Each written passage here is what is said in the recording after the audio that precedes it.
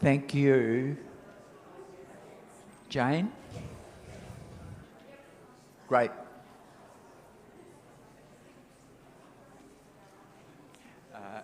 Yeah, why don't you? Yeah. Okay. In the middle, so we can see. Okay. Oh, up on the stage.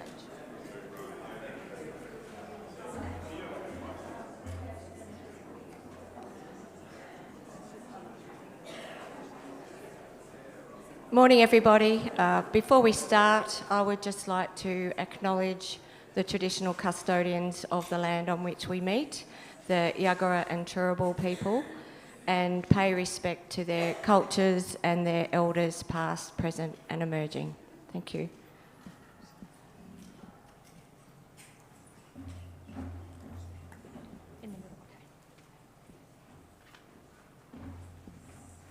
Hi everyone, welcome to Brisbane. Excited to see everybody here again. I'm Leah Williamson, usually behind the scenes doing all the logistics. I'm also a health coach as well, and I work with Dr. Ravi, and we'll be outside later on, you can talk to us. But yeah, good to be back in Brisbane. It's not only my hometown, but also where this all kind of like started my journey with Low Carb Down Under, where I was sitting, probably I think it was about 13 years ago, in the crowd in Brisbane at Ridges, which was just down the road there, and we had our first kind of meeting there, and I heard all the most inspirational stories, and I'd been on a journey myself through paleo, and it had really changed my life, and hearing all the different stories of how just this way of eating had changed so many people's lives really inspired me to do something as well, and it inspired me to get out there and become part of the community. So really glad to be part of this. So what I would say for this weekend is to really kind of like tune in and check in and listen in to people's amazing stories as they're being shared. There's quite a few people around that are going to be sharing their stories. And, listen and learn to the great speakers that we have this weekend. And every year we feel motivated and inspired. So think about something after the event, even if it's just one thing that you can do to make a change or make a difference, to go home and implement that as well. So after the weekend's over, if you want to come up and tell one of us how you're going to make a change or what you're going to do that's different, or learn something new, we'd love to hear from you as well. So please share that with everyone, and then next year when we see you again, we'll be happy to hear how you've implemented that change. I'm going to talk a little bit about logistics though. So if there's anything anybody needs and you're not sure or you have a question, you can find me or my friends Cass or Shannon. Will be out the front on the first two tables, so please come and ask us if you have a question. The bathrooms are actually all the way down the end. You would have seen them as you came through, so you can find them out there.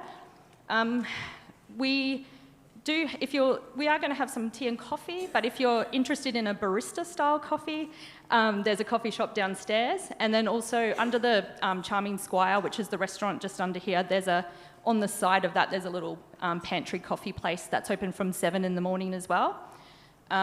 If you're looking for food options, so we will be giving you some lunch tomorrow, but if you're looking for some food today, there is a couple of places around. If you walk further up the street, there's like a Zeus Greek place that does kind of a low-carb bowl. If you ask them, they do lots of protein and stuff like that. There's all the kind of usual places up that way. And then if you walk outside the front door here and across the road, there's the ABC building, and on the other side of that is a place called No Dough Donuts, which is, I know donuts, but is a gluten-free restaurant, and they'll do sides. They do meals there, so it's not just about the donuts. So there's actual, I like to get a plate and ask for all the sides that they have there, and they make quite a good low-carb meal for you. If you're stuck finding somewhere, come and see us. We're going to have a lovely cocktail party tonight with lots of nice canapes on there, and if you're still hungry after that, there's plenty of options of restaurants around. If you're looking for something, if you're a tourist and you're looking for something interesting to do, you can walk across the new footbridge, just out here to the Star Casino, go right up to the top level, and then you've got like a really big panoramic view of Brisbane City, and it's really quite pretty up there at night time to go and have a look, and it's free to get up. You can just go up the sky deck tower kind of thing. I think that's about all I have. Anything I've forgotten, Rod? No. If you haven't got a name tag, just come and see us later on. There's plenty of opportunities to grab one. I'm local to here, like I said, so if you're looking for anywhere, directions to anything, let us know. Any problems, just come and see me, we'll sort it out. But I hope everyone has a great conference, that you get a lot out of today. We love seeing everybody building that community. I always thought it was food that brought us all together, but it's actually the community of like-minded people, I think, is the really, important aspect of all of this. So enjoy the weekend, and I'm sure you'll hear from me logistics-wise again. But I'd like to introduce Rod, the man behind it all, who puts this together every year, does an amazing job. Thanks, Rod. Thanks, Leah. Great. So welcome. I think we started these in 2012. We missed a couple in COVID, but we've been going quite a while, Low Carb Down Under. Our YouTube channel is terrific, and hopefully most or all of you have seen our YouTubes. We've now got over 500 great YouTubes. If you go back and look at the old ones, they are just fantastic. So we keep new things going in, and it's nice to have over 500,000 subscribers to our YouTube channel. So we know the talks that are given here are going to be seen by a wide audience. So thank you all for coming. It really encourages us to keep going year after year. It's great to see you here, and I think in the main we have a fairly passionate group of people. And it's the only thing that connects us is what we eat, and that's great. I thought I'd just talk a little bit about what's on the program. So we're going to start the formal presentations at 12 o'clock. And we're starting off with Simon Thornley on summing up dietary evidence. Simon's a very interesting guy, and he's given some good talks for us over the years. And we're following up with Beth McNally and Amy Rush on type 1 diabetes. And then thirdly, we have Neelam Dharmapriya, who's going to be talking about the South Asian diet and whether that's a good thing or not, and what can be done about it. So we'll give you a little stretch between each of the talks, but we're aiming to go through to about 2 o'clock, and then tea and coffee will be served. And afterwards, then we've got Susan Swanson on a topic that I haven't really heard anyone address before, and it's fibromyalgia, chronic fatigue, and the role that nutrition can play in this regard. Then we've got some folk academics from Bond University, Naseem Saleh and Nala Ahmed, talking about animal-based diets, and what does the evidence show us in that regard. And then later on, after that, we've got Laureen Lawler-Smith, cardiovascular risk factors. We should all be interested, because I'm sure we all want to live a long time and we want to live a healthy life, and understanding these cardiovascular risk factors is really the way to do it. Not just knowing about them, but addressing them and doing everything we can to optimise our health. During the meeting, we're going to get a number of people up on stage just giving short little cameos about what they do. Look, we've got sort of currently about a dozen people on that list, all of whom have given great talks or could be giving a talk here. So it's an opportunity to try and involve as many people, and to, they'll be very short little sort of cameo things, but that's the plan behind that. We haven't structured them really carefully at this stage. We'll kind of make it up as we go along a bit, depending on how much time we've got and how we're going. That brings us to 6 o'clock, and we have welcome drinks. Welcome drinks are just down the corridor at a place called the Sky Room, and the catering looks pretty good, so enjoy. I'm not sure whether it'll be quite enough for some of you for the calories that you would want at that time of day, but that's good. Just more on the social. We do have a dinner tomorrow night. Now, unfortunately, we can't accept any more bookings for the dinner, and the venue, we would have liked to have been a bit more flexible, but we've been unable to. But hopefully lots of you will be there. I guess there would be an option for those who would like to be around. We've got the upstairs part of a restaurant virtually next door along Grey Street called the Charming Squire.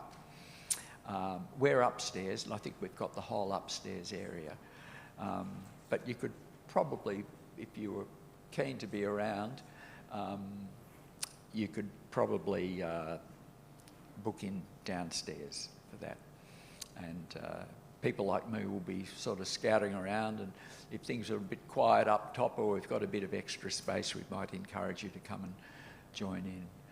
And we'll get some of our amazing people to talk, a little sort of welcome greeting and maybe a few anecdotes or two at both the welcome drinks tonight and at the dinner tomorrow night. So I won't go into great detail about the rest of the program. There's a few little changes. Paul Mason was going to give 2 talks Saturday afternoon, but basically we're going to move one of those talks to Sunday morning. And the reason we're doing that is that Paul hasn't written that talk yet, and he needs Saturday night to do it. So don't ply him with too much alcohol on Saturday night. So good. Now, what we're going to do now is we've got until 12 o'clock. Ideally, I would love to go around the room and get all your stories. Now, that's logistically difficult. We've got lots of people I can pull out to give a little, we're thinking of sort of like a 3 or 4 minute little what you do, and so it's an opportunity for the attendees to find out who's here, and you might want to go and talk to them afterwards, or not. So please be out there. I would love it to, some of you, if would be happy to come up and just say, a minute or a few minutes on what you do. I won't start pulling out the people we know well, who talk a lot. So do I have any volunteers to come out? Love you to come out. And if any of you want to come and just sit along the front here, that would be very good. So up here.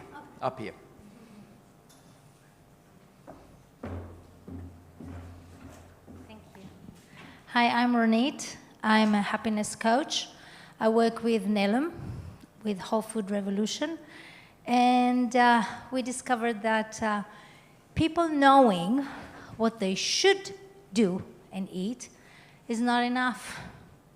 They need to have the mindset and the emotional stamina to do it. So we combine the science and the mindset, and it has been very successful. So happy to be here. It's my first time here, and I hope you'll have a wonderful, wonderful conference. And you have a table out here? Oh yes, we have a table out there. If anyone wants to come, we'll be very happy to share with you what we're doing. Thank you.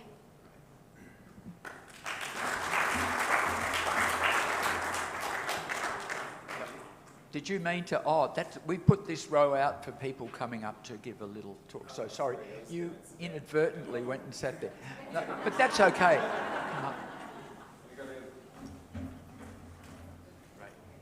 Good day, everybody. My name is Therese I'm a pharmacist, so from the dark side, I'm on the light side. So I help GPs, health professionals, and patients manage belly fat. So I'm Ozempic's biggest competitor. So how do I do it?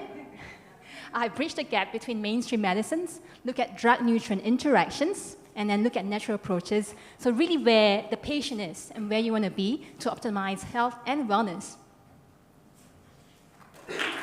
Fantastic. Thank you.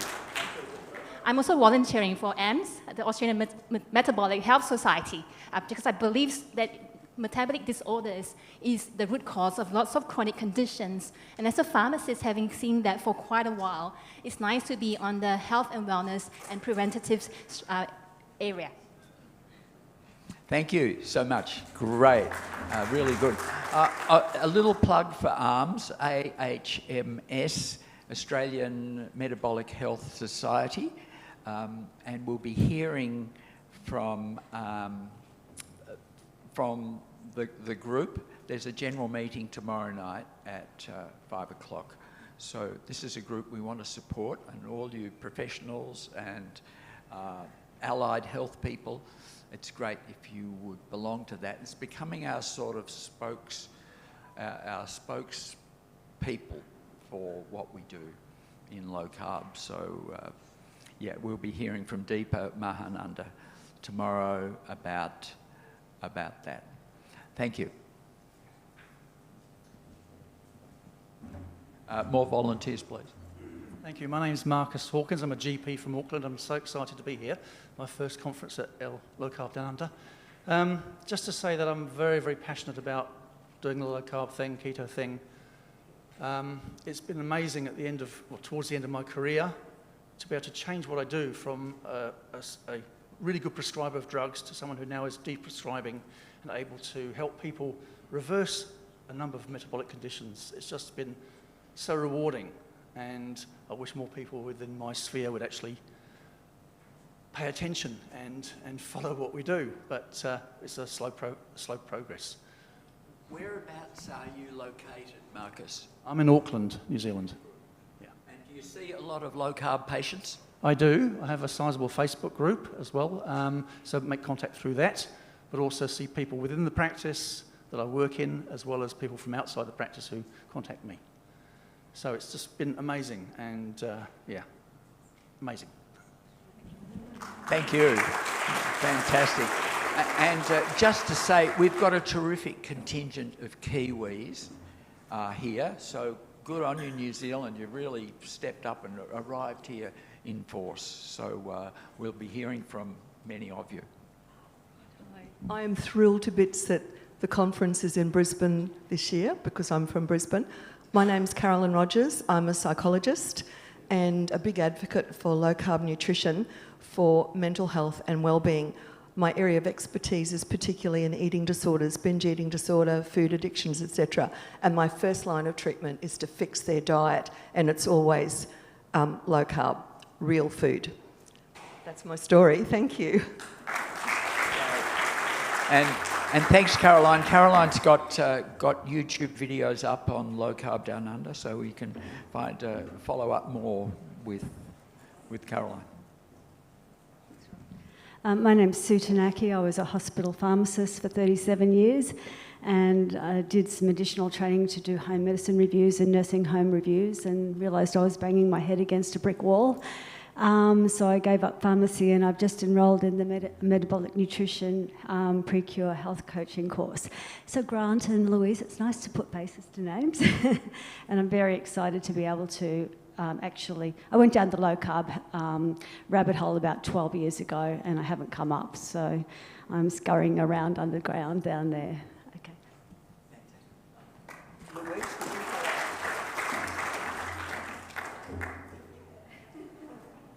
so a little bit more on pre-cure and what's happening in New Zealand.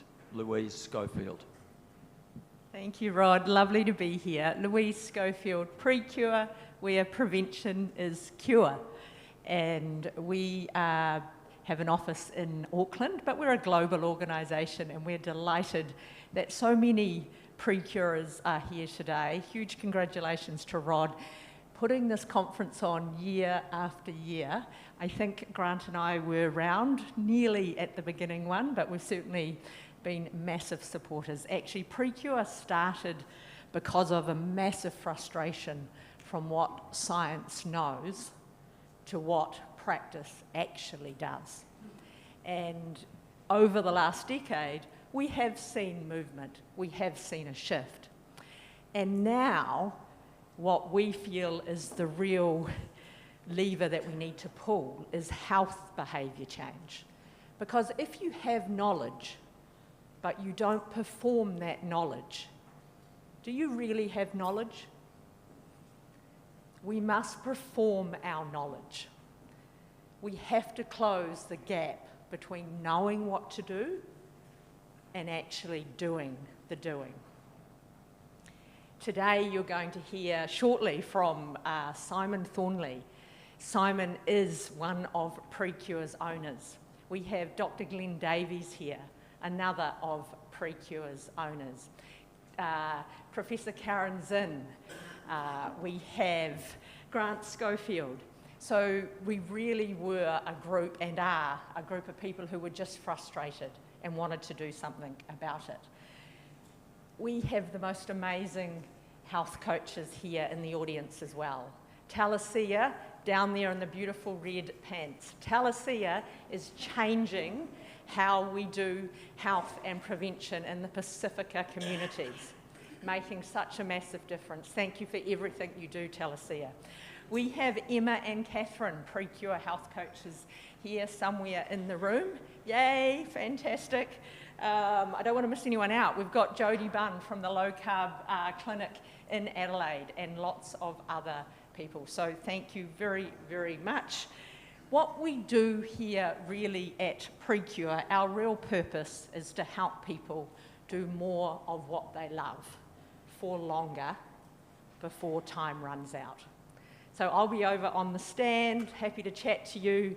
If you're a clinician looking to upskill in health behaviour change, if you're thinking about health coaching or mental health coaching, let's go make a difference. And again, thanks so much, Rod, and well done. It's good to be back. Thank you, Louise. This is great. This is going well. I'm really happy.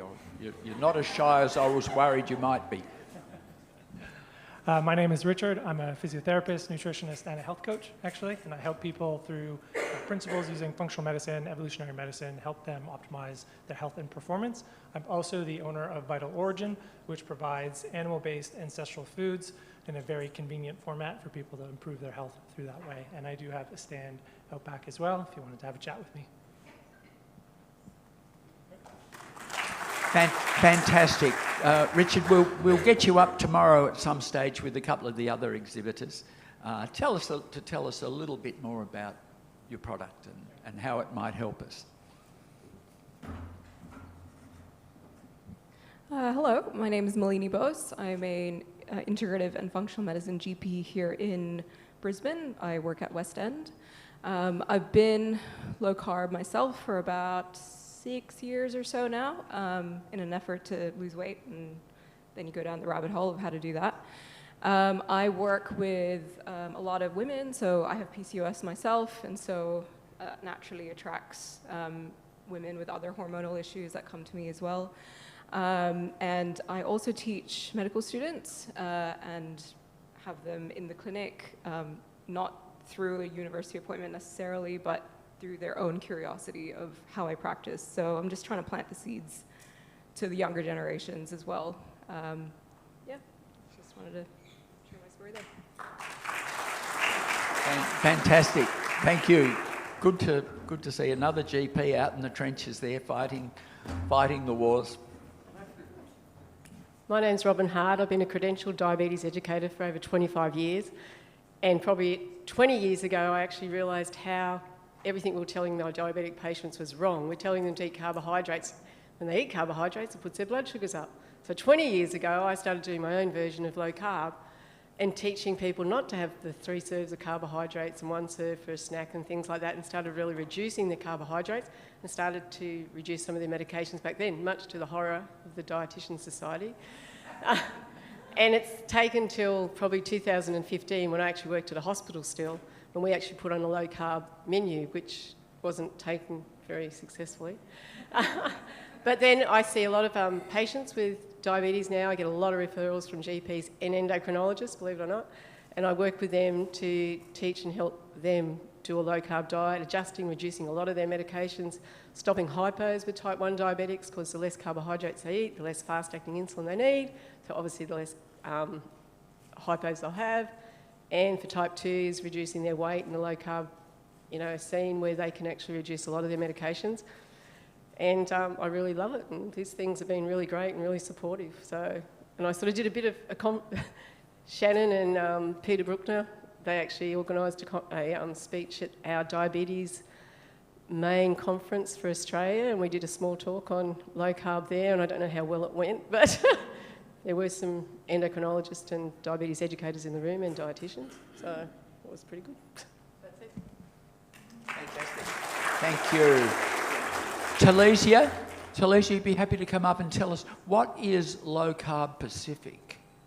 That's a new term to me. Nicole in the audience somewhere, I wonder if she'd come afterwards. Yeah, next.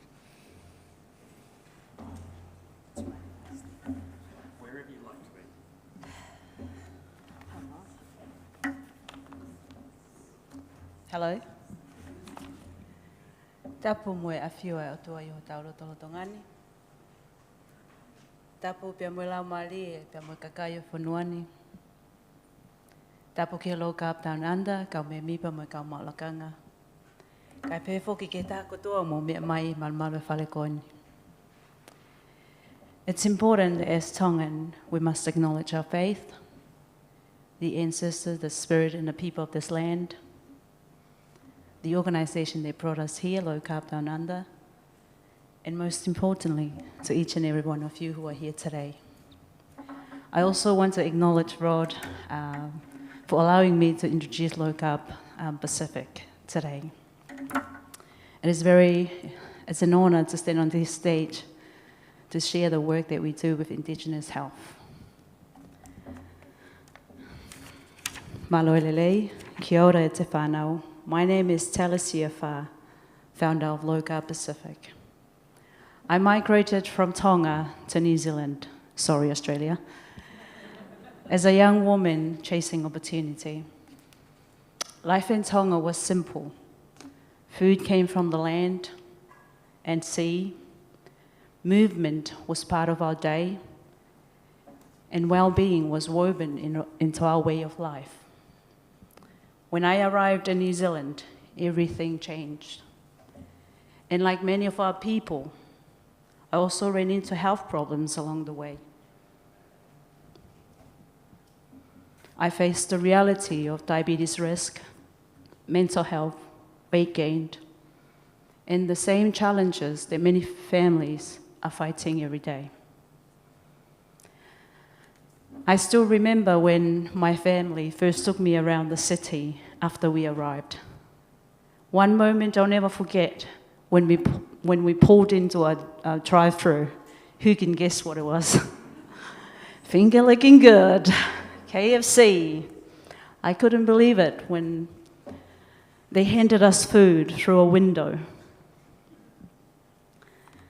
I enjoyed every bit of that chicken. But something inside of me thought, wow, this is so different from home. No more picking up firewood or waiting ages to cook. It felt like blessing at the time. But those little conveniences led to habits that led to health problems today. That personal journey lit the fire in me.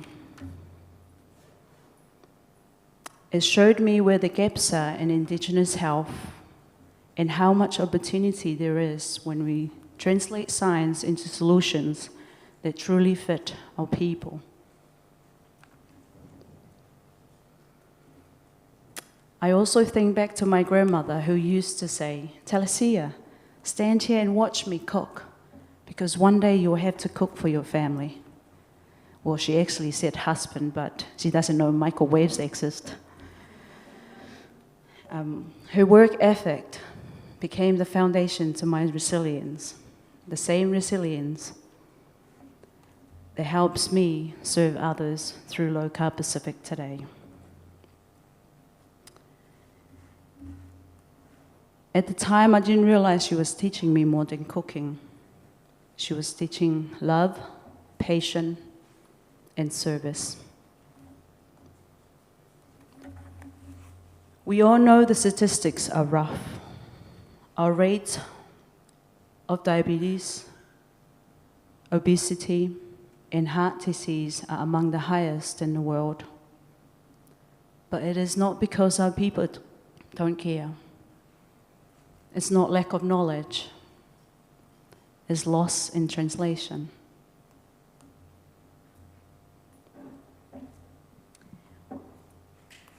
We take, and that's why I've created Low Carb Pacific, guided by the ulua moro of care from Associate Professor Dr. Sione Waka. We honor the whole person. In Tonga, we call it the mo'uilo tolu, mind, body, and spirit. The ulua moro of care come from a Tongan way of life. Ulua is a traditional fishing method where a whole village works together with one net. Everyone has a role and everyone has a contributions matter. In health, it means we don't treat problems in isolation. We bring together mind, body, and spirit, and we journey together.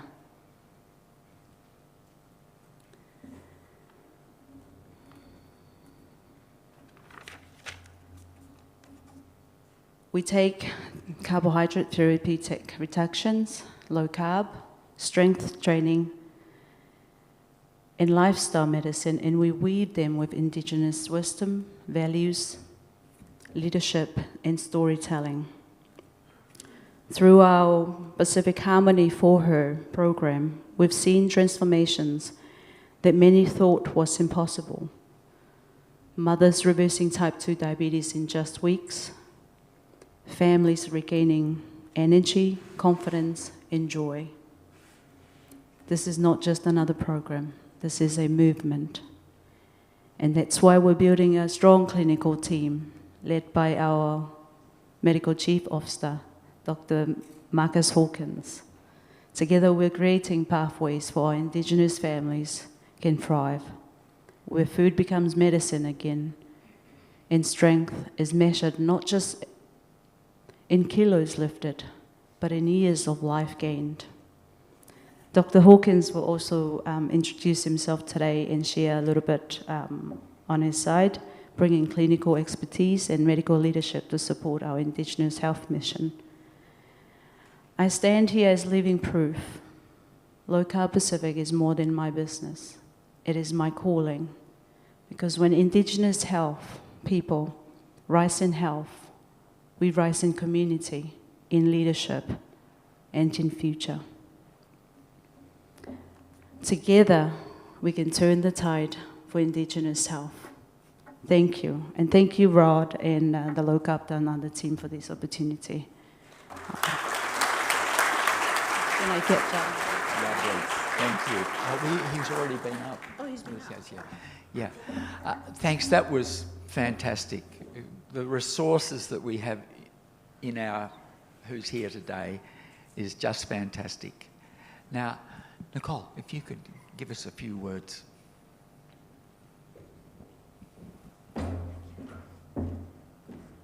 Well, hello and welcome everyone. I don't have an amazing speech like that written, so I'm an accredited practicing dietitian and one of the founders of Low Carb Keto Health. I'm also the Defeat Diabetes dietitian, so work with Peter Bruckner and Paul Mason. How did I get here? A long time ago when I was being taught to be a dietitian, I also struggled with my own, I guess, health issues. I was always crangry, hungry, angry, I was bloated, I had GI issues, I was always tired, I struggled with my weight, and continued to practice the guidelines that I guess we were taught and just kind of realised they didn't really work. So that's kind of how I fell down that rabbit hole of understanding insulin resistance. And I guess back then I remember a lot of the people teaching us used to say to me, insulin resistance doesn't exist, it's like hen's teeth. So I thought that was quite interesting, and then I ended up on a ship with Low Carb Down Under, I'm sure. Was there a cruise ship, or was that in my memory banks? And I was on this cruise ship and I thought, this is exciting, it's all about low carb, and everyone had to come up and do a bit of a cameo, which is where I met Peter and Rod, and I was the only dietitian on that boat. So when I stood up and introduced myself, there was a big silence, and people were quite astounded that I was standing here promoting low carb. So that's kind of how it all started, and here we are. I think I'm a bit of a groupie. I'm constantly here. And, you know, as a dietitian, it really became something that we just got amazing results, and we still see it at Low Carb Keto Health every single day. And what we're seeing is more and more people coming in, not just for metabolic health management and weight loss, obviously diabetes remission, and but now we're getting, you know, mental health and ADHD and cancer patients looking for this, this type of eating program. So that is me, and I think we've got a few little clients that are probably out there, so please come and say hello. And yeah, here I am, still coming along to these. So thank you. Great, thanks. Are you happy? Yeah. Great. Now, any more from those of you who we don't know? It'd be wonderful to get some more people out here, if you're up for it. If you're not, great, come and sit in the front row. But we've got Carla. Yeah, no, you go. Sorry, you go first. How's that? Oh, good, they're coming. Hi, my name's Craig Muller. I've been an optometrist for the last nearly 40 years. And so I, on a regular basis, get to look at the back of people's eyes, and for those, and you can go and Google what diabetic retinopathy looks like, and it's not pretty. So when you look at the back of someone's eye who's eaten to the point of becoming diabetic on basis of their diet and lifestyle, and you see blood vessels burst, and you see areas of ischemia, and the eye sends out a thing called VEGF, and you see neovascularization, resultant retinal detachment, and blindness. And you would think, me seeing that on a regular basis, I would have reached out for some solutions, but we were taught at university that diabetes only ever got worse. This was not something that could be amenable with diet to the degree that we know that it is now. But no, it took a personal health scare for myself to find you guys, to find Low Carb, and to attend these conferences probably 7 or 8 years ago. And I don't know whether to thank you or not, because as a result of eating low carb, I'm now a thing called a lean mass hyperresponder, and anyone in the crowd that knows the work of Dave Feldman would know that I'm very anxious or very keen over this weekend to look at how we approach, sky high cholesterol like I've now got as a result of the way I eat. So how we approach, cardiovascular risk, disease, looking through the lens of the way we eat. And so, piling on top of that, my dad has just gone into care, and he's got dementia, and so of course we'd all be aware of the research and how poor glucose utilisation is involved in the driving things like dementia. So I'm here. I've got a lot of reasons to be here. So very keen, very thankful that you're giving us, first of all, forum to talk to you guys about what I do, but yeah, you guys spreading the word, because we all probably go down the rabbit hole. We're probably all watching the same YouTube channels, and we imagine that everybody is across this. But we look today and we think, but there's a lot to still be done in getting the message that we're all talking about out to the broader community. So again, thank you guys. Thanks.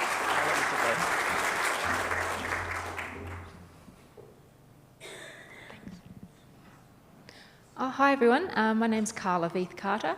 I started low carb about 7 years ago, mostly to lose weight, to be honest, and I lost about 30 kilos, which was great. But then I suddenly found that lots of other things started improving, and I've got fibromyalgia, and when I went from low carb to keto, it was like I was a different person. I literally, when I had fibro, I could hardly move, I could hardly walk around the block. My husband would say, let's go for a walk. I'd be like, that's like Mount Everest to walk 5 minutes, like I can't do it. I really felt quite disabled from it. So when I went keto, suddenly I went from feeling like low carb was good, but keto was like medicine. So for me, I feel like ketones are my medicine. So I'm really interested to hear the topic on fibromyalgia later on.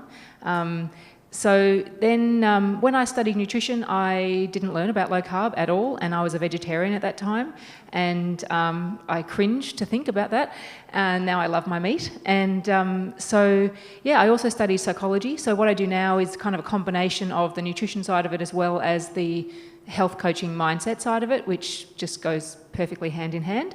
And I work with Dr. Avi Charlton, and we do the metabolic makeover program. So you get the best of both worlds. You get the doctor, GP, all the blood tests, all that stuff, and then you also get me helping with not only the food but the mindset side of it as well. So, and yeah, I've obviously got lots of personal experience, so that really helps. And I'm a real believer that it's just something that can help just almost anything. And like I say, for me, I think ketones are medicine. So I'm very, very passionate about it. And yeah, hope to meet lots of you throughout the weekend. And we've got a table outside if you want to come say hi. Thanks.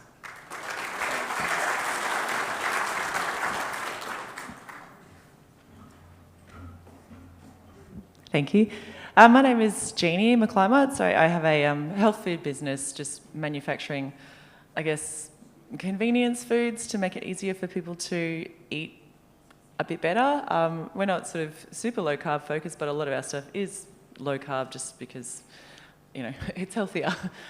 So yeah, I have a lot of low carb customers. I'm just interested to connect with, you know, health professionals and people in the industry who are interested in low carb and helping people to adopt a better way of eating all around. My background is naturopath. I grew up in the 80s just eating, you know, pretty much garbage when it all sort of started to come in, and taking loads of antibiotics. And yeah, that's what drove me into becoming a naturopath, plus seeing, you know, family members get sick with diabetes and dementia and yeah, all the things. So yeah, food manufacturing, and interested to connect with anyone who's interested in connecting people with food and easier, healthier food.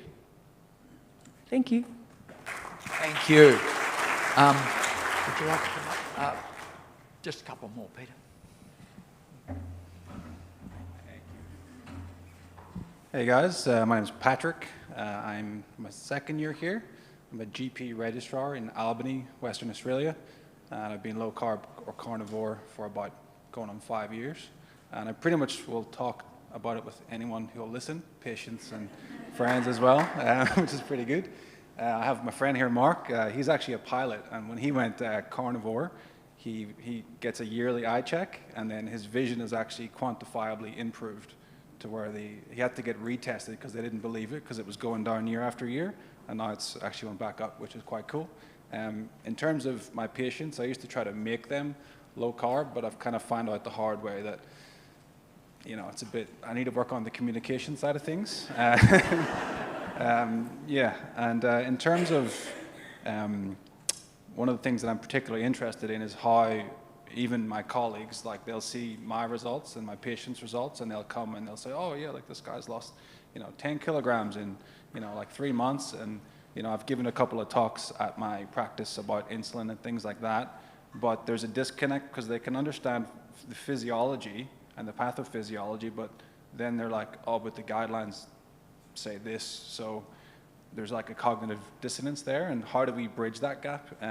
That's something I'm interested in trying to figure out. But for the next sort of year and a half, or probably year, my plan is to just get through training without getting brought up to the board for any kind of issues with my stance on the guidelines. So yeah, hopefully they don't see this. Thanks, guys. Thank you. Sure. Great to travel here from Albany. That's fantastic. Great. Thank you. Hello, I'm Sunil Rajan. I'm a GP based in Sunshine Coast. I'm new here, and my journey, I started being aware of metabolic health as a specialty, funnily enough, only about a few months ago. But I've been a holistic medicine, and although I did not know these terminology in that sense, I've always been advocating healthier diet. And coming from an Indian background where my inspiration to become a doctor was my uncle, who was an Ayurvedic physician. And Ayurveda in India actually means the science of long living. But I did not take that as a learning. I just became an English doctor and then went to England. And I actually I was a cardiothoracic registrar. And then a series of events, I changed to a career in general practice. As a surgeon, of course, you learn to fix everybody. And you operate, send them away and buy. When GP registrar, I see these people coming back again and again, and then realized that we have to help them. And so I was happily referring them to dietitians and psychologists, because I very quickly realized there was a significant problem about transferring the knowledge to the patients. And that's when I realized the mindset is the main thing. So that turned my journey more into communication and knowing how to communicate better. And so now I'm a NLP trainer, master, and I'm a hypnotherapist, and I'm a mind coach. So the other hat that I have is as an executive coach, and I train or help doctors and high-end professionals essentially heading towards burnout. So that's my one hat. But as a GP, a holistic medicine, I just resonate very well with what Alicia said about the mind, body, and spirit. So I help all my patients try to connect with the knowledge, which is actually there. The knowledge is actually within our ancestral lineage. We all know this. Yet, for convenience and other reasons, we are unable to translate into day-to-day life.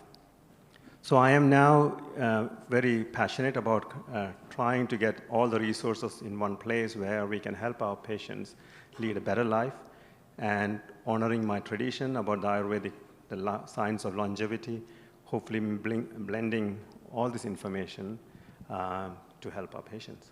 So I'm grateful that we are in this group. So I just wanted to say hello because this is my first time here. Thank you. Thank you, Peter. This is great. This is working better than I had hoped. All these viewpoints and people we're hearing from. Thank you, Rod. My name's Peter Rowan. I'm probably in a little more of a diverse industry area than most of you. I'm an educator, and my focus is on children and their parents from the time the child is born until they're about 7 years of age. And I'm currently getting together a website which will be up online next month, and I have a book which is going to be published next month as well, worldwide, and it's titled Magnificent Parent. The essential message I have is that every average child can be a gifted and talented child if they're given the right environment. And that's so often what children are not getting in our societies. Now, one of the things that's obviously very important in having that right environment is food intake and the amount of physical exercise and the type of exercise that children get as well, which also applies to the way in which their brain functions. So I will be very happy to talk to anybody here who has an interest in that same field. And just a little bit more there is that with the development and education of children, we could all of us who are here right now, essentially be only wanting to eat the best foods and the foods that do the best for us, and to do the things that we really enjoy and do well in our life, not just things we're channeled into, that we're not educated into eating the high sugar foods and the high carb foods and so on that cause so many metabolic disease problems. So essentially the whole world can be changed if we work with our children from the time of birth. And so I have a process through which to do that, not only with food, but also in many other areas of education and development also. Thank you. Thank you. Thank you, Peter. And Peter's been coming to our conferences a long time, and he's been a very generous supporter of Low Carb Down Under. So thanks very much, Peter. Hello, everyone. It's a pleasure to be here, our second conference with my wife, Penelope. We both have crossed from being vegans for quite a number of years. I got really quite sick. Was working in a small town, and won't mention exactly where. Woke up one day and my body said, "Go and buy a steak." So I dutifully obeyed, and within literally 2 to 3 days, my body started recovering. So it was just phenomenal. So we left behind all our amazing Indian lentil curries, and when low carb Penny got quite hangry, she probably went a little bit fast. I took it really slowly, and from low carb to ketogenic, and then I think it's about 2 years ago, carnivore. The background is I'm a GP. I had, because of my views around C19 and also around newfound 3 or 4 years ago about low carb, I was breaking all the guidelines, and so that was unacceptable. And so I had a few contracts as a locum contractor, moving around, doing a lot of Indigenous work, which was wonderful. But I had a number of contracts cancelled, so I had to go a little bit undercover. And what I found was that people were really receptive, and as we all know, about 90% of people are metabolically sick because they're putting petrol into a diesel engine, or the other way around.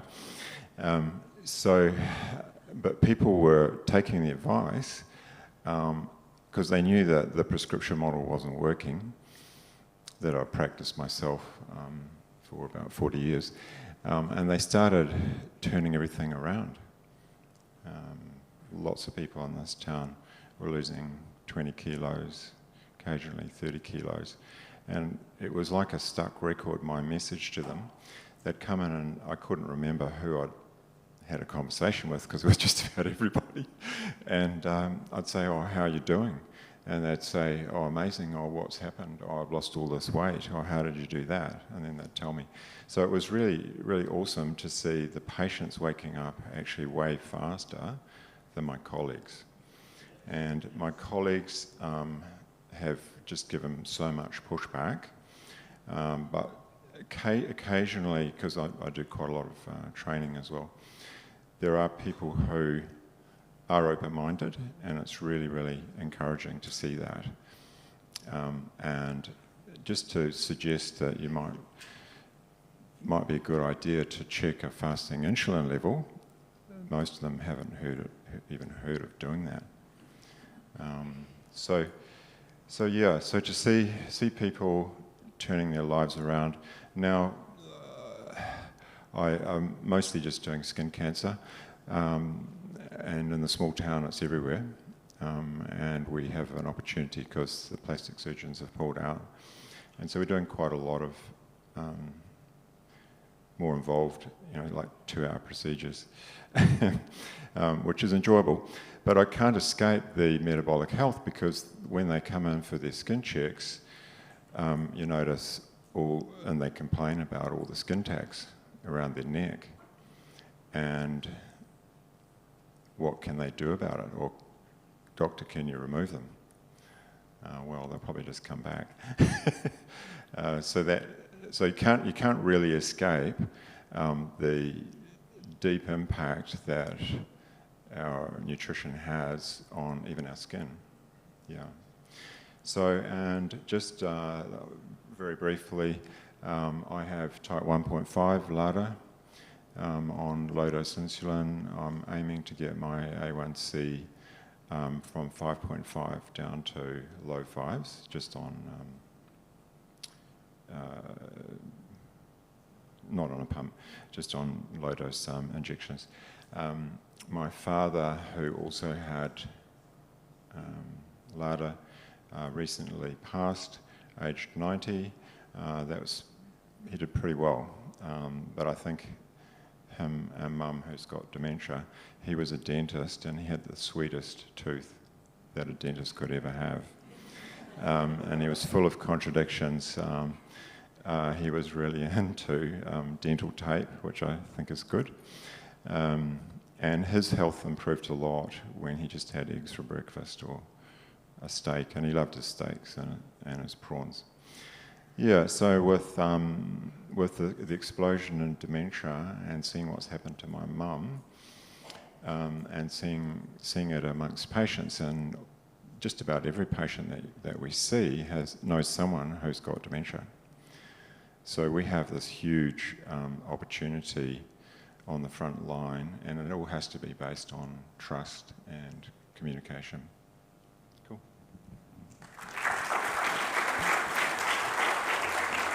Thank you. Thank you. I'll be very brief.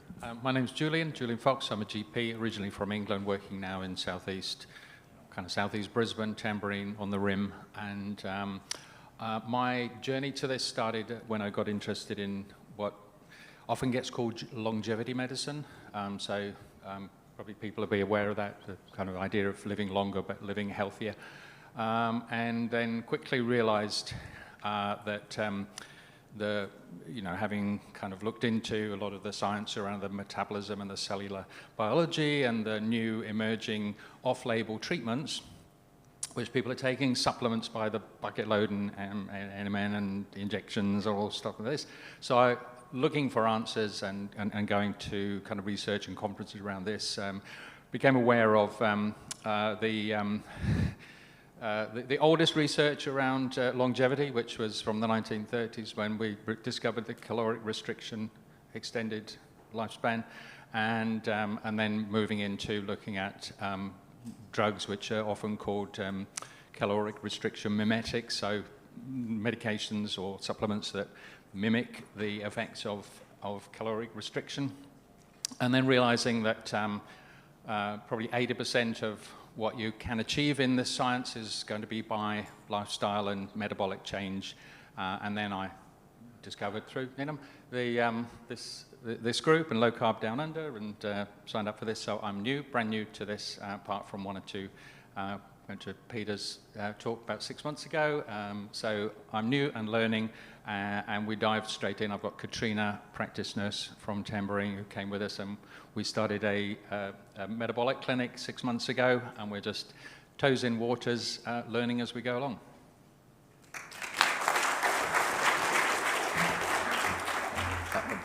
Better make this the last, but not the least. Thank you. Hi, my name is Alan Kennedy. I'm with a company called Transformational Health that we've recently set up, myself and Professor John Stevens, who's a founder of ASLAM originally. So we've been working with Aboriginal health organisations for a number of years, and I just thought it'd be relevant to the previous speakers who've come on. And we've been working around empowering health organisations to be able to transition people's health and be culturally responsive in how they engage and utilisation of shared medical appointments, and where you've brought in the scenario where you can utilise programmed shared medical appointments so that people can actually go down the route of tackling diabetes, for example. We've got a publication around reversing diabetes in Aboriginal health, or Aboriginal women, utilising continuous glucose monitors and that. And we're looking to advance and to make changes around healthcare practices as to how GPs actually engage with, and actually health services engage with their patients, and actually they can utilise program shared medical appointments with, for example, Catherine West have just recently graduated the first Aboriginal health coaches. I've just graduated this week, and so looking at utilising that in connection with program shared medical appointments, as well as where we do specific chronic conditions management, and we dedicated teams of doctors who actually, and health professionals who actually work in that way. So be interested in hearing from people who've got interest in that area.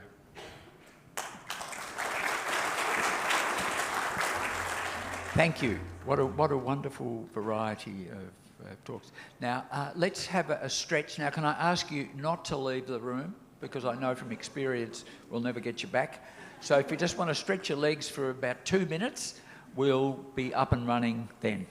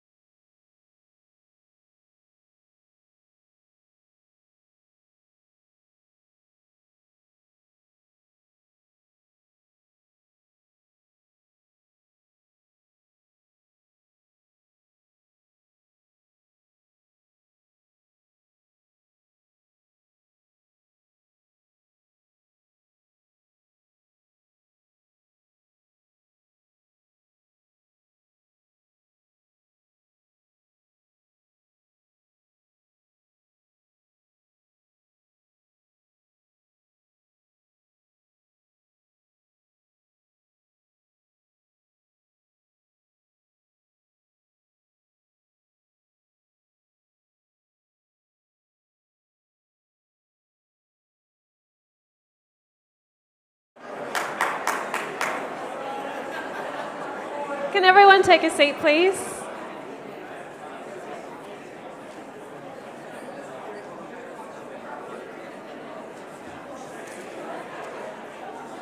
Here.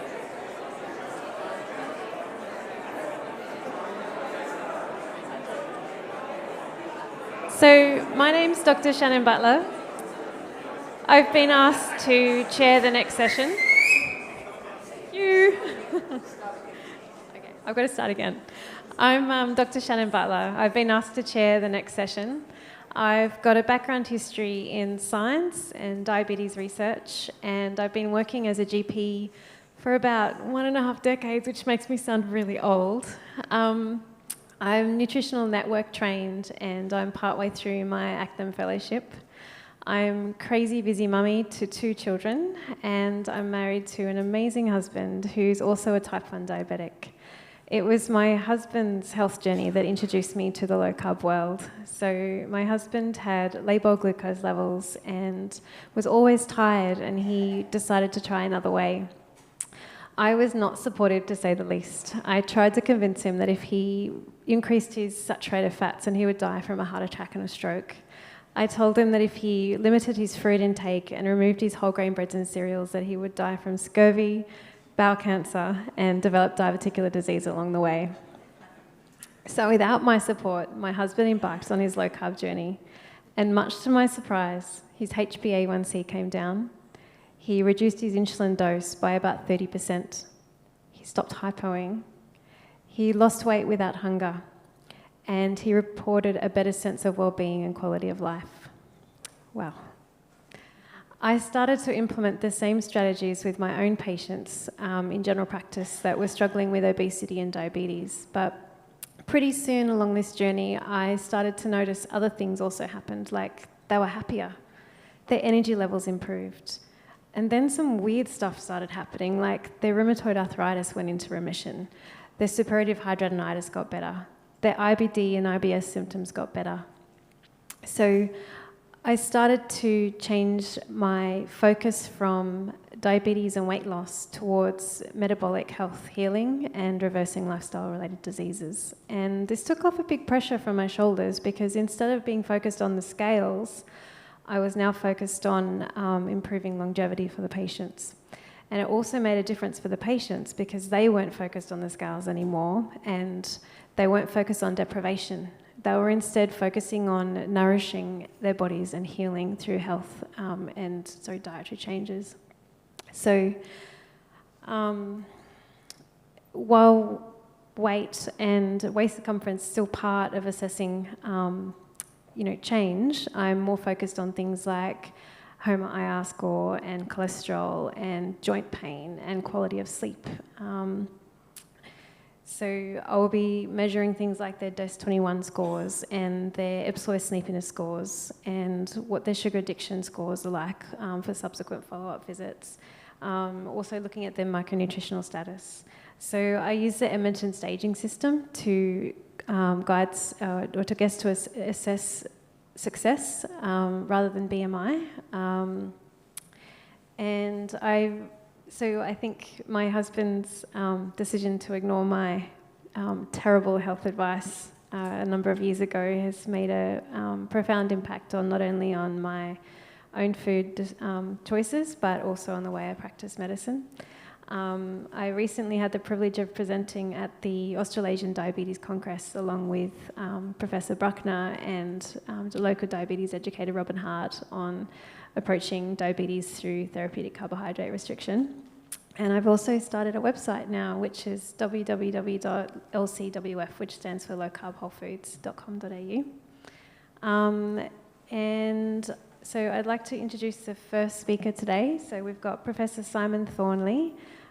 He's an accomplished physician, epidemiologist, lecturer and researcher, and he's also completed a PhD in cardiovascular risk. I'm forever grateful for people like Simon that are able to bring together the most recent evidence-based nutritional research so that I don't have to spend hours poring through journal articles in order to provide my patients with up-to-date lifestyle advice. So Simon's presenting today a summary of the best dietary evidence.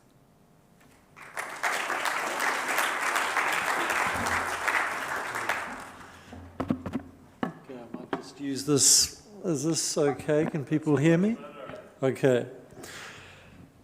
Kia ora, malo, and good afternoon. Thank you for having me.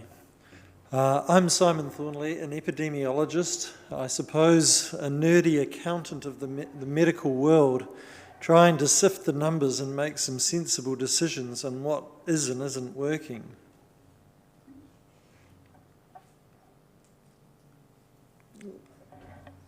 Here we go. So just a few, this is a slightly eclectic talk of just a bunch of interesting things that I've come across in the nutrition world in the last few months. Okay, so we'll have a look at a study of the carnivore diet, a new way of evaluating dietary evidence, some of the benefits of fasting, and what about, it's difficult to ignore some of the new kids on the block in terms of drugs, Ozempic and Wegovy. Let's have a critical look at the evidence there, and then we'll go and look at some conclusions. Okay, so recently have been part of a GP conference, and it was hard to ignore the stands promoting Wegovy. Just a little quiz for the crowd. Anyone know where this particular photo was taken? It was in Melbourne. It was adjacent to a low carb conference that Rod was running. It was actually in an endocrinology conference, and I think we've come a little bit from that time. Oh, sorry, here we go. This was the in the endocrinology conference, sorry.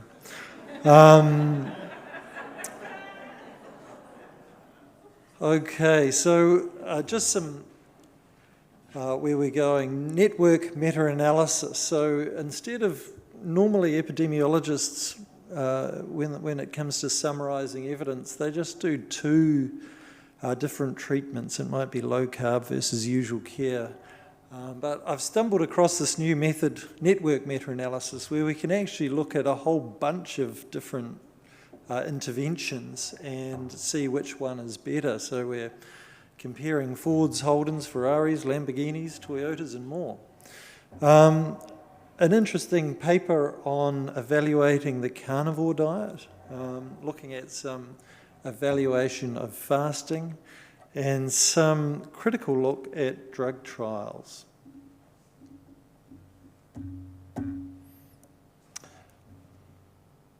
Okay, so there's a new kid on the block in the epidemiology world. I know probably most of you have missed that. But it's called network meta-analysis, and this is the pyramid of epidemiological evidence.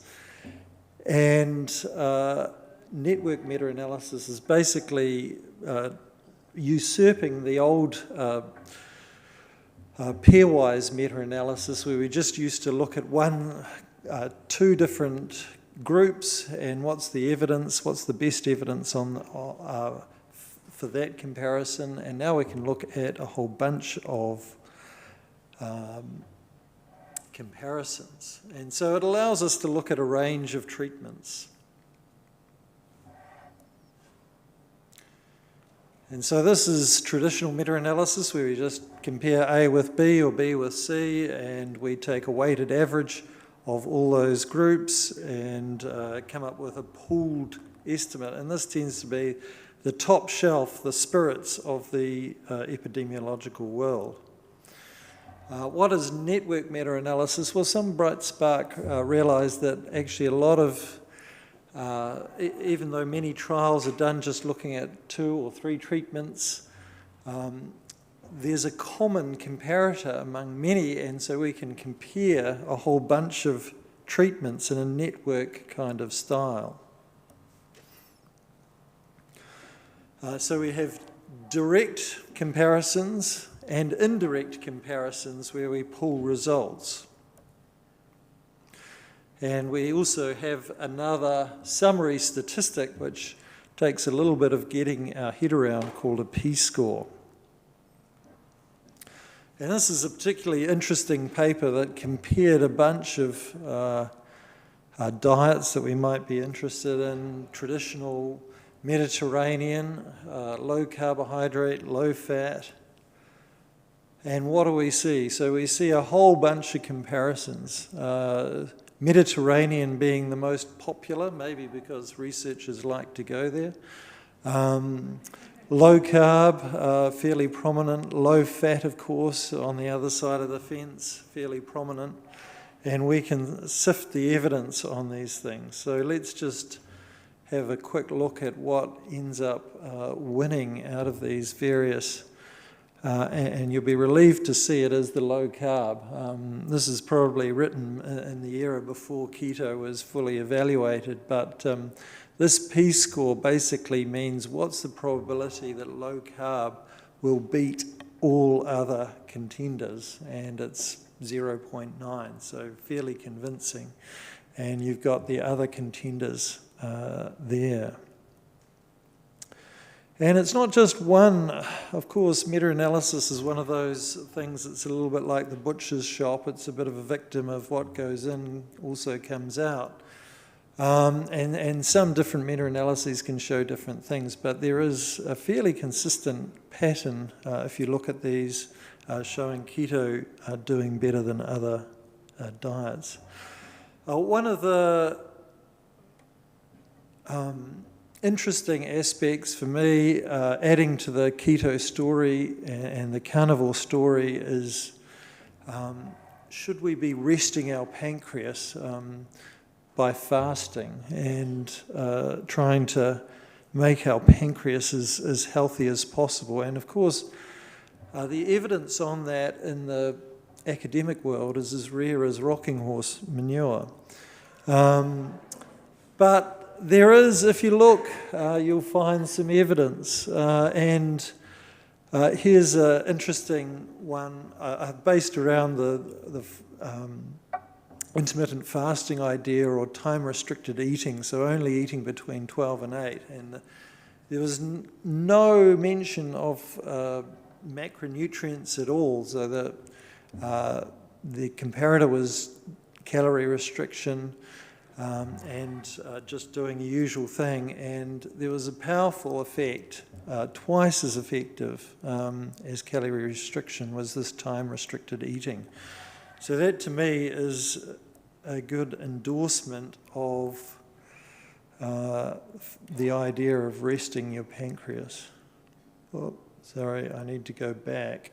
Let's see if I can go back. Okay, so the new kid on the block, I guess, for some of us is the carnivore diet. And of course, evidence in the academic world has again been rather rare.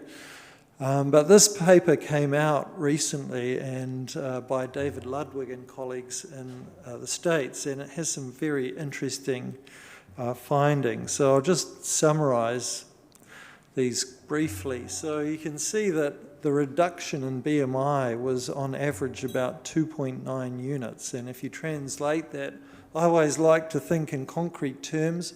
So for someone like me, 1.78 meters or 178 centimeters, that's a 9.2 kilogram mean difference, which is quite dramatic. That's translated in kilograms. This is a bunch of carnivores who were recruited through social media. The only criteria that they had to fulfill was being on the diet for at least 6 months and being over 18. And you think, well, this is actually self-report data. They didn't turn up to a clinic. Can we believe all this stuff? Well, if you look in the paper, you see that they do report that their LDL goes up, which is, I think, an admission against interest or a self-deprecating honesty, which I think makes me a little bit more confident in what they're reporting in terms of weight loss. And what's interesting, if we plot out their distributions of their LDL, you also see the vertical lines there, which are the targets for LDL, and despite having done a PhD on cardiovascular risk prediction, I'd never worked out why I see so many abnormal cholesterol results. And if you look at this plot, you can see how far left the abnormal LDL target is. So just everyone that's to the right of the leftmost threshold is considered abnormal. And it's great if you're wanting to sell lipid-lowering agents. But am I worried? No. My PhD was on CVD risk prediction, and I can say with certainty that LDL is only very weakly associated with CVD, as the study shows. And you can see all sorts of other parameters moving in the right direction, which are more strongly associated with CVD, such as triglycerides. I finally explained why I got swamped with so many abnormal LDLs as a junior doctor, which I was grateful to understand. We also see that most people on carnivore, as you've heard, are very grateful for the diet and feeling better on many different mental health and mental clarity features. So I think I've just got to briefly mention the other elephant in the room, which is out there for many doctors. I'll briefly just touch on what I think is an interesting summary of the benefits of these medicines. And of course, these medicines like Wegovy and Ozempic are given all sorts of statistics to justify their use, and often you'll see relative benefits, such as a 19% benefit in terms of all-cause mortality, or a 0.44% absolute risk reduction, not so often used. That translates to an ENT of about 225 patients treated for 4 years to prevent one death. And it's a lot of treatment, but it sounds okay compared to playing lotto. What I've come across is that actually the area between these two curves is the average survival difference, and that actually works out to be a week for 4 years treatment, which is fairly modest. And so you can see from a Kaplan-Meier plot here, the area above the curve is the survival lost from the ideal, and it turns out that between the two curves is the average survival difference. And so for statins, it turns out that if you treat between 6 months and 6 years, you get between a week and 3 weeks survival difference. These are from the industry-funded studies. This is for another common one used over the ditch, dulaglutide, 17 days for 6 years treatment in terms of survival difference. And Ozempic, 1 week after 4 years treatment, and that's $500 a month. So just in summary,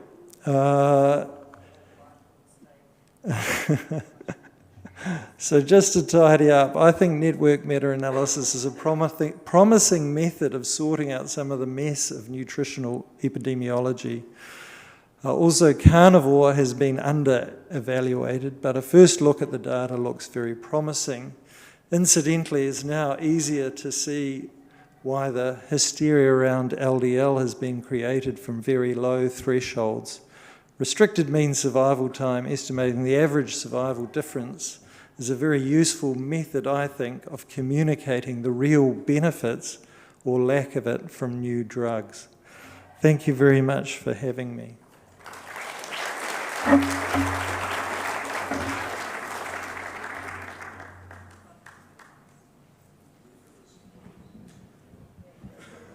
Thank you, Simon. So we might direct questions up towards the back. We've got a microphone waiting, so if we have people kind of making their way to the back to line up, we can ask questions.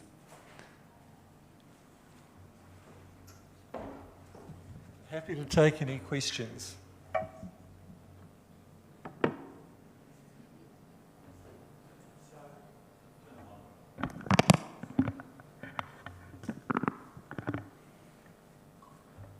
Is that better? Yeah. So is network meta-analysis, is it getting any take-up? Yeah, it seems to be. I mean, I think many of my academic colleagues are on the other side of the fence, and they just, if it doesn't show what they want it to show, it tends to be ignored. I was surprised that it's out there. People are finding this. They don't have a track record in terms of promoting it. It's just where the numbers lead them. So I think it's exciting. Of course, in the dietary world, you can see a bunch of meta-analyses which go in different directions, and it can be manipulated if you want to select what goes into your meta-analysis. But you can certainly see a bunch of studies all singing from the same song sheet. Thanks, that was very interesting. Now, you talked about the very minimal benefit, but what about in people who are on those medications who have, for example, diabetes, and they do affect their HbA1c, and that's over 4 years? What are we likely to see? I mean, the graphs were separating. Do you think over 10, 15 years the separation would continue and those numbers might increase? I mean, it's all hypothesis, but... Yeah, I mean, that's a really interesting point. I mean, I think for these drugs, if you focus on disease-specific metrics, you often see greater benefits. So, for example, HbA1c or reduced CVD events. I missed one slide, which was just to point out that actually looking at overall mortality is usually more revealing with these drugs, because you see not only the benefits but also the harms. If you're harmed from the drug, for example, you get pancreatitis and that impacts on your survival, then you're going to see that in overall mortality. You won't see it if you're just looking at, for example, cardiovascular disease. I think you also need to remember that these trials are completely staged managed by the industry that has a significant financial stake in them.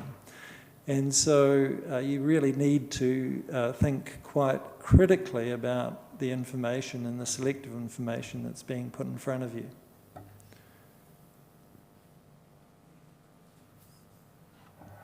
It's also plausible, Simon, that because of the loss of muscle mass during the treatment of those drugs that... Can I just interrupt you, Grant? Please use the microphone. Work without it. Thanks. Thanks. So given that there's quite a significant loss on lean muscle mass while you're taking those medicines, it's plausible the long-term data could in fact be worse, right? Is that a plausible scenario? Yeah, well, I haven't looked at all the myriad of things that have, and the loss of lean muscle mass is a concern with the GLP-1 agonists. And yeah, in general, my experience is that adverse effects are often underplayed in industry-funded trials, and the real story tends to come out from GPs and observational data later. So yeah, I think it's certainly worth keeping an eye on that. Hi, I'm just curious, Simon, in terms of the duration of interventions, so for low carb, how long did they actually have to be on that diet to see results like that? That's a good question. I have to go back to the original papers. The follow-up period in those sorts of trials and the meta-analysis is usually about 6 months.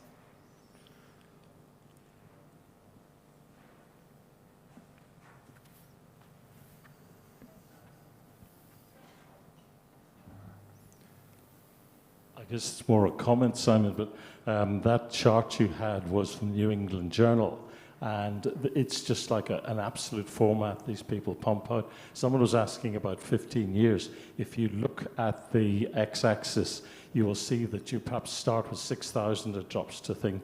And even by 4 years, they're scratching to find people to study. So I would urge the audience, there's a thing called reanalysis. There was a study that a group did in Europe, RIAT, and they got the hold of the raw data from an American study. And if you read that, your mind will be blown. It was just, they first of all asked the FDA for the data, and they said, it'll take 50 years, it's very complex. And they asked the EU, and they said, about 5 years. And the Canadians hit send, and they got all the data out of the Canadians, and no one will ever do that again. So I just cast great aspersion on these pharmaceutical controlled. Carl Hennigan, Professor of Evidence-Based Medicine at Oxford, says that these are marketing reports published by the drug company. That's all. You must only regard them as marketing reports. Yeah, no, I think a heavy dose of skepticism is warranted, but I guess this is a way of accepting the results there and saying, well, this is an implication of even what you are reporting. And often it's just reframing it with a different metric, something that's quite concrete, a difference in survival time, average difference in survival time, gives a very different view on the results of the trial compared to, a 20% all-cause mortality benefit. How much is that? It sounds impressive. But an average difference of lasting a week is maybe not so impressive. But I take your point.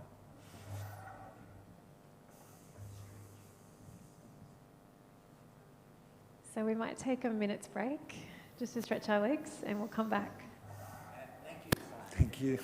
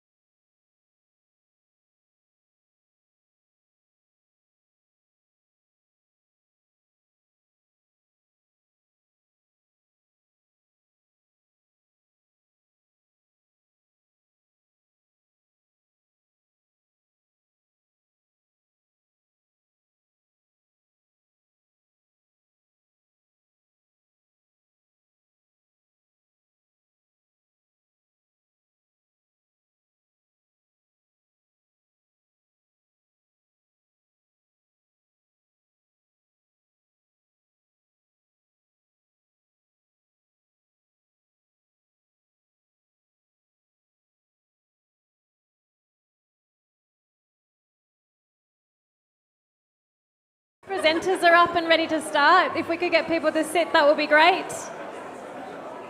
Can everyone take a seat, please? I'm not loud enough. Can everyone sit down, please?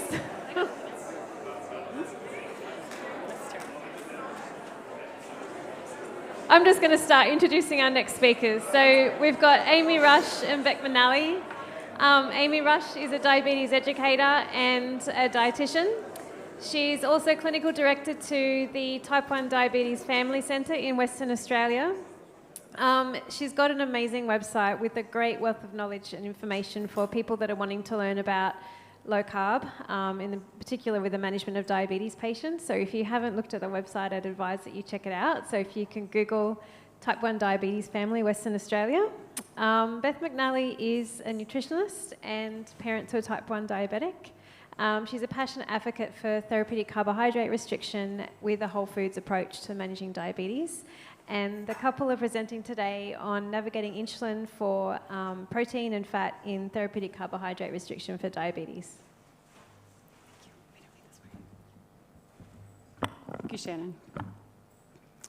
Hello, everyone.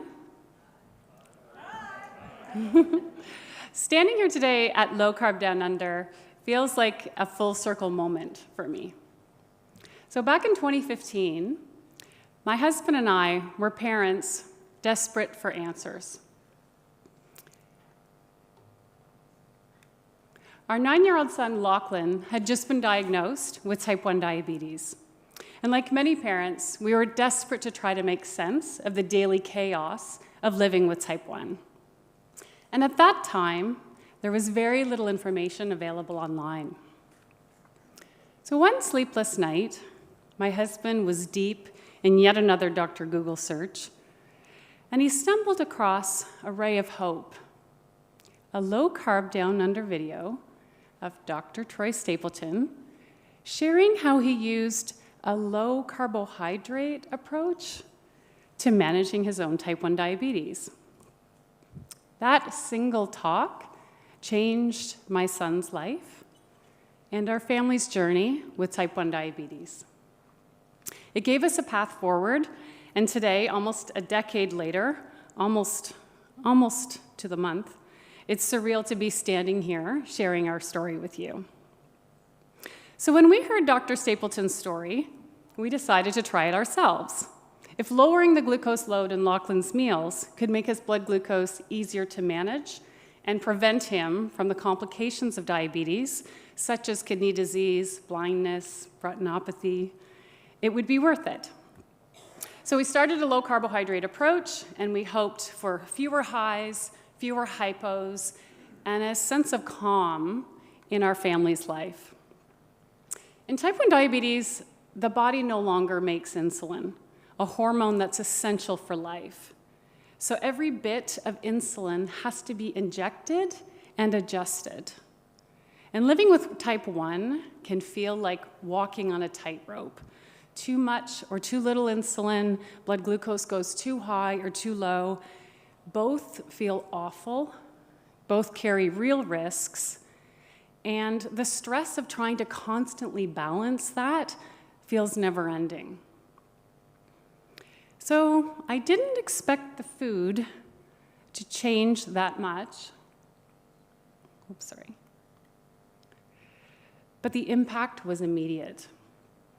By lowering the carbohydrate load and adjusting mealtime insulin, we could safely aim for stable, normal blood glucose levels.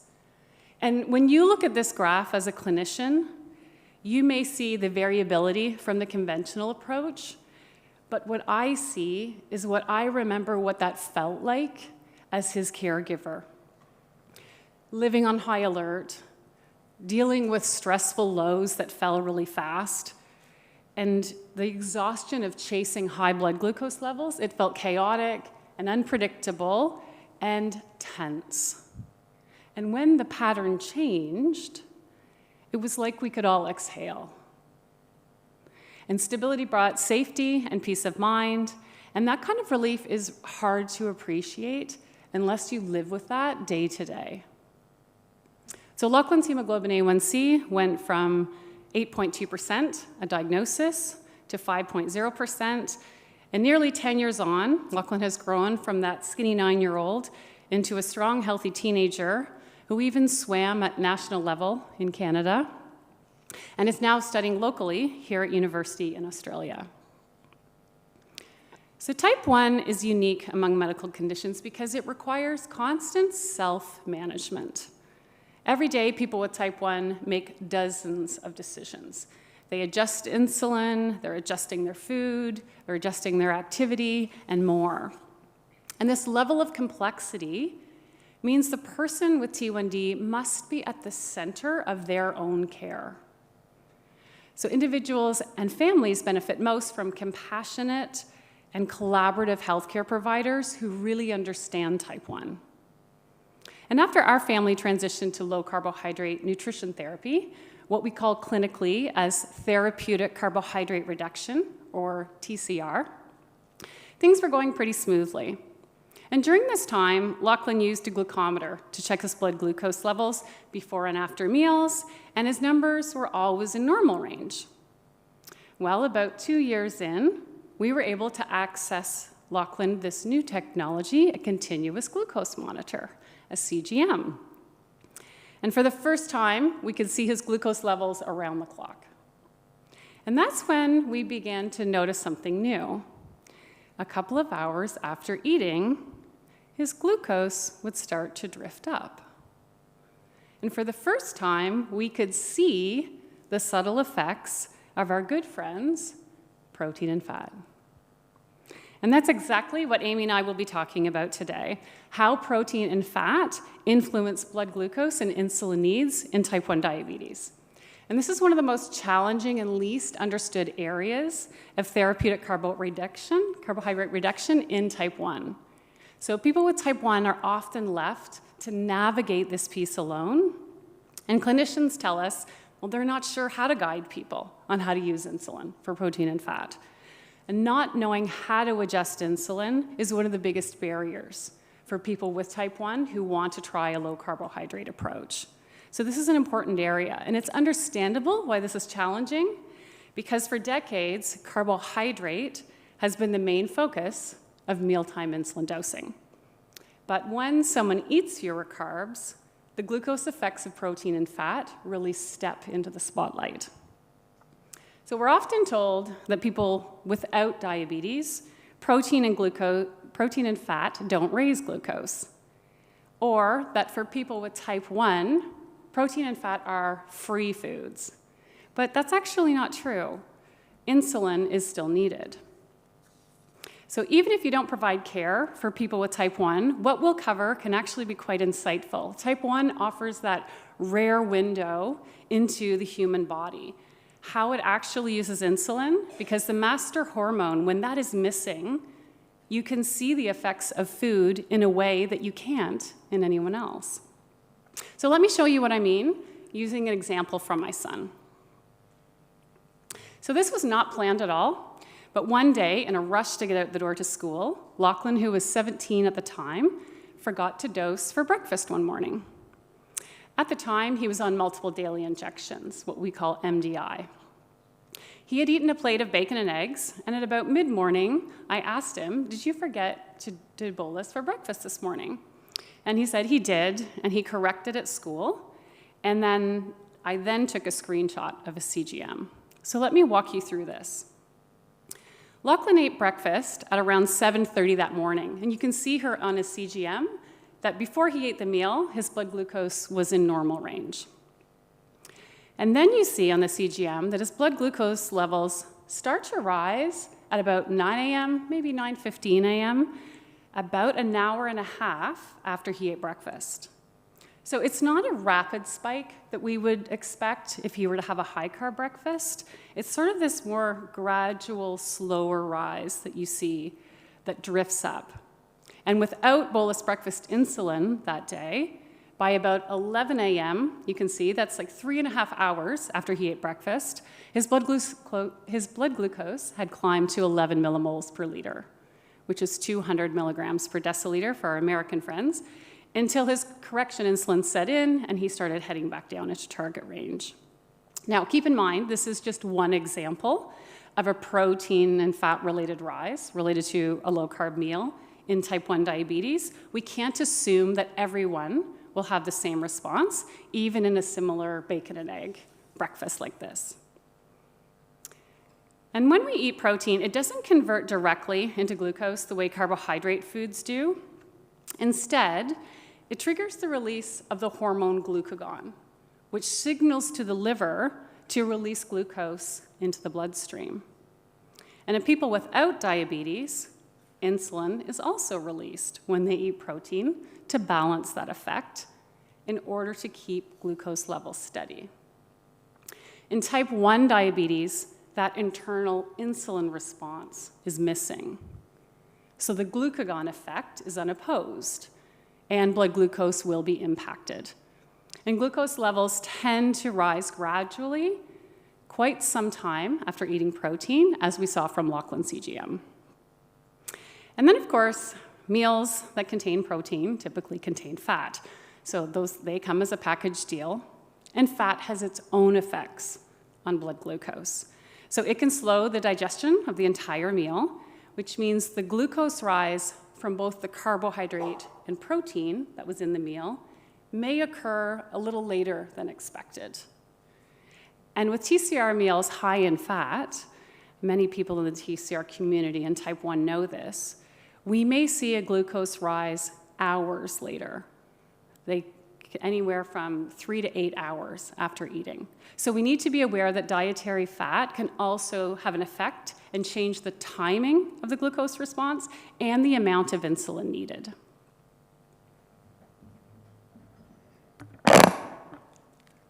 So while it's fascinating to study why glucose rises after eating in type 1, what really matters for the day-to-day management isn't the mechanism, it's the response. What people with type 1 need to ask is, how did my blood glucose respond to that meal, and how can I use insulin effectively to manage that response? So people with type 1, they are in the driver's seat. They live this every single day. Through their experience, they learn what works and how to adjust their insulin to match their food. So our role as healthcare providers is to make sure that they have the right insulin, the tools and the understanding of food's effects on glucose so they can build these skills and confidence to use insulin effectively in TCR. So now let's have a look at TCR nutrition therapy, and we'll discuss then how to dose for TCR meals. Now, we know that this audience is really familiar with low carbohydrate nutrition, but we'll briefly review what that looks like in the context of type 1 diabetes. Clinically, TCR refers to any eating patterns under 130 grams of carbohydrate per day. Studies indicate that as carbohydrate intake decreases, glycemic outcomes improve, and with very low carbohydrate approaches, those under 50 grams per day, produce the greatest reductions in HbA1c. For type 1, TCR might be less than 50 grams per day, it might be less than 30 grams per day. But the best thing is that it doesn't even need to be very low carbohydrate diet. Any reduction in carbohydrate will improve somebody's blood glucose results. TCR can even be used intermittently, pre or post-workout, just to make that person feel more safe, having less insulin on board around exercise. And just for clarity, while some TCR approaches fall within ketogenic ranges, they're not the same as the classic ketogenic diet that we use for epilepsy, which can involve people eating and drinking foods extremely high in fat, up to around 90% of energy, with limited protein. And this just isn't advisable for managing type 1. As Beth mentioned, it can be really quite challenging to manage blood glucose levels in type 1 when meals comprise very high amounts of fat. So a TCR meal for type 1 looks more like the plate on the right, comprising foods that reduce the glucose load while still providing adequate protein to meet the body's energy requirements. So when someone with type 1 reduces their carbohydrates, their rapid-acting needs drop, often significantly. If doses aren't adjusted, the risk of hypoglycemia increases, especially in the first few days.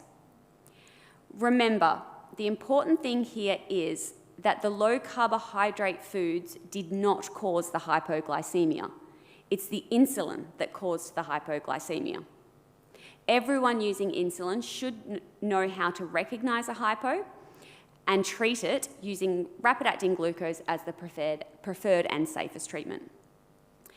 So now let's take a look at how lower carb meals change someone's rapid-acting insulin needs. When someone with type 1 moves from higher carb to lower carb, their rapid-acting insulin requirements will immediately drop. You can see this here. So this person has an insulin to carbohydrate ratio of 1 unit for every 10 grams of carbs eaten. She ate the same meal, the only difference was she swapped brown rice for cauliflower rice. And when she substituted the brown rice for the cauliflower rice, the carb content dropped from 52 grams down to 9 grams. Her rapid acting dose for that dropped from 5 units down to 1 unit.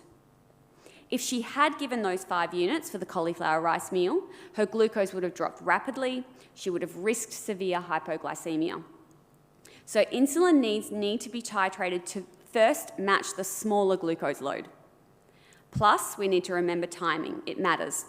That way, glucose doesn't fall before the food begins to act. So to figure out, thank you. When starting TCR meals, if they're very low in carbs, so those around 8 to 10 grams, it can be useful to pause someone's mealtime insulin temporarily to watch their CGM graph and see what happens. And that can guide future dosing. So that's just a brief look at adjusting insulin for the smaller amount of carbohydrate in TCR. So now let's look at the next piece of the puzzle, the more difficult piece, which is protein. So when it comes to protein, things get a little bit more complex. And there's no single agreed upon formula to dosing insulin to cover protein's glycemic effects, especially in TCR. Several factors will influence the response.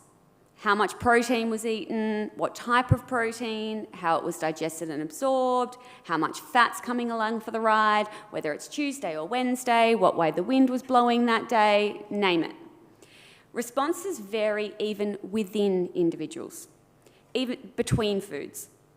I could give you so many examples. For example, white fish typically needs less insulin than beef. I have patients who need to bolus when they eat for chicken. I have patients who don't. Some of my patients can eat an omelette for breakfast without any insulin, while some of them might need 1, 2, 3, 4, 5 units of rapid-acting insulin. Otherwise, their glucose would spike. So with practice and experience, people with type 1 can learn how different meals affect their glucose and then how to match their insulin to those glucose responses. So let's look at what the learning process can look like in real life in type 1. So here's Lachlan's bacon and egg breakfast again. How could he have dosed for insulin that day? So first we need to understand what happened to the blood glucose after the meal. So I've just done a quick sketch here to simulate the data that we see from Lachlan's CGM data. So we need to inject an appropriate amount of insulin and the right kind of insulin to cover this meal's response. So in type 1, to figure out how you do this, how you match insulin to a meal, we need to understand how does that insulin medication work once it's injected. And every insulin has its own time action profile. So we need to know how quickly it starts working, when does it have the greatest effect in the body, and how long does that insulin last once it's injected? What's its duration? So for any insulin you use, make sure that you understand these 3 important factors about how your insulin works. So now let's look at 2 different mealtime insulins, rapid-acting insulin and regular insulin, and we're going to compare those and figure out which one best fits the glucose response from Lachlan's breakfast that morning. So here's a rapid-acting insulin. This is the typical mealtime insulin that we use in type 1 diabetes to cover meals, including high-carbohydrate meals. So rapid-acting insulins can be Novolog, Novorapid, Humalog, Fiasp, for example, and they start working quickly, within about 10 to 15 minutes.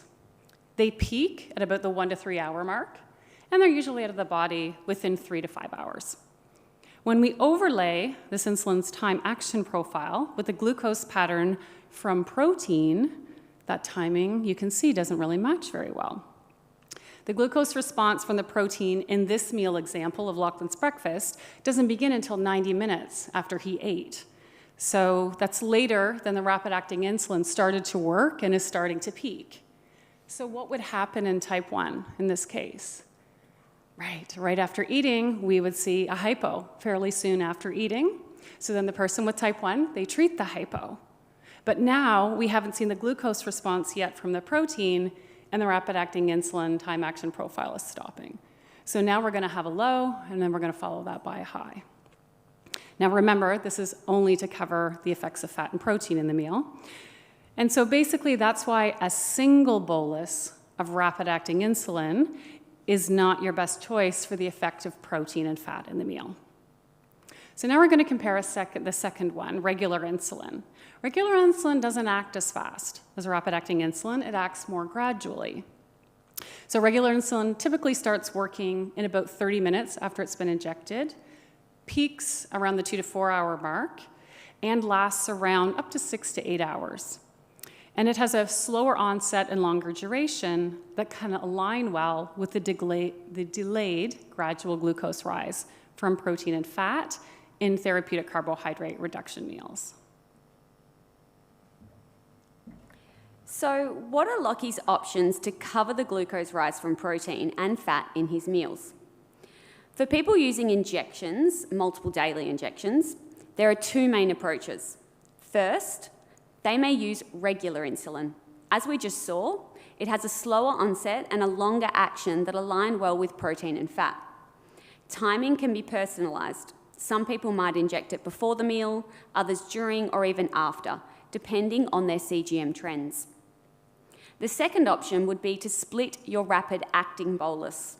This can work with either injections or pumps.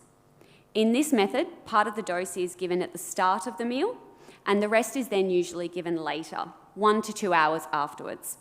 That staggered timing helps spread out the insulin's effect to better match the delayed glucose response.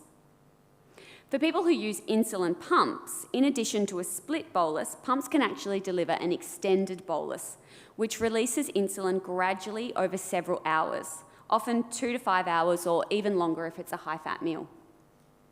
A dual wave option may also be used to deliver that bolus into two parts. First, an immediate smaller bolus to cover the carbohydrate, and then the extended bolus to cover the effect of the protein and fat. Finally, there are now closed-loop systems that can even adjust automatically for these delayed rises, though most people will still need to give a manual bolus up front as these technologies continue to evolve. When people are learning how to dose for TCR meals, it takes trial and error. It's the same as when they're learning to dose for carbohydrate. The key is to start cautiously, track inputs and patterns, and adjust gradually. Over time, people will recognise how their body responds, and then they can fine-tune it to their usual needs. So we wanted to make this real for you. We wanted to bring it to life with some real examples of how people with type 1 actually dose insulin for TCR. So these are real meals, real doses with real outcomes shared to us with permission from people living with type 1 who have followed TCR for many years. The goal isn't that we can actually copy these exactly. It's to see how we can use different insulin types and delivery methods and trial and error to find what works. The first example is from a man using multiple daily injections. He combines a rapid-acting insulin dose of 1.5 units for the carbs in his meal, which he takes at the start of the meal, and then a regular dose of 6 units, which he also takes just before the meal to cover the slow rise from protein and fat. This two-insulin approach works really well for him because it mirrors his meal timings. A quick early effect for the carb, and then a slower, steadier one for the protein. So you can see from his CGM graph that this approach produced a remarkably stable result. No sharp highs, no sharp lows, just smooth, steady lines. And it's a really good example of what's possible when someone eats TCR throughout the day and uses insulin thoughtfully to achieve normal, non-diabetic glucose control. The next example shows a woman using an insulin pump in a manual mode with a split bolus strategy. So for this particular meal, which was white fish with low-carb veggies, she gave part of the rapid-acting insulin dose right after she ate. And then the rest was about 30 minutes later. From experience, she knows that her body usually needs about 3 to 4 units of rapid-acting insulin for this meal, and she knows she needs it in 2 boluses. She uses her post-meal glucose pattern to guide how and when she splits that dose. So using a pump with rapid-acting insulin really lets you fine-tune doses in precise amounts, kind of like a pancreas, and also allows you to split that dose to match that gradual rise. And her CGM tells the same kind of story, a calm, level glucose pattern that reflects how well her insulin timing is fitting this meal.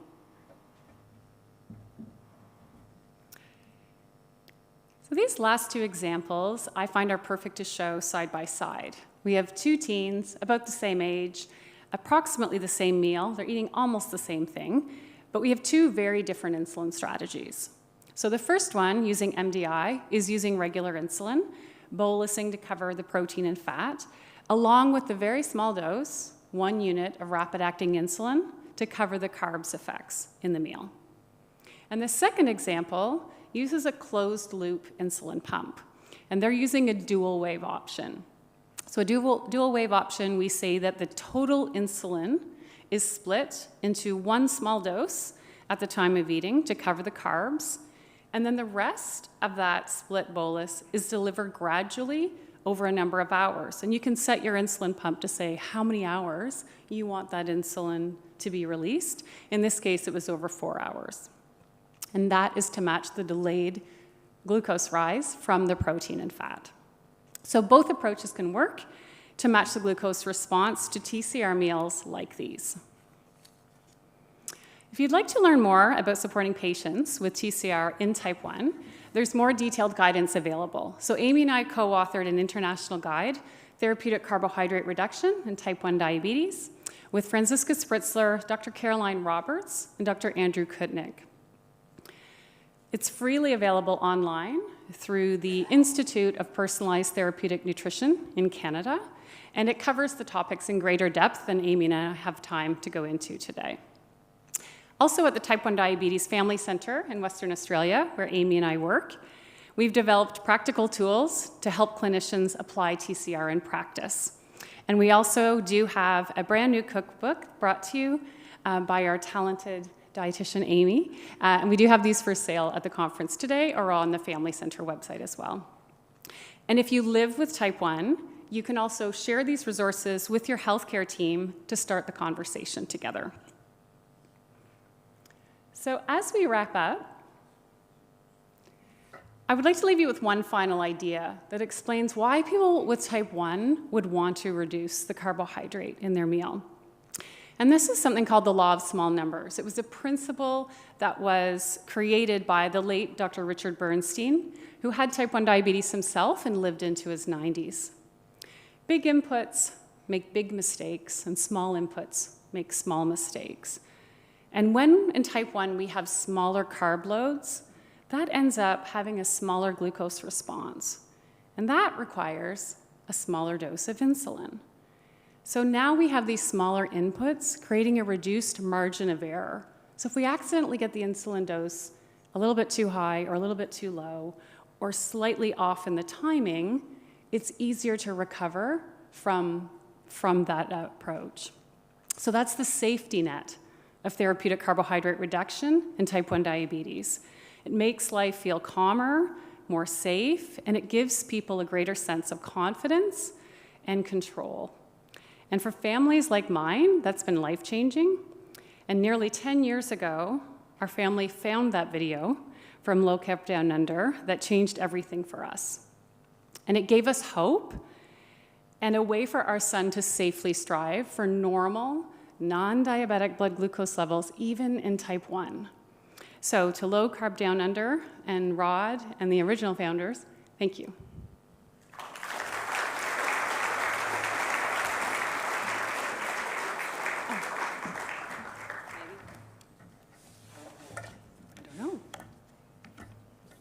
Thank you for the amazing presentation. We might try to get questions again, but can we try to encourage people to come towards the back of the room to line up to give questions? It's just a lot easier for, saves people running around with microphones to try to find people raising arms. Thank you for the great talk. I was going to ask a question, but this last slide is so good with Dr. Bernstein, almost answered me. I have a brother type 1. According to my wonderful GP, I'm also kind of there as well. But my brother doesn't listen to me. He just listens to doctors, be active, eat what you want to eat, just inject the thing. How would you go about convincing a loved one to change their ways? Yeah, it's very difficult. Even with the clients that we work with, people go back to their endocrinology teams and are told that they shouldn't do this. So that's our biggest challenge, definitely, and this is why we do the work that we do. What I would usually say to people is do a trial. You know what, just do one weekend or start with one meal. The really important thing in type 1 is they need to know how to adjust insulin, because if they don't, they're gonna have a hypo and then they're gonna say, well, that was a horrible experience. But I would say, if you eat this way, I would say, come over for 24 hours and just eat the way I do. And let's just see what happens. And then you can go back to eating however you want after that. And when I started this, my husband, who saw the video, was like, we need to do this. We need to try something. And I'm like, that's never gonna work. Why wouldn't they have told us that if that was going to work? And then instantly, his blood glucose numbers changed. And I remember on day 2, I went, oh, shoot, we have to change the food.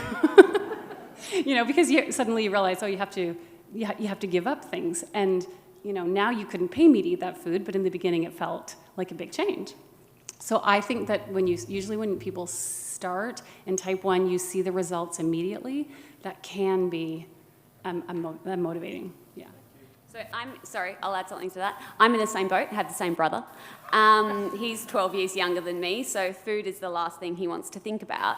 But what I do see with my patients when they come in asking about low carb is, like Beth said, I say to them, just try it. And the words I love to use are, once you see it, you can't unsee it. So once you see that flat blood glucose line, they are coming back going, make that happen every time. So encourage him to do that. Hi, that was a great talk, thank you. I've recently been having an online conversation with a type 1 diabetic who tells me that when they have saturated fat, that it increases their insulin levels and causes insulin resistance, and I can't quite work out how that's possible, and I was wondering if there's any logic to it, or perhaps maybe they're just seeing, like the graph that you showed, that it takes longer, and so they think that that's causing the need for more insulin, but I'd love to know what you think.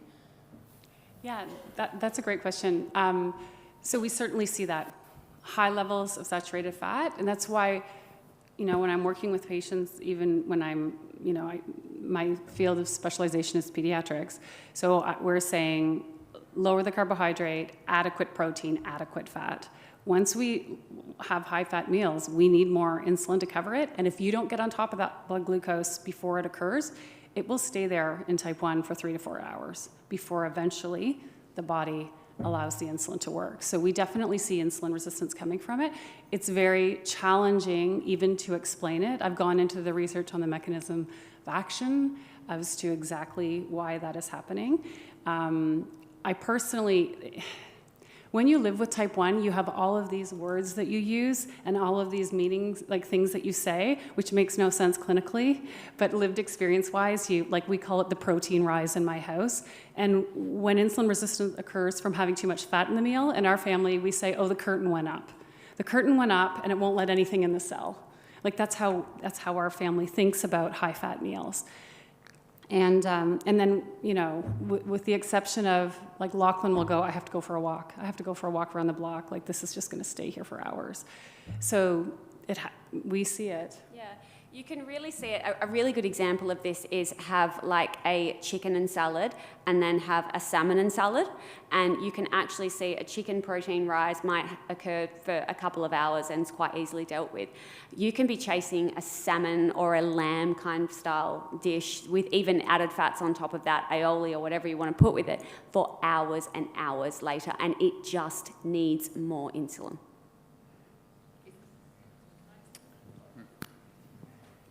Is that different to, if you don't have type 1 diabetes, does that work differently? Because I'm sure most people in this room eat a huge amount of saturated fat and we don't all have insulin resistance. Good question. I think that's the best question ever, and it must, and we just don't see it. Yeah, we just don't see it. So that's why I say, you see things in the body that you don't see in type 1. So now that people have insulin pumps and closed-loop insulin pumps and something called overrides on their insulin pump. So if they have a closed-loop pump, the algorithm is making changes to insulin and adjusting it, but you can set an override saying, wait a minute, I want you to also do this. So when people go on high-fat diets, they use overrides on their insulin pump to say, give me 50% more basal insulin to deal with this. And so we've worked in a lot of different areas of dietetics, and you do certain things for certain reasons. Why might you add more fat in? Because you need somebody to gain weight. Maybe that's the reason. So maybe now I'm adding in fat in type 1, and maybe now I'm giving more, I'm doing a basal insulin override to increase that. Other people don't need that, so we make sure that we keep fat in a certain range. And usually people think about it in terms of numbers, percentages, or grams of fat. In the type 1 world, you just start going, oh, when I eat that, this happens. So you ask people to track it. If they go high and they stay high, the first thing we ask is, okay, well, what did you eat? Okay, now, and then we can just tell by looking at what they ate why that would have happened. So this might need to be a drinks conversation to get into that. As muscles are the sugar sinks of the body, is the amount of lean mass, muscle mass, which goes typically unmeasured, does that have a stabilising effect on blood sugar levels? And if so, is strength training, weightlifting, an adjunct therapy that could be useful?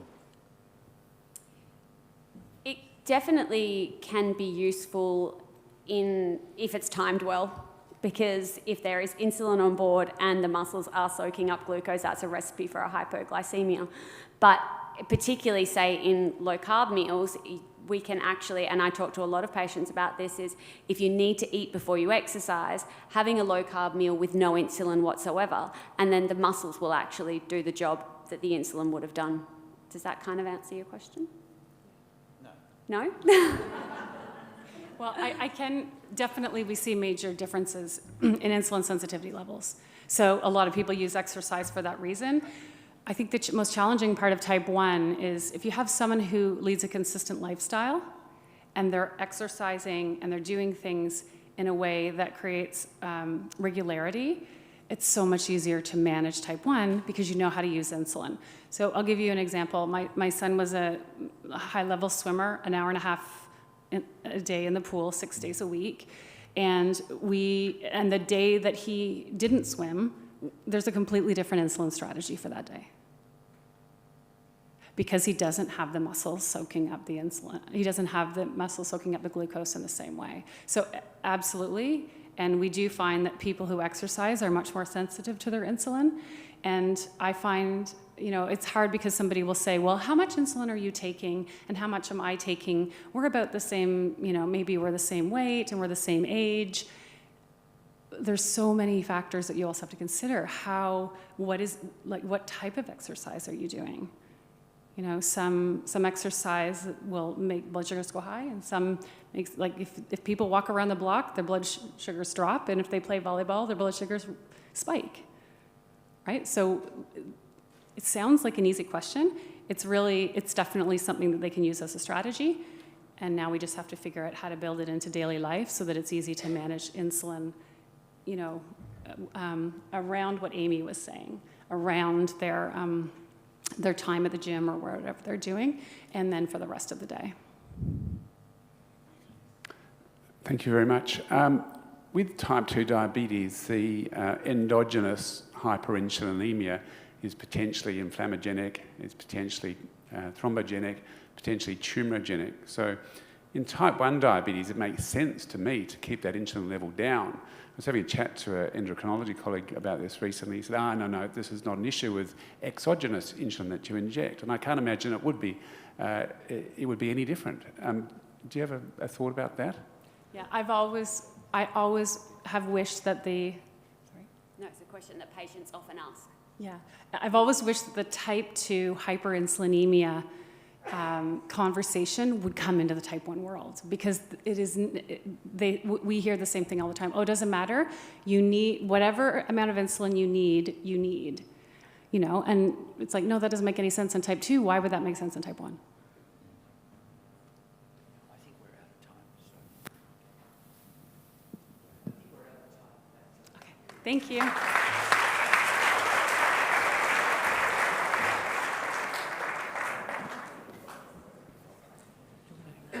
Thank you. So Nellam, are you here somewhere? So we're going to skip the leg stretching because I need a microphone for my microphone to get everyone's attention back. So we're just going to have Nellam present next. So she's a GP and medical educator. She's a founder of Whole Food Revolution, which is a holistic lifestyle program that utilises low carb whole food as its foundation. And she's giving a presentation on curry, carbs and chronic disease, rethinking the South Asian diet.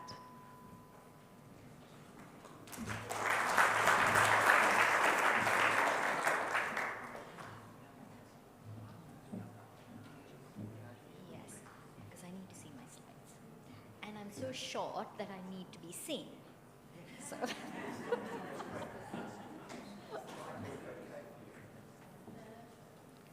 Can you hear me? Can you hear me? A bit more? Right up here. Okay. All right. Well, hello everybody. So I'm really excited to be here speaking about a topic that is very close to my heart and also something that hasn't been previously addressed at Low Carb Down Under. And so welcome to my talk, Curry, Carbs and Chronic Disease, Rethinking South Asian Diets. I'm Nellam Dharmapriya. I'm a GP with special interest in lifestyle and metabolic health medicine, and I practice here in Brisbane. So, right, where do I point? Okay, so I'm so passionate about this because I am South Asian. I was born in Sri Lanka. I got my medical degree from the University of Aberdeen in Scotland 30 years ago. I've been a GP for 25 years and 16 of those here in Brisbane. I'm the founder of Whole Food Revolution, and through this we support Ronit and I, lovely Ronit who spoke here before, support women over 40 to thrive in body, mind and spirit.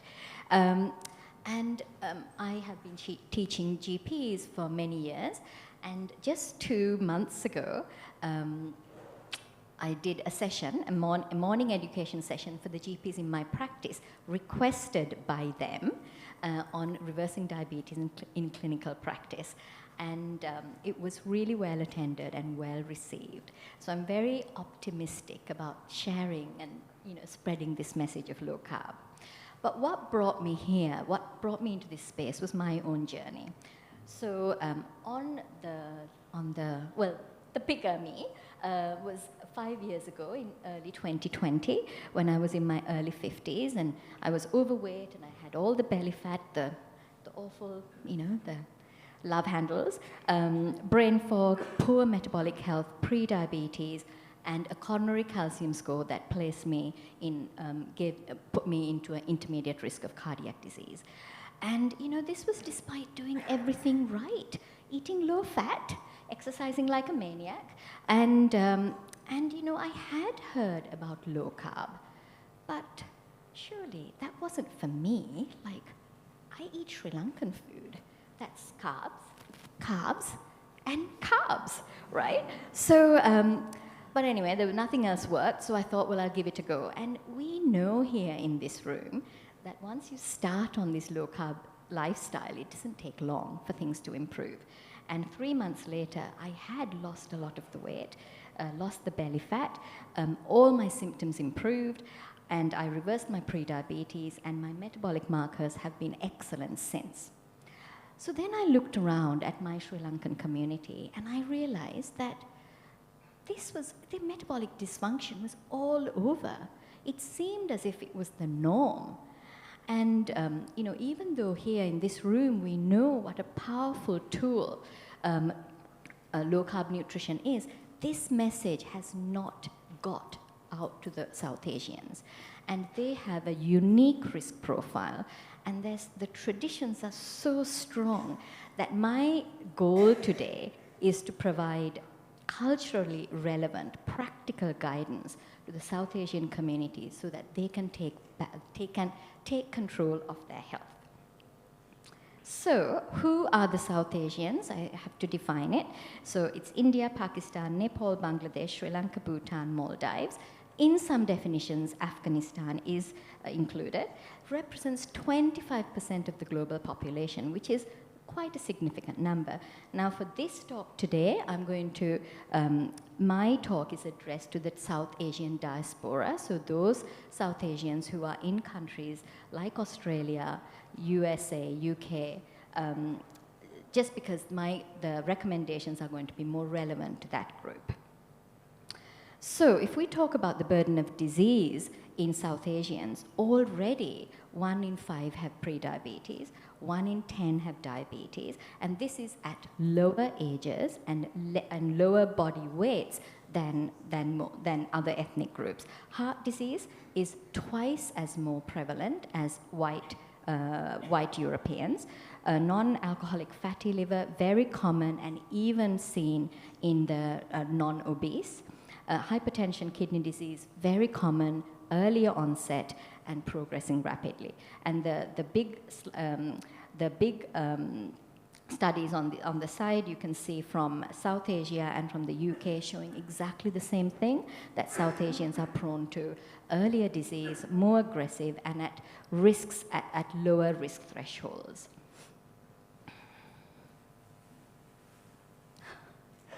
Right. Okay, here we go.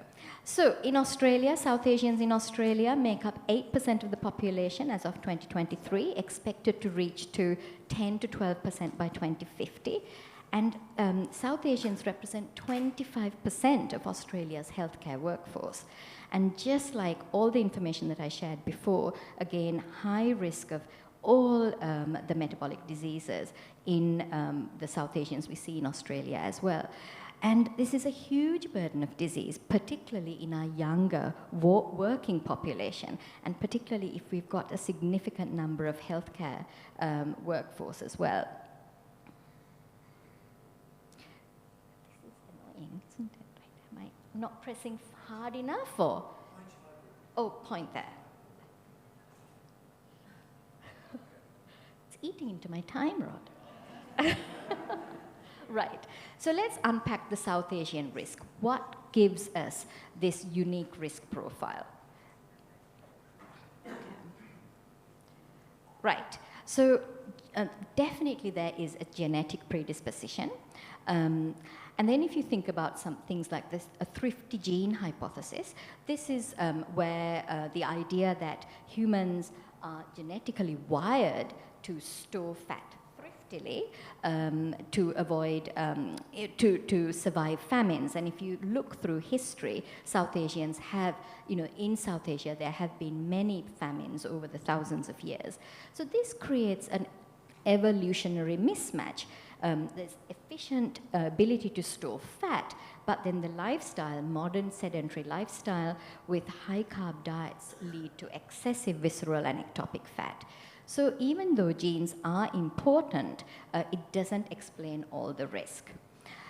It's really important to note this fact, that South Asians have an impaired beta cell function in the pancreas. So beta cells make insulin, and this is less efficient in South Asians. So South Asians have a lower insulin secretion capacity, and this is seen even before diabetes. This is a genetic predisposition.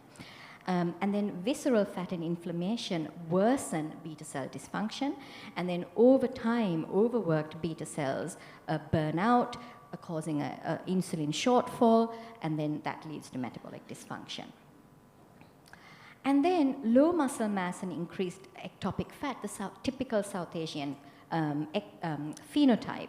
So low muscle mass leads to less glucose uptake, increased insulin resistance, type 2 diabetes.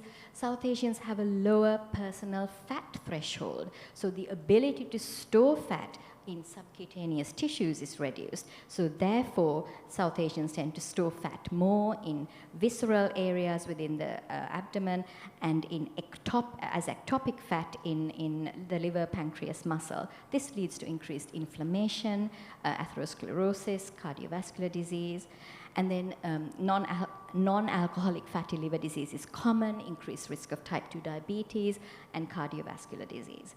And then South Asians are the typical tofies, thin on the outside, fat on the inside. So this picture is my dad. He'd be mortified to know that he's the poster boy for the South Asian phenotype. But I think he epitomizes it. He's got the tummy and the thin arms and legs, and he's an avid gardener. And this is him showing here off his prized bitter gourd, if you've heard of it, yeah. So then when we talk about lifestyle factors, we have to talk about diet. South Asian diet is very high in refined carbs, white rice, sweets, breads, sweets, and this is not just day-to-day meals. If you think of, every family gathering, every festival is, it contains rich, sweet foods and becomes part of the lifestyle. And then when South Asians move to countries like Australia, the problem becomes worse because now they've got access to easy, quick, convenient and very cheap ultra-processed foods. And this then becomes also part of their lifestyle. Now, when it comes to exercise, South Asians are the least active ethnic group. Average step count is between 4,000 to 6,000 steps per day, and they are very reluctant to do any kind of strength training. So that leads to weight gain, low muscle mass, poor heart health. And then stress, I think this is such an underestimated but hugely important part. So if you think of, South Asians migrating, leaving community support, coming to a new country, new culture, new language, work stresses, educating their children, that's very important to South Asians. So all of this is highly stressful, increases cortisol, increases visceral fat, and encourages unhealthy eating patterns. So I myself have done this twice in my lifetime. It's not easy, it is very stressful. So if you put all of this together, the lifestyle risks, the genetic predisposition, the evolutionary adaptations, and the typical South Asian phenotype, that explains this increased risk that South Asians face and the importance of having strategies to address it. So the lifestyle prescription for South Asians, it's all about balance, okay? And first and foremost comes sleep. Because I think if we don't prioritize sleep, none of the other strategies that I'm going to talk about really are very effective. So prioritizing 7 to 9 hours of sleep and getting to sleep before 10 o'clock. Now this is very difficult for South Asians. And there are studies to show from the US and the UK that children, South Asian children, get less sleep and also sleep later than most other ethnic groups. So to avoid late night caffeine and alcohol, and then stress reduction, so important. And every single culture and religion in the South Asian area have stress management built in. They've just, it's just not prioritized. So really to get back to using whatever modality is right for you, whether it's meditation, mindfulness, yoga, breathwork, community connection. It is so incredibly important. Personally, I think that stress is something that we have no idea of the implications of it. I don't think we talk about it enough. So then, when we talk, sorry. Okay. Are you doing it? Okay, there you go. Fueling the body wisely. So the first thing is to prioritize protein at every meal, whether that's animal protein or plant proteins. These keep you full, stabilizes blood sugar, supports muscle. So in India, there's information that says that the average Indian, the protein intake is 0.4 to 0.6 grams per kilogram per day, per kilogram body weight per day. That's very low. Considering that to avoid protein malnutrition, the minimum is 0.8 to 1 grams per kilogram per day. It's incredibly low protein intake, and that's because there's a higher percentage of vegetarians in South Asia. The protein quality is low. even those who eat animal proteins don't eat animal proteins every day, and then as they age, they tend to eat less animal proteins. So all these cause a real problem. If you prioritize protein, it is much easier to cut down on sugar and starches and sugar. So to reduce portions of rice, roti, chapati, sweets, save the desserts for special occasions. So this study was presented in Diabetes Care 2020, and it stated that in South Asians, every extra serving of white rice that's cooked, 150 grams, increases the risk of diabetes by 11%. That's massive. So you just need to cut down a little bit, that's all. Make smart swaps, use low GI flours, cauliflower rice, nut flours instead of refined carbs, increase non-starchy vegetables. You can still use the traditional flavors and spices so that we have the taste. Choose healthy fats, not vegetable oils or industrial seed oils. South Asians typically cook with ghee or coconut oil. So to get back to those, use butter, olive oil, and to avoid processed and deep fried foods. Mind your timing. Eat earlier. So South Asians don't tend to eat early, so that's why they eat late and they sleep late. It's all very late. Consider cooling and reheating rice, and that swaps the starch to a resistant starch. Use vinegar with starchy meals. Both of these will blunt the glucose response. And then so incredibly important, and Simon, I loved your quote, rest the pancreas. That's really good. Consider fasting. Eat within an 8-hour window. Delay breakfast to brunch. Maximum 3 meals per day. Avoid snacking. And this improves insulin sensitivity and improves weight management. When we're talking about movement for longevity, 3 types of movement are encouraged. Build muscle. Build muscle. So South Asians often have lower muscle mass, leading to slower metabolism, sarcopenia, frailty, metabolic disease. So strength training and protein really needed to build muscle. And so just 15 minutes twice a week, if done correctly, will make a difference. And simple exercises like squats and lunges. Yeah, so this is my parents taking part in a Squat for Strength campaign that I ran last year. They're in their 80s, so they're doing pretty good. So high intensity training, something that gets the heart rate going, really important because short effort help to empty the glycogen stores from the muscle and boost insulin sensitivity and protects the pancreas. So things like hill sprints, fast cycling, skipping, all of these are really important. And now otherwise, just move. Every bit counts. Walk, garden, cycle, clean, climb stairs.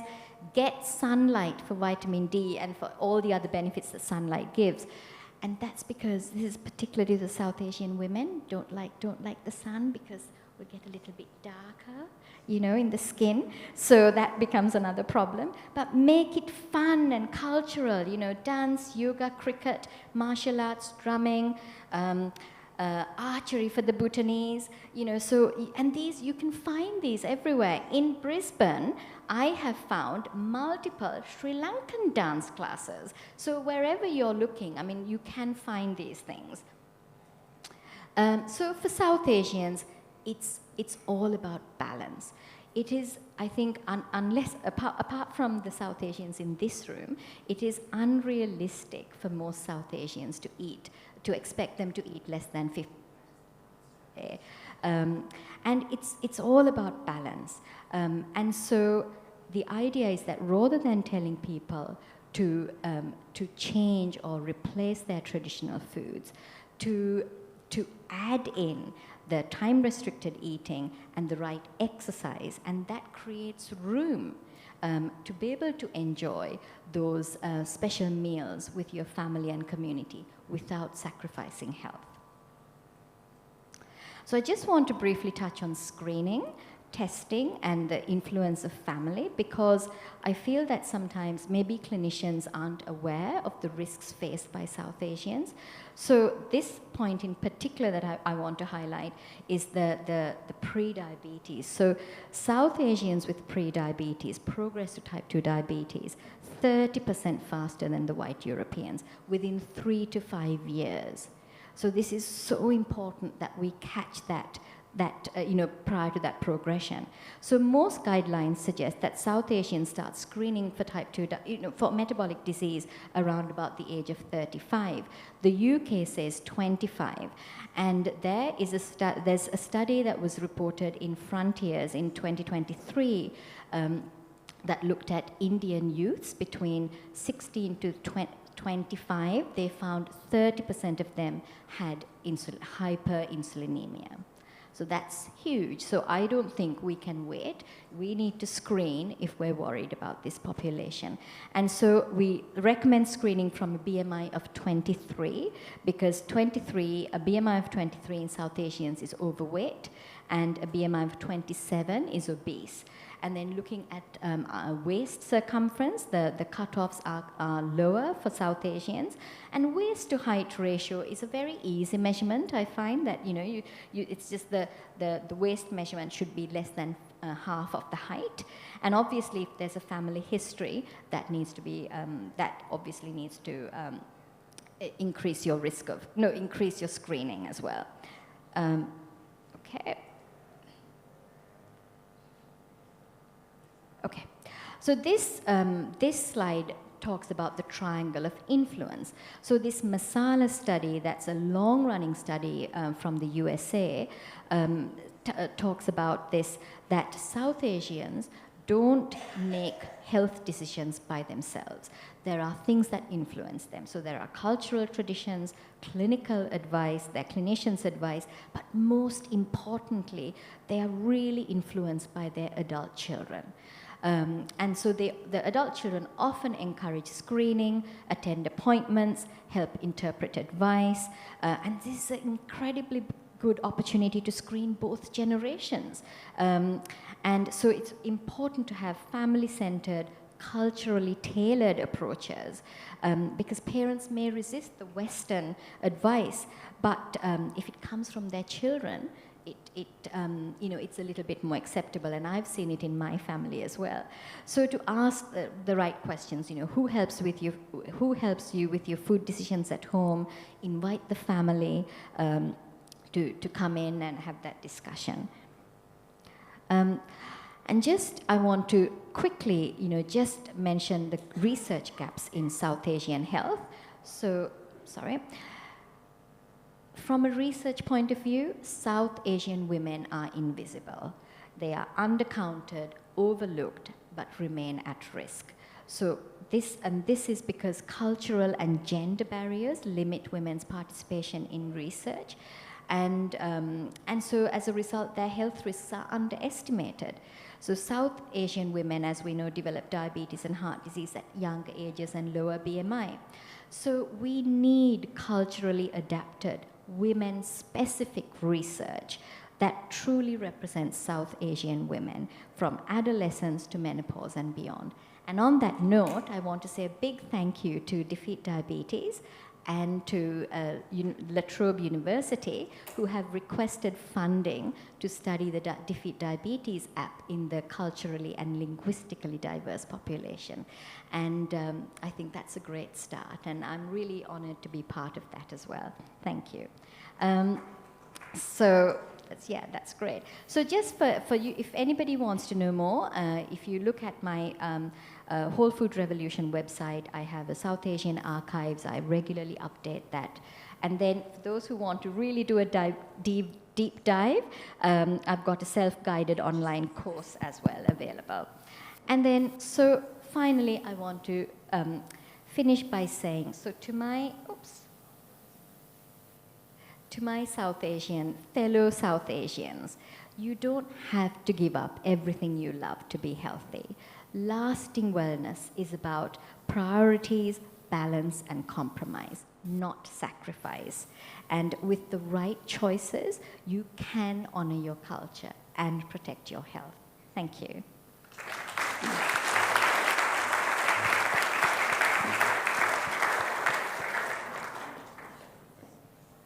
Thank you, Dr. Dharmapriya. I love that your presentation highlighted the importance of having a holistic approach. We can't expect patients to implement changes without addressing things like circadian rhythm, stress management. We need to get our patients to move, so we're defending our lean muscle mass while we're losing weight. So again, we're going to have some questions. So if we can get people to come towards the back again to ask questions. Thank you very much. That was a fantastic presentation. I'm just wondering, to what level do you feel that CDAWs are responsible for the type 2 diabetes epidemic in South Asia? And when I'm talking about CDAWs, I'm not talking about traditional CDAWs, I'm talking about the new industrially created CDAWs, which are just so prevalent now and so cheap, and everything in Southern Asia is deep fried in them. Yeah. Do you think this is a big problem? I mean, I know there was a study done which showed a significant difference between type 2 diabetes and cardiovascular disease between North and Southern India. Southern India, where vegetable oils are more prevalently used, Northern India, where saturated fat is more prevalently used. So just wondered whether you had some thoughts regarding that, please. Yes, because I mean, if you think culturally, South Asians have always eaten high carb. But why, and didn't have this incredibly high risk of metabolic disease like we see now. So something has changed, and I think that is, well, I think it's a combination of the ultra-processed foods and the seed oils, the sugars and the seed oils. I think that is, yeah, I completely agree. Thank you, Neelam. That was an amazing presentation and a great overview of and a lived experience as well. So I can relate very much to that. And I am a low carb diet on now, but my question was more historical. Like while you were looking at this, I greatly believe that traditional wisdom has got a lot to offer.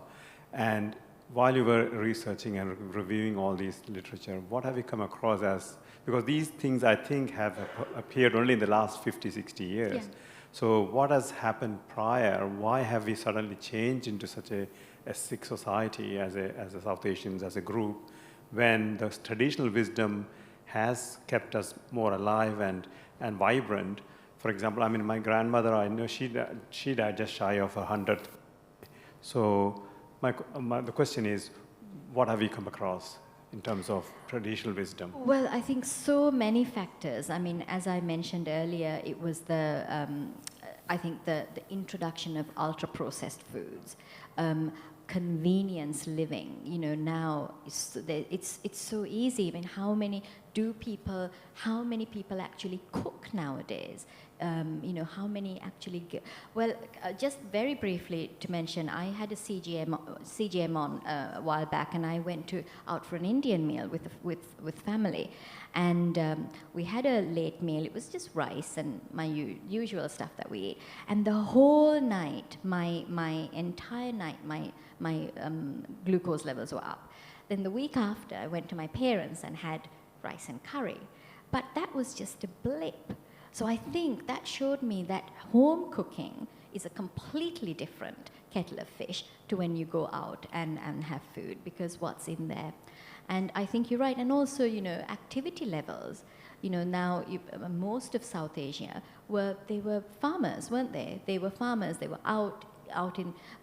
That's not happening anymore. So I think it's a lot of different factors. I think the wisdom. The ancient wisdom isn't prioritized, isn't, what's the word? It seems forgotten. Yeah, so I think, yeah, thank you. I've got a comment and a question. So my comment is, last year I visited India, and when we went to the markets, I asked our guide, I said, wow, there's all these huge spaces of oil, of vegetable oils. Where's the ghee? And he said, oh, nobody uses ghee, it's far too expensive. So that was just, I was just shocked. I was looking forward to seeing all the different types of ghee that we'd find in India. Last night I was talking with Sanjeev about we were talking about this topic, and he said that a couple of generations ago, the eating of rice was quite different, and I'm wondering what you thought. He was saying that rice was at the end of the meal, not, whereas now it's almost a breakfast, lunch and dinner, and that there was a lot less rice available, and now with the genetically modified rice, it's available.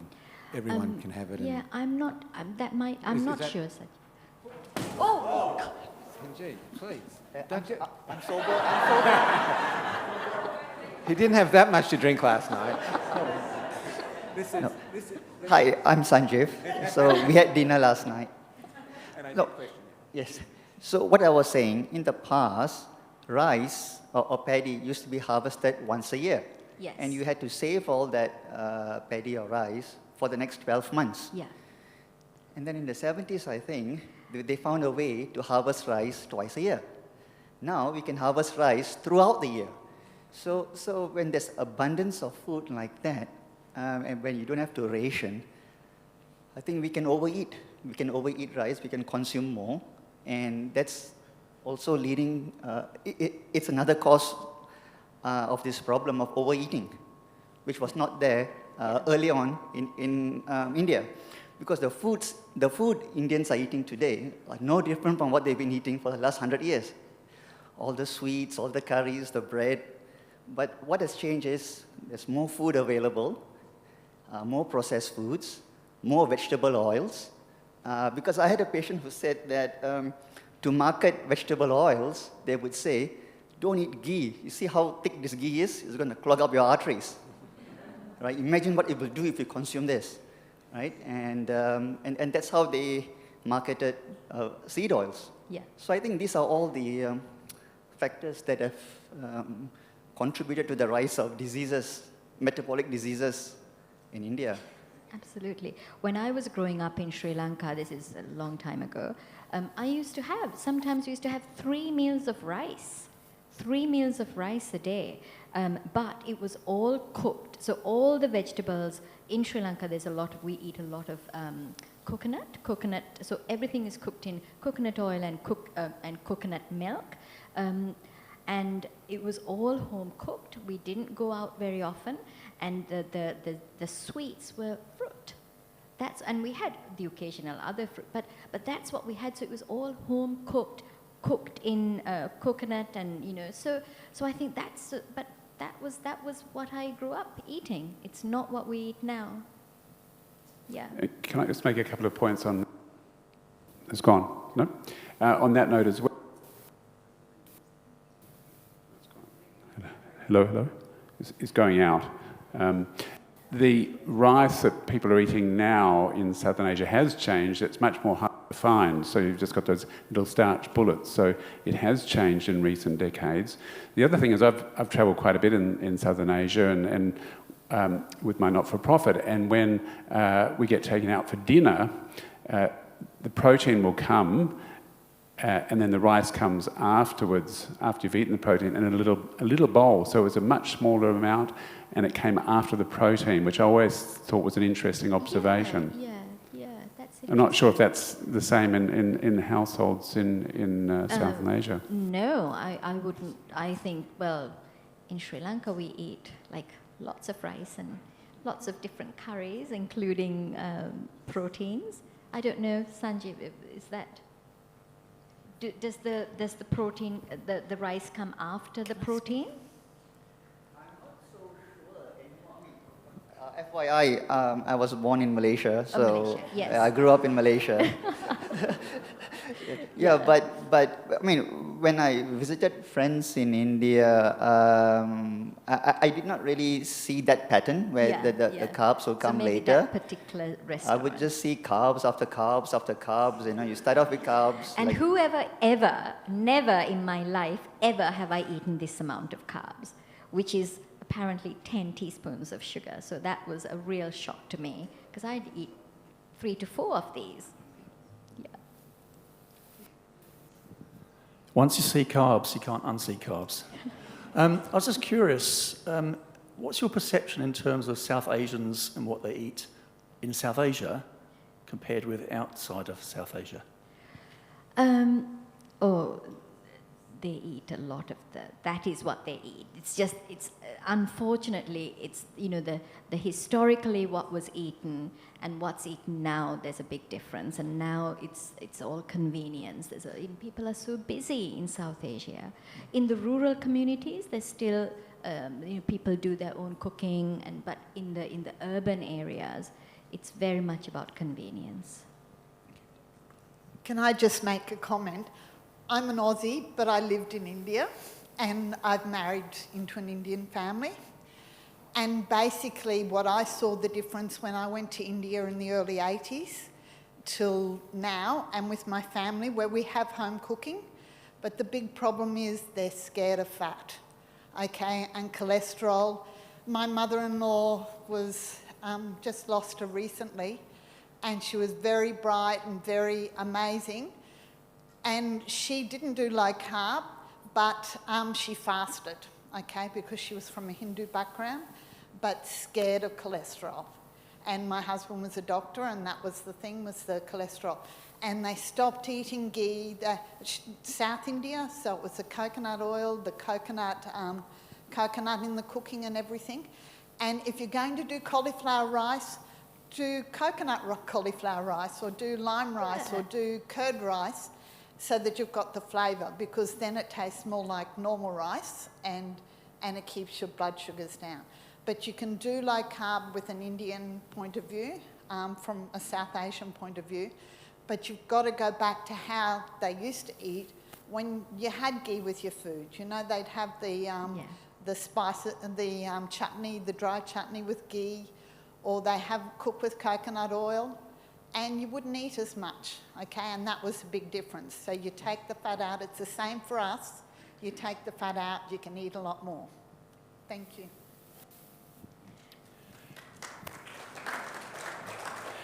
You mentioned no snacking, which typically refers to snacking on sweet, fatty foods. Is there any problem snacking on protein, fish, meat, eggs, etc.? Yes, because the two previous speakers quite clearly showed that even protein is going to increase your insulin. So I think the best is to keep to 3 meals a day within that 8 hours. That point about fat and cholesterol. South Asians are terrified of cholesterol. And that is, you just ask anybody, and that's their biggest fear. But thank you. Thank you. So we're going to break for lunch now. So we'll have about 50 minutes. So we'll come back about 2:45, if that's okay.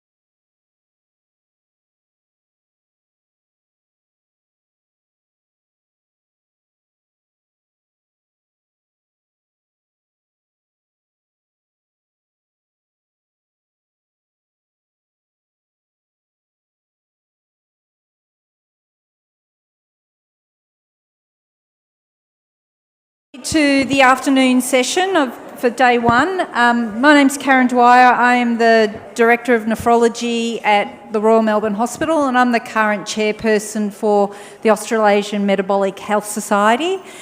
We have a table outside if anyone wants to come visit. Claire, who's the Executive Director, is somewhere here as well. And there she is at the back. And there's a number of board members. So if anyone's interested, just grab us and have a chat. So I'm really pleased to be chairing this afternoon's session. Our first speaker is Dr. Susan Swanston, who is a GP from Cairns with several areas of interest, including aviation medicine, vascular surgery and metabolic health. Her clinical practice is diet-focused with support for low-carb, keto, carnivore and fasting approaches, and will be speaking on fibromyalgia and chronic fatigue. Thanks.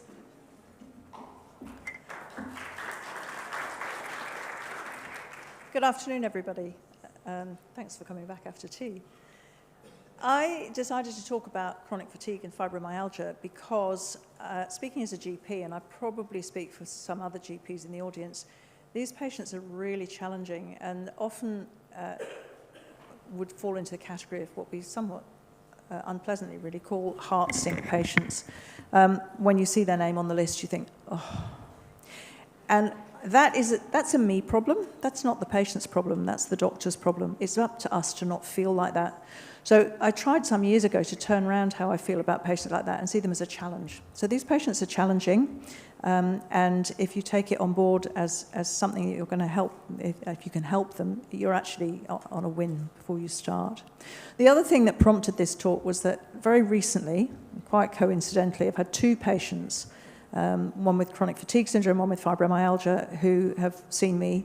They've come from other doctors, and fortunately they've done quite well. You'll hear about them a bit later on. So, trying to understand the conditions, fibromyalgia affects between 2 and 4% of the population, and chronic fatigue syndrome is probably similar. There's a big overlap between them. They're characterised by chronic pain, fatigue, brain fog, and tender pressure points. Patients often complain of either being unable to sleep or having unrefreshing sleep, and they usually describe post-exertional malaise, so they feel terrible after exercise. We don't really know what the underlying cause is, although there have been several theories put forward. But the probability is, and I think Sarah Myhill's book gets most of it, is that it's primarily mitochondrial dysfunction. So if the mitochondria, which are the battery packs in your cells that produce your energy, are not working, they don't make energy. And so you don't have any, and you feel tired, you feel exhausted. And Sarah talks about the concept of an energy bucket, which I think is really nice, that you have an energy bucket which you can fill up, but which can leak. And so if you're leaking more energy than you're filling up, you'll feel exhausted, you'll feel tired, you won't be able to do things. So anything that we do to manage chronic fatigue syndrome and fibromyalgia, we need to think about filling up patients' energy bucket and blocking the leaks. Integrative medical approaches are probably the only things that are really helpful, so paleo-ketogenic diets, looking at various things that support mitochondrial function.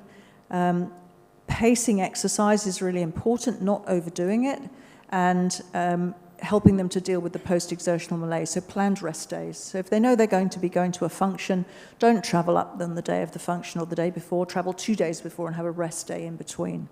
So things like that. Optimising sleep is important. We all know that it's important for a whole lot of things, but for people with chronic fatigue, they often don't sleep well, and trying to improve their sleep is another thing. And reducing environmental toxins. So many of these patients are exposed to various environmental toxins, and some of the things are maybe a little bit more contentious than others. You'll see with my patients there's a slightly contentious point. So I've really limited this talk to the dietary aspect. So why would we consider diet? Well, modern diets, as we all know, are very high in sugar, refined carbohydrates, and seed oils. This causes blood sugar to be unstable, it increases inflammation, and exacerbates mitochondrial dysfunction and oxidative stress. And low-carb or ketogenic diets can actually address these things at their root cause. So they stabilise blood sugar, they improve mitochondrial function, and reduce oxidative stress. So it stands to reason that they should be useful for patients with chronic fatigue syndrome and fibromyalgia if those are the underlying problems. So I appreciate that I'm preaching to the converted here, but because we all know what a real food ketogenic diet is. But just for a reminder, ketogenic diet is low in carbohydrates, high in fat and moderate amounts of protein. And in some people, they will produce ketones, beta-hydroxybutyrate being the common one, and that's an efficient fuel for brain cells and muscles, which obviously is going to help both chronic fatigue and fibromyalgia. Ketogenic diets improve mitochondrial function and reduce inflammation by stabilizing blood sugar. The upshot of this is that patients get better brain function, less brain fog. Many of them will lose weight. It improves their overall metabolic health, which you can see on their blood tests, and many patients benefit from improving their gut health as well. There isn't an awful lot in the literature that I could find on the benefits of ketogenic diets for chronic fatigue and fibromyalgia. There was a couple of papers here which looked at dietary approaches, looking at low-carb ketogenic diets, caloric restriction and fasting, and they all fared fairly similarly in terms of outcome. And a lot of patients had considerable benefit from switching their diet. In the second study, where they looked at obese women, most of the women lost weight as well as improving their symptoms. This paper didn't actually cover fibromyalgia per se, but it was about chronic pain. It was quite an extensive review study where they looked at over 1,500 papers. 800 plus were included, and then when they looked at them, only 64 actually reported neurological outcomes, and another 63 reported inflammatory biomarkers. So they were the ones they looked at. And they showed, this is just in terms of chronic pain, they showed 83% of the paper showed improvement in chronic pain in patients on low carbohydrate and ketogenic diets. Their definition of low carbohydrate was less than 130 grams a day. So they were picking genuinely low carb trials. So that would suggest that patients with fibromyalgia who have chronic pain would benefit from changing their diet. So just to get you on to my two case studies, these are real people and these are their real stories.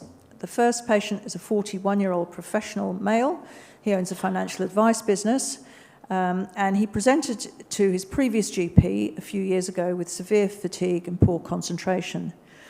Sometimes there's a preceding infectious illness, a viral illness. It was called post-viral fatigue and things like that for some years. He didn't have an acute viral illness, but interestingly, he did have a COVID vaccine 6 weeks before he presented. And he had 3 COVID vaccines in total, and after each one, he had a relapse of his symptoms.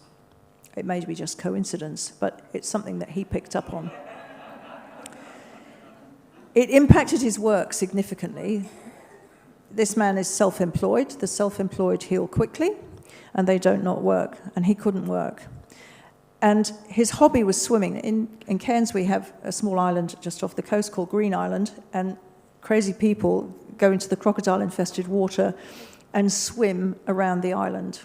It's a fairly long swim, and the training for it is quite long and arduous. And he was training to do the Green Island swim and had to give up his swimming training, which was quite significant for him. His GP treated him for depression, which is fairly typical. Most people with chronic fatigue syndrome and or fibromyalgia get antidepressants at some point.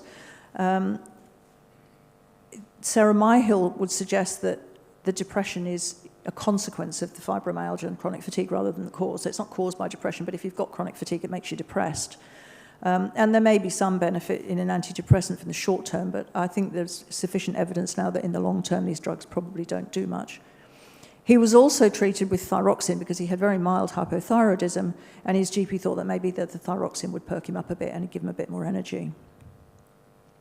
So when he had his second COVID vaccine in February 22, he had a relapse in March with very severe brain fog, fatigue. He started getting hot flushes and burning pain in his feet. And he also gained quite a lot of weight, although that may have had something to do with the sertraline.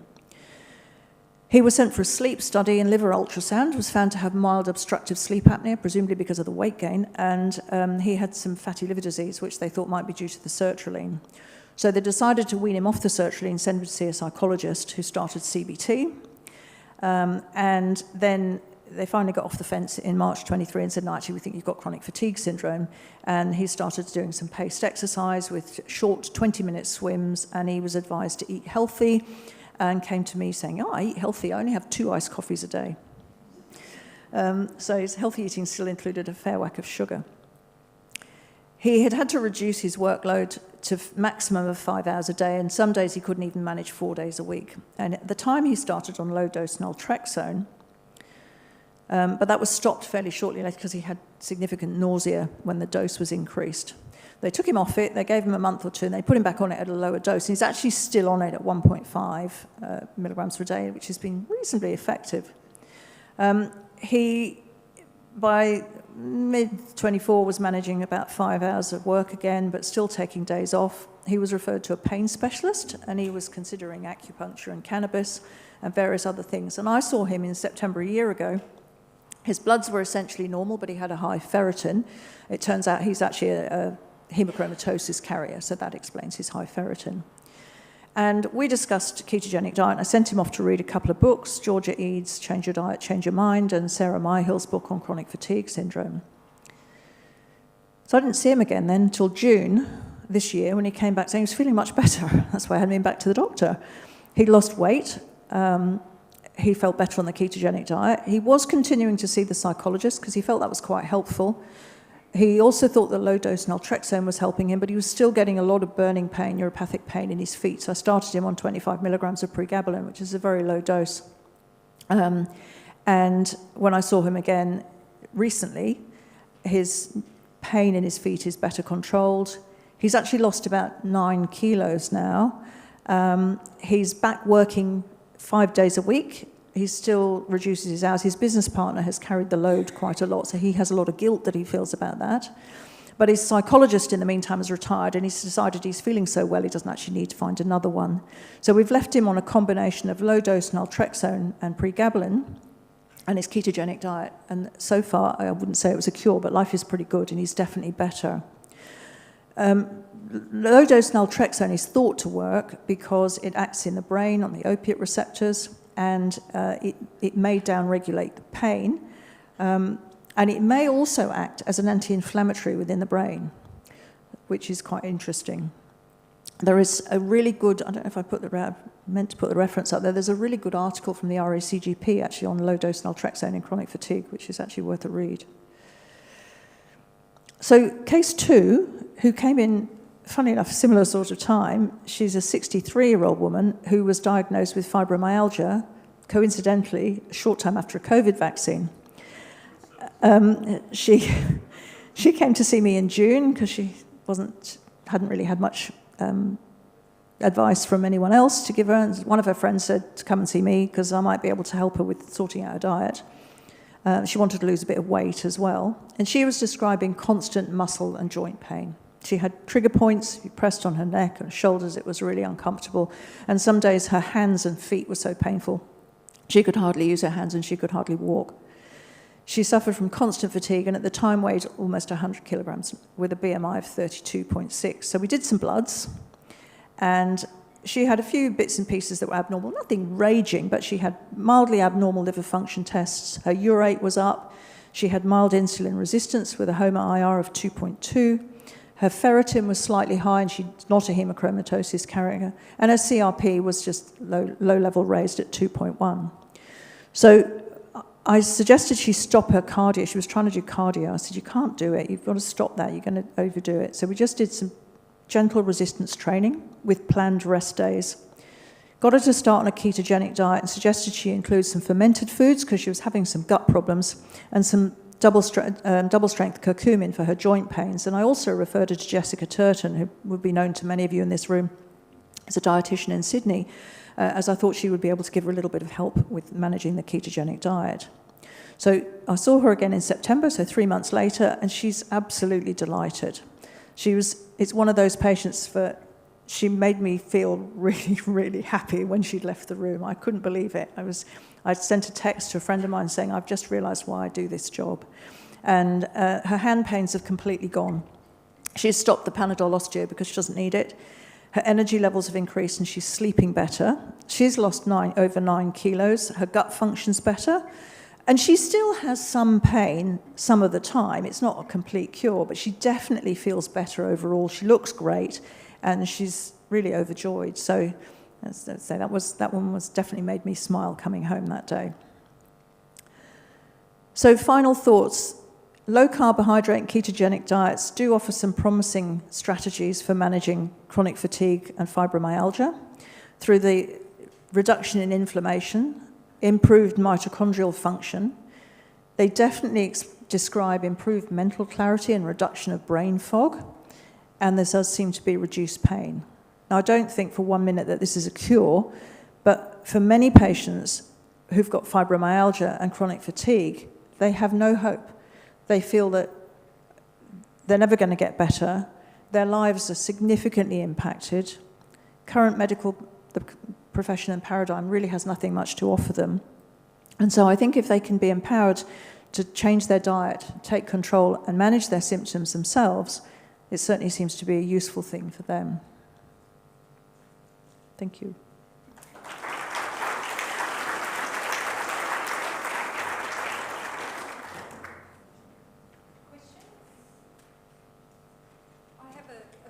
So did you monitor ketones with these people? Are we getting ketones to get these effects? I didn't monitor ketones. I used to monitor ketones in lots of my patients, but then I found that a lot of the time they didn't monitor them. And for them to get the ketone meter and the sticks, there's a cost implication in that, although it's not huge. But I didn't actually monitor the ketones. I let them really just eat low carb, keto, whatever worked well for them. I think the second lady was definitely more keto. The first guy was more on the low carb side. Hi, I'm just wondering if you retested the ferritin when they both reported being better, and if either of their ferritin went down. So I haven't retested the second patient's bloods because she's due for a test. And she's been sent out a form. She hasn't had them done. I was hoping she'd have had them done last week so that I could have. So I don't know. The other guy, he's a hemochromatosis carrier, so he's had high ferritin for years, which is presumed to be because of his genetic predisposition, because he's an HFE carrier. He's not a compound heterozygote. He's got one allele. Yeah. Just on that note, I believe that chronic inflammation causes a reduction in iron, but it can cause an increase in serum ferritin. So chronic inflammation can cause that sort of functional iron deficiency. Oh yeah, I'm sure that's well. Certainly with hers, I'm sure hers is a marker of her chronic inflammation, and I'm pretty certain her ferritin will come down. But unfortunately, as I say, I sent her out the form. She's got the bloods done, so I didn't have the results. Eric Clapton, some of you may know of him as a guitarist. There's been sort of a rash of these incidents. He actually had pains in his hands 3 years ago, purely coincidentally, just after having a COVID injection. He jumped to the wrong conclusions. He thought that it was the injection that had caused this, and he started to tell his friends. And this was Eric Clapton. People ostracized him. They wouldn't speak to him. Eric Clapton, no one would ring him. So there's been this curious outbreak of these problems, and we're not really allowed to talk about these things or think about them, so.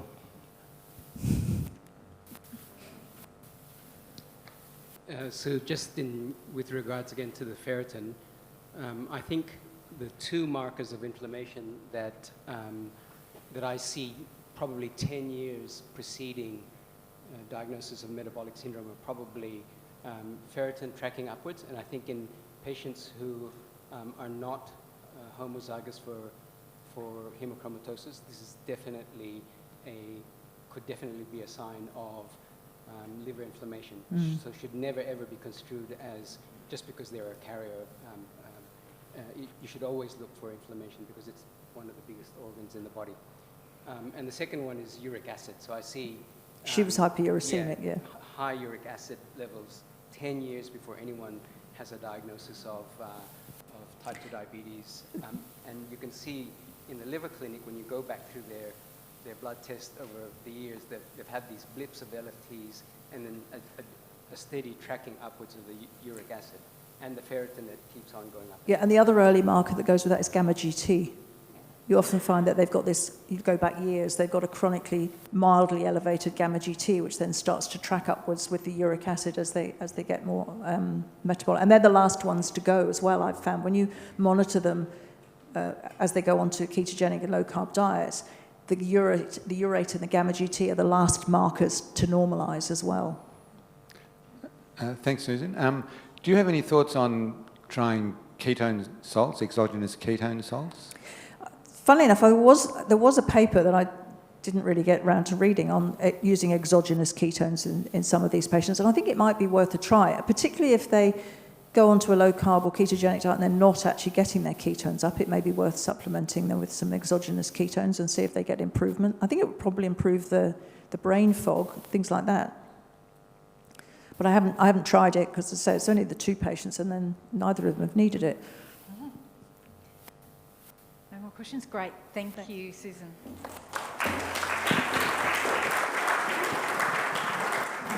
right. So next we have Professor Naseem Salehi and Nala Ahmed is coming, yep.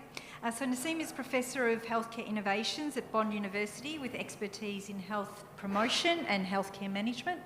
Nala is undertaking a Master's in Healthcare Innovation, and they are presenting on animal-based diets. So thank you.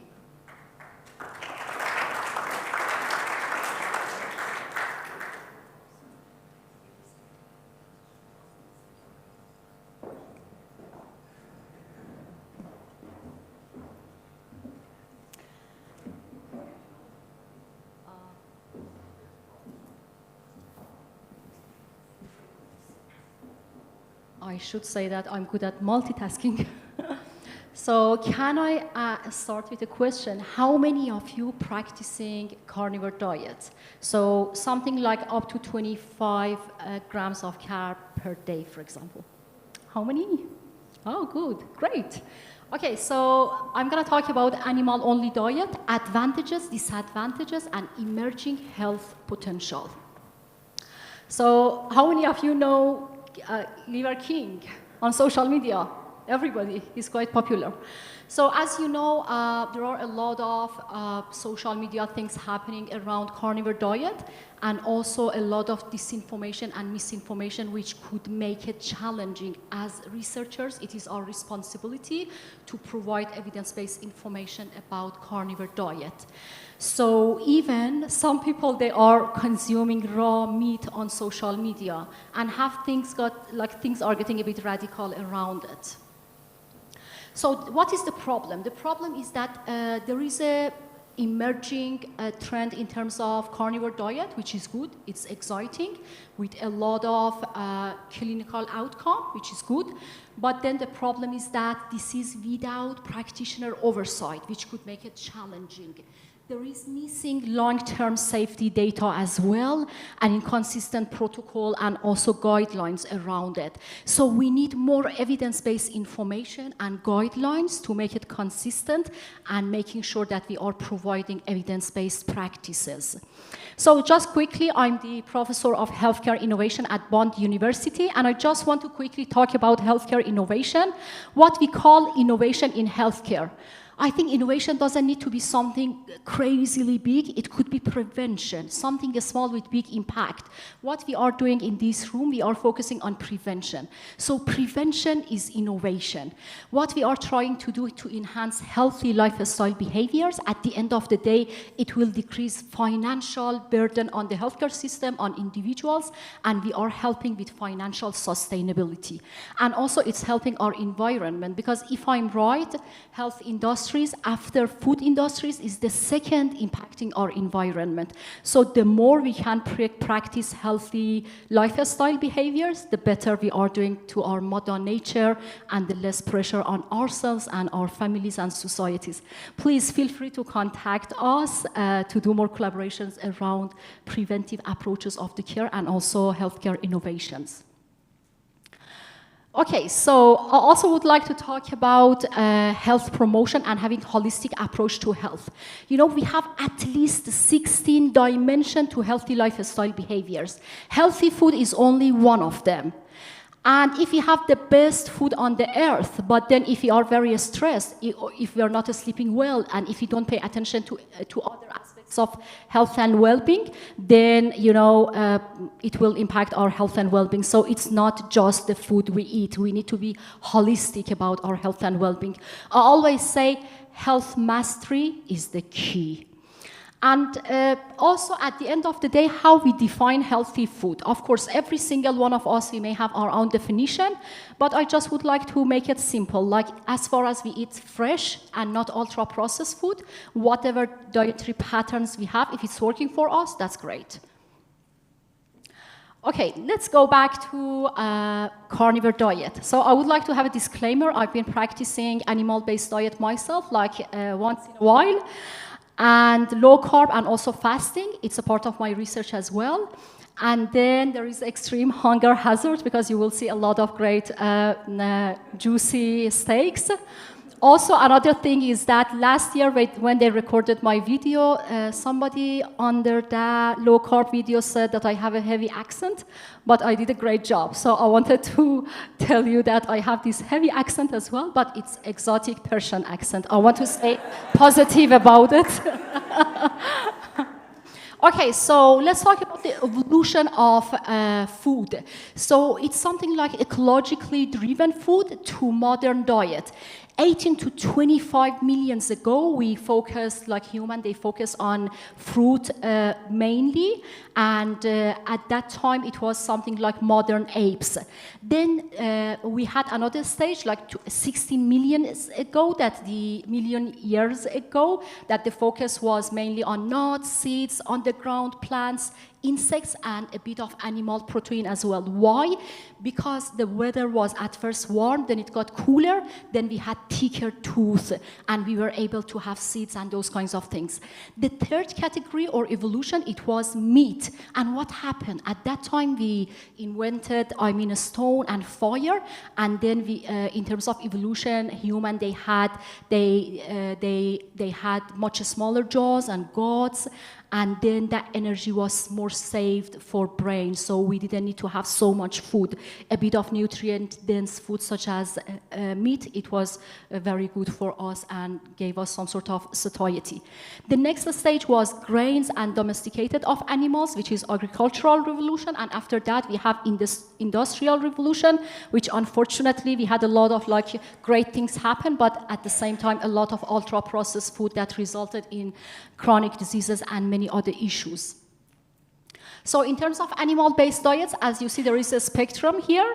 Our focus is mainly at the end of this spectrum, which is paleo-ketogenic diet and also carnivore diet. So basically, at the start of the spectrum, the focus is more like having some sort of low-carb food, but the focus is not having ketone bodies. But then at the end of a spectrum, where you are getting more towards carnivore diet, focus is more on creating ketone bodies, and that's the reason which is helping many people to improve their chronic diseases. So as you see, there are a lot of lack of consistencies in terms of terminologies used for carnivore diet. I wouldn't go through all of them. There are at least 8 different categories, but then our focus is on those yellow section, which is carnivore, near zero carb, animal-only food, or animal products that includes carb maybe around less than 5%, which could be 20 to 25 grams of carb. And then how these 25 grams of carb look like. So one of these photos is AI generated, the other one is real. So basically, to be honest, myself, when I focus on my carb every day, I try to prioritize it, to be smart, to choose what the thing that I love the best and I'm craving the most, because if you want to be carnivore, it's not easy to choose the carb that you want the best, so you need to prioritize that to enjoy it the most. So there have been a lot of anecdotal evidence and also some crossover trials in terms of carnivore diet and how it's helping our health and well-being. So it helps a lot in terms of chronic diseases, for example, autoimmune diseases, gastrointestinal issues, mental health issues, type 2 diabetes, and so many different chronic diseases. And then in terms of athletic performance, lifestyle changes, weight loss, also, the whole issue is a bit controversial. Why? Because there are so many anecdotal findings about it, and everyone is posting on social media that what they achieved. On the other hand, the studies that we have is very scattered. All these gaps resulted in we starting doing this study because we were very curious to see what evidence-based practices they suggest, because it's getting like a very big, exciting thing. So our research questions, we prepared 2 research questions. First, we wanted to understand the advantages and disadvantages of animal-only diet, and also how it's helping us with disease management, but at the same time, prevention of diseases, because both of them matters. So we used Joanna Bridge Institute framework to do the scoping review. As you see, we try to be very holistic, 9 databases, and we found close to 2,000 papers, 1,800 papers, and at the end, the final box, you see 25 full text included in this scoping review, meaning these 21 papers, they talked mainly about carnivore diet.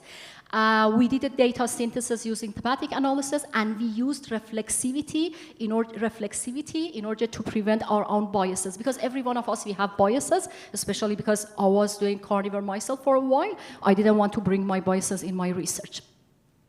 What we found, there are 4 key findings. First, those 21 studies, they showed there is an improvement in brain metabolism, inflammation axis. So the reason for this is removal of plant-based anti-nutrients to glucose balance regulation and also insulin regulation. So that's the first theme that I'm going to talk about it more in next slides. The second one is risk and adverse effects. The third theme is nutrition and microbiome controversies, because there were some benefits and also disadvantages. And the last one was context and personalization. So these 4 are the key things that we identified. Let's talk about them. So the first theme, brain metabolism, inflammation axis. So the main thing we found around, again, we categorized the first theme into 1, 2, 3, 4, 5 categories. The first subcategory is metabolic and endocrine condition. So the studies showed there have been good improvements and even remission in type 2 and even type 1 diabetes. The second sub-theme focused on neurological and psychiatric outcomes, improvement on or remission in seizure, migraine, anorexia, mental well-being. And the third sub-theme was about autoimmune inflammatory conditions, such as, for example, inflammatory bowel diseases, and also, for example, yeast infections. The fourth sub-theme was about oncology. Only 1 paper focused on cancer, but they showed really good improvement as well. And the 5th sub-theme of the first theme was about athletic performance, but then they focused on a very personalized approach to athletic performance based on the context of those specific people. Okay, this is the first theme, including 5 sub-themes. I just prepared this diagram to show how this brain metabolism, inflammation work together when we focus on carnivore diet. So in terms of when we use carnivore diet, of course, the main thing that happens, reducing glucose and enhancing insulin sensitivity, which will help our brain to function better because of ketones, which is the most efficient fuel for our brain. And then in terms of metabolism. Again, insulin sensitivity will help a lot to enhance the metabolic health, and also inflammation. It will reduce the oxidative stress, and at the end, it will provide some positive health outcomes in terms of cognitive function, mood, weight management, immune resilience, neurological risks, and risk of chronic diseases. So these three, they work together: brain, metabolism, and inflammation. The second theme is about risk and adverse effects. Our study showed two key adverse effects. The first one is, of course, lipid metabolism and cardiovascular risk, which could be quite controversial. The studies, they showed this issue, but then we provided some justification around low-density lipoprotein. For example, it may rise in some individuals. Some of the studies, they showed that. But then the point is that elevation in larger LDL particles could be less harmful than small dense particles, which could be more dangerous. So it's important to distinguish these two. And then for those people who are metabolically healthy people, for example, low inflammation, sensitive insulin, high LDL-C may not be harmful, or even some of the studies, they showed it could be beneficial, which is a kind of hypothesis, which is interesting.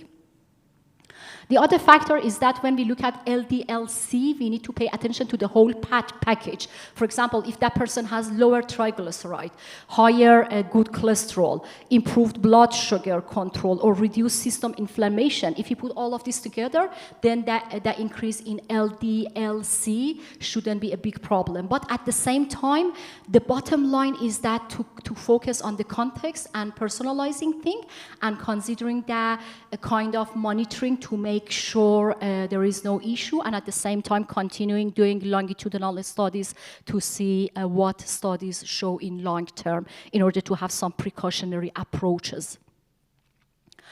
The second risk in terms of carnivore diet is kidney stone formation, which can provide some sort of renal implication. So for this one, there could be a supersaturation of major stones such as calcium oxalate, calcium phosphate, and uric acid. Why? The main reason is lack of fiber, gut dysbiosis, and lack of calcium binding in the gastrointestinal tract, which could exacerbate oxalate absorption, and also lack of personalization is another thing that we need to consider, because when we see patients, we need to look at their background, if they are prone to stone formation or not. Mitigation strategies, it could be adequate fluid, dairy, and fiber that based on the personalization they need to consider. Also, it's very important to consider the metabolic background and context of the person, and also having clinical trials and biochemical monitoring as well.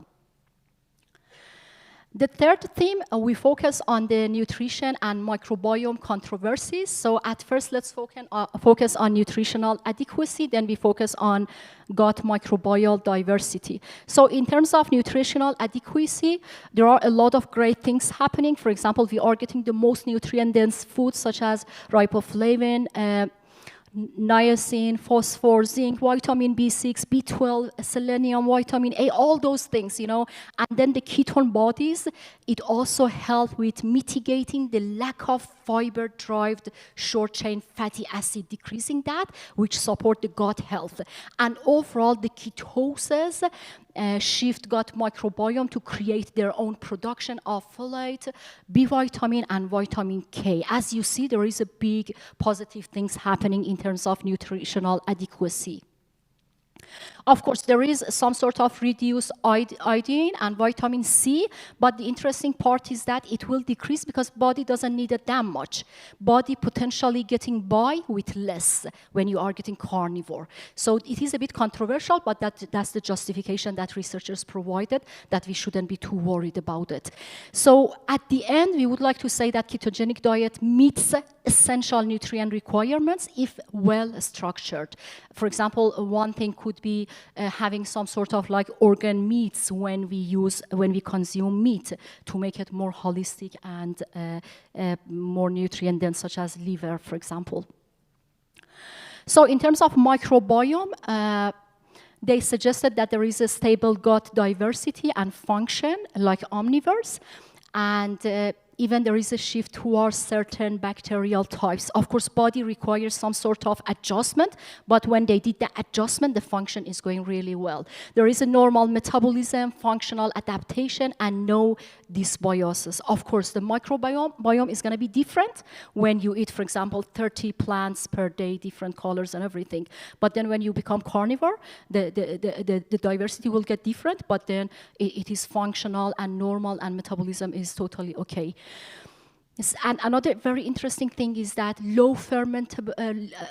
there will be low fermentation in body, which is actually help with gut inflammation, especially in, for example, Crohn's disease or inflammatory bowel syndrome. Sorry, inflammatory bowel disease. So let's talk about some of the drawbacks. So in terms of drawbacks, one of the key issue is long-term adherence. Of course, it's not easy. I don't know how many of you can continue carnivore diet maybe more than 6 months. Can I ask if everybody has been on carnivore diet for more than 6 months? Oh, that's perfect. You are so committed. Okay. I did it twice. Every time it just lasted 3 months, but then I couldn't believe it. The change that I had, it was extraordinary, like magical. But I always had this temptation to go back to carbs, so I added more carbs as well. So I really appreciate and impressed by your commitment. So the first one is long-term adherence. That's what we can do about it. Of course, if we have some sort of illnesses and when if we see the benefit, I think we don't want to go back because we like it so much that we want to stay. And to be honest, it's enjoyable as well. I think high protein food is quite enjoyable if we know how to prepare it. The second issue was affordability and sustainability. So the cost, some people, they say it's quite costly. Of course, it's a luxury way of living, eating meat. But then the point that I'm making is that it depends. When you start having more meat, then the number of meals will decrease. When the number of meals decrease, in long term, you will save more money. And then when you get less sick, you will save more money at the end as well. So it's more sustainable and it is less costly in long term, not short term. Because unfortunately, most of the time, we want to see things short term. So, okay. Now I'm asking one of our master students of healthcare innovations to talk about some of the key findings as examples. And I'm sorry, Nahla, I use all the, attractive slides for myself, and she's going to talk about a lot of tables. 7 tables. Thank you. Good afternoon, everyone. As Nassim has mentioned, my name is Nala Naz, and just to give you all a bit of a background about myself before I get into the studies, I recently graduated from my Bachelor's of Biomedical Science at Bond University, and during my undergraduate degree, I came across the Masters of Healthcare Innovations, and I was really intrigued by its philosophy that prevention is innovation. So this really helps me rethink and reframe my thinking about the healthcare system from just treating illnesses to actually looking at prevention through a more better health system, creative critical thinking, and evidence-based practice. So through my master's, I was able to experience this by thinking more critically, more passionately, more creatively. And so this then led me to be more interested and wanted to really put my knowledge into practice. And so now I'm currently undergoing the process of getting into medicine at Bond University to further progress with all the learnings I have achieved through the master's program. Apart from that, when talking about the diet itself, I actually have a very different perspective to Nassim, because I was always taught through my biomedical science that, the more fruits, the more veggies, the more color, the more variety is more better for your nutritional health. So I immediately took this on and I was like, yep, I really don't like touching raw meat. I don't like the idea of cooking it. So I went on a diet for a couple of months until I got my serology test back and noticed that I ended up having low iron and a lot of nutritional deficiencies. And, my parents would always tell me, you come from a South Asian background, like meat is a staple in our dietary. You should continue eating it and not just completely go away from eating meat. So then when I came to the master's program and I had to decide on a capstone topic, me and Nassim were going through various options, and I would, I think it was pretty random. We started talking about diet, and Nassim was telling me how she used to be on a carnivore diet, and I was telling her, I was like, well, my experience is very different. I was always eating vegetables. So then, yeah, she proposed this research topic, and I was, very curious about it. So I was like, yep, I'm going to take it on. And so 6 months later, we are here presenting to you all the research that we have been working on. So as you can see on the slides, the first subtopic is improvements in metabolic and endocrine conditions. So here you can see we found 6 studies. The first being a female who's 65 years old who had various amount of conditions such as metabolic syndrome, obesity, type 2 diabetes, hypertension, and reflux esophagitis. Sorry if I'm mispronouncing that. And so what we found here is that she was actually able to be have diabetes remission, get off 8 medications, and showed improved fitness.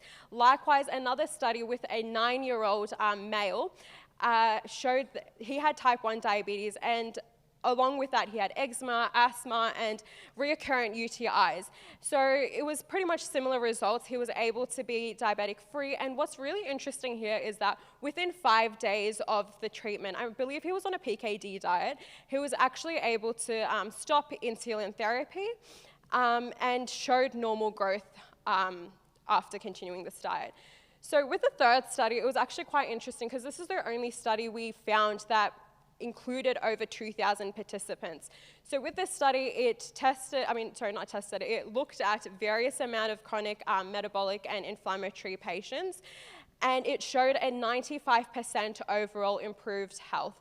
So with the remaining 3 studies, here again, they look at the chronic disease preventions, and all 3 actually showed either extreme improvement or moderate improvement within the diet. So just moving along, the neurological and psychiatric outcomes. So this was one of the most interesting part of my research, I would say, because I never imagined diet actually contributing to better health outcomes in terms of the psychiatric area.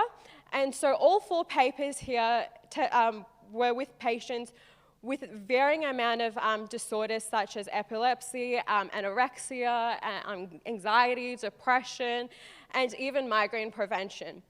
So with all 4 papers, again, we were able to see remission, they were able to get off their medications and showed improved health.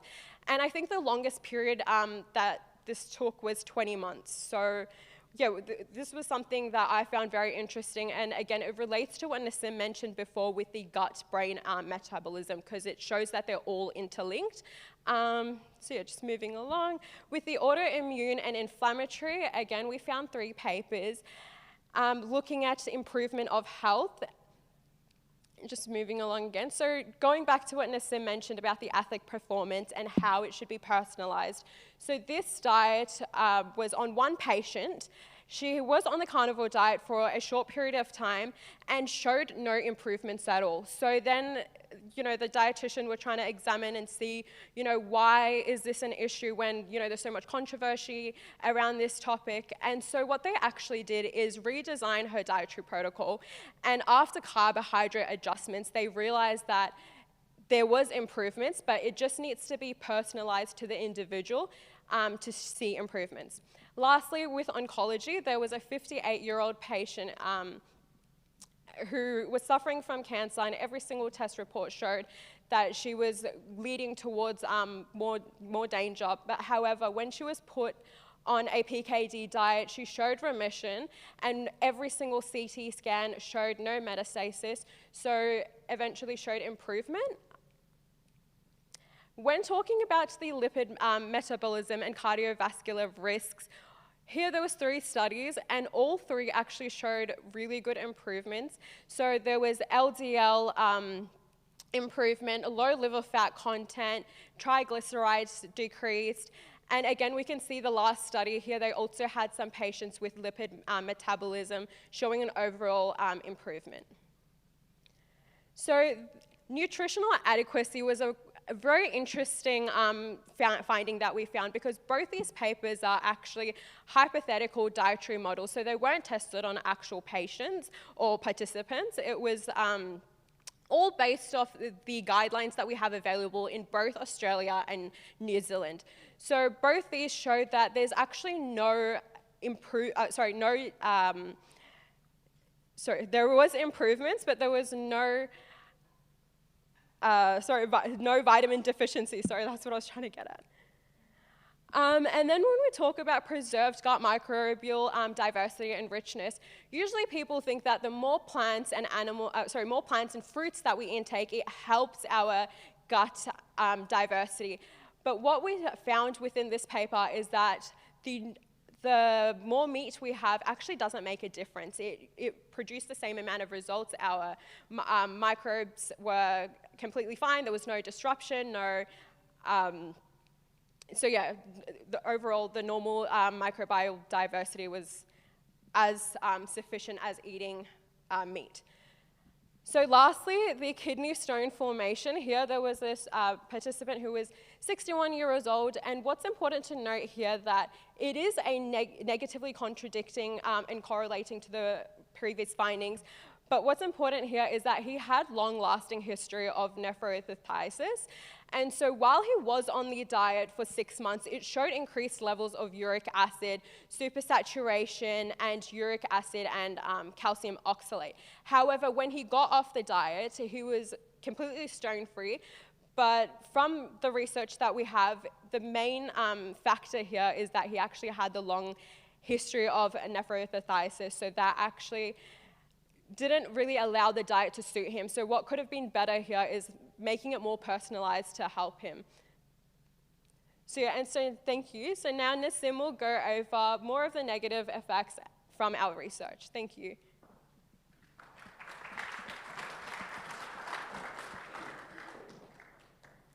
Thank you very much, Nahla. So now I'm going to talk about the context and personalization, which is a big factor. So in terms of protocol differences, there have been so many protocols across different studies, which makes it really difficult to understand what is the standard approach. That was one of the big things. And of course, personalization is a very important thing, but at the same time, if we can provide some sort of a standard approach, for example, duration, how we can do it, the process, all the monitoring and everything, I think that would provide a much better approach that how we can actually standardize such practice. The study design limitations, that was one of the biggest issue. For example, most of the studies, as you know, they've been case studies. We do not want to underestimate case studies, but then, you know, we need, if you look at the hierarchy of evidence, controlled trial studies, they are the main thing that we need to consider. So in future, hopefully we have more, because we only had one randomized controlled trial. And what was the issue with that? They only had 2 to 4 week time frame for that intervention, which is not sufficient. I think they had 4 weeks, but only 2 weeks for the intervention. And they criticized carnivore diet because they said, participants, they only lost water, not fat. But 2 weeks is not sufficient to lose that much fat. We need more time. So at the end, if I'm right, they suggested there wasn't big difference. But I mean, we require much more time to understand that it needs to be much more longitudinal. Self-selected nature of surveys, that self-selected nature, it resulted in some sort of issues with clinical validation and also interpretation of the information, and also surveys. It may not be precise as well. So we need to consider all those things when doing the studies.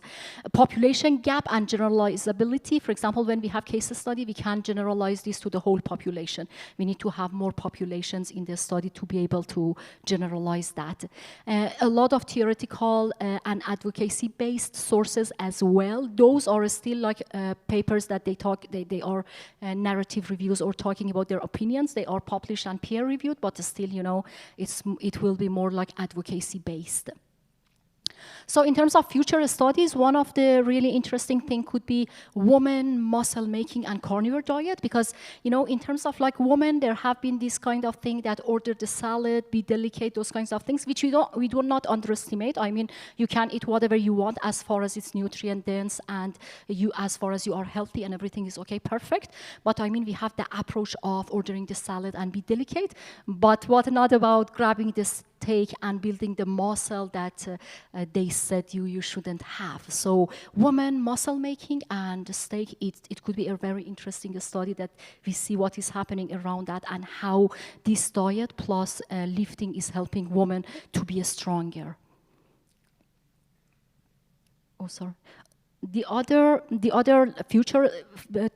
Another future study that I suggest is the impact that carnivore diet may have on our environment in general and the sustainability. So there are good numbers of papers that they have significant emphasis on the meat's environmental footprint. And there is a bit of bias happening there, because when we look at the literature, I mean, the impact of agriculture and animal, they could be like comparable, and then the contribution to warming might have been overstated based on some studies that we need to be a bit unbiased about it. And overall meat consumption could be sustainable, and it's not just about it's more about overconsumption. If we overconsume anything, it's not good for environment and not good for ourselves as well.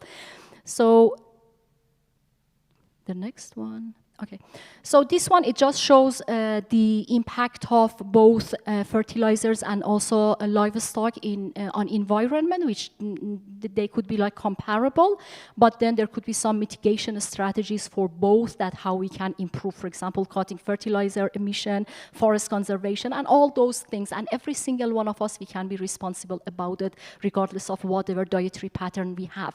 But my point here is that how we can stay more,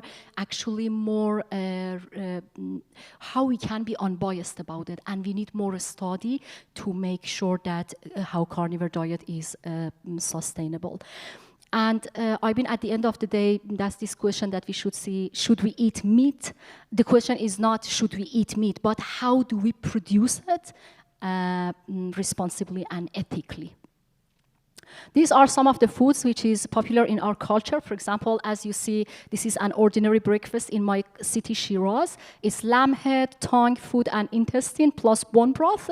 It's very like natural in my country. People, they have it. But then if you want to have it in Australia, people, they will be like shocked. It's a cultural shock for them. And this one, I was in my office, I was eating food, and one of my colleagues said, Nassim, what are you eating? I said, do you really want to know? And I said, I'm eating internal organ, kidney, liver, brain, mix. And they were like, oh my God, and everyone was laughing, but it was very normal for us. It is like in our culture, it's very normal. Can I just ask you which internal organ? They are the most nutrient-dense internal organ. Anyone can say yes? Liver, and after that? Liver and heart and brain. Why? The most active parts of internal, they are the most nutrient dense because they are the most active one. Okay, so yeah, these are again another great carnivore food. This one is liver plus lace fat wrapped in fat. It's so tasty. Anyways, I just wanted to show you these photos, and many of these, they are our own food because I love cooking, but then many of these things, they're just coming from my country, very normal, carnivorish kind of eating. Thank you so much. I think we went a bit over time, and I'm sorry for that.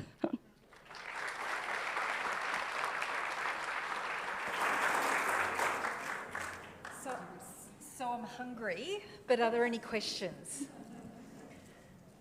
Can I ask a question? Like, the Eat Lancet has been published, and I'm just interested in your thoughts on Eat Lancet, given the reduction. I think they suggest something like, you know, a very low percentage of protein, meat.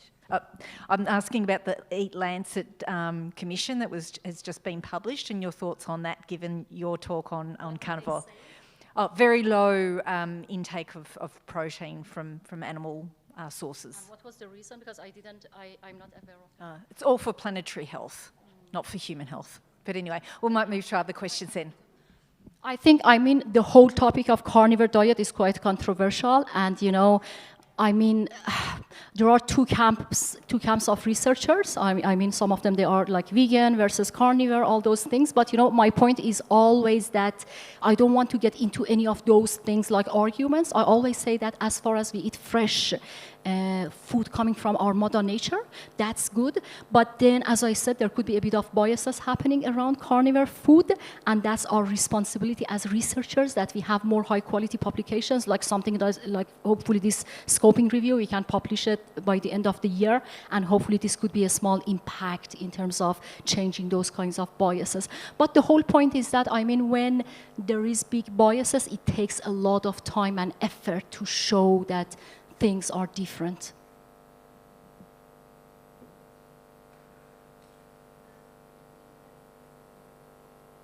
Sorry, I don't know if it's on.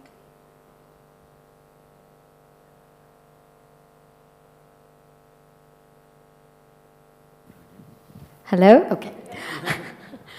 Recently, I've had some thoughts about, how we've evolved to eat, and, what you've put down there. Red meat, so beef and lamb, that came in with agriculture and domesticating animals, right? So what did we eat before, like humans? So the first stages that we showed, it was first fruit. And I assume then people, they were walking and they saw the fruit on tree. It was the easiest thing, and it looks nice, like colorful. So they used it, and it was tasty. So I think that was the easiest thing. Yeah. And then after that, whether at first it was humid and warm, then it became colder. Then they had much thicker, teeth. And then it resulted in having seeds and underground plants and a bit of animal and insects. So at first fruit, then seeds and underground plants and a bit of insects. And after that, when we created stone and fire, then that resulted in having meat because we could cook it. What kind of meat? We can say, what we can say, because we didn't domesticate. I'm just thinking, this is just a thought that came to my head, like, Maybe rabbit, can I say that? I don't know, Mammoths, I need to do research what kind of animals. One more question. Anyone knows? Right. Yeah. Thank you. Dr. E does a great lecture on this, and have a look at his lecture on the Khyber line. But there's a lot of paleontological evidence that what we used to do is we used to just scavenge the meat from the kills of other carnivorous animals. And there's been scientists that have gone and had a look at that and estimated how many kilograms of meat there was left over, because you couldn't store meat back then. So you would just eat it, and then the animals would go, and then we would go and we would eat it. Very interesting, thank you. I'm not sure if you'll be able to answer this one, but I'm an ex-vegetarian, ex-vegan, and I still find I enjoy most types of meat now, but I still have certain challenges. I'd love to try carnivore, but I think one of the biggest challenges I'd have is trying to mask the flavour. And in terms of adding spices, do you know how much that impacts benefit in terms of anti-nutrients? That's a very good question. I think maybe Anthony could be a good one to answer that. But overall, based on the literature, they suggest that like good numbers of plants, they could impact the nutrition of that meat that we can absorb. So there is such a thing, but I don't know exactly which plants. But of course, there should be a prioritization, and that why it could be a good study to see how we can prioritize them. But then, in terms of using herbs, for example, in our culture, we use it a lot. Like when we cook meat, we use a lot of Persian Mediterranean herbs. And I can show you, maybe one day you can come to our house, we can cook together. There should be a prioritization, I don't know, but definitely it will impact it. But what is impacting that? That's the thing that we need to know.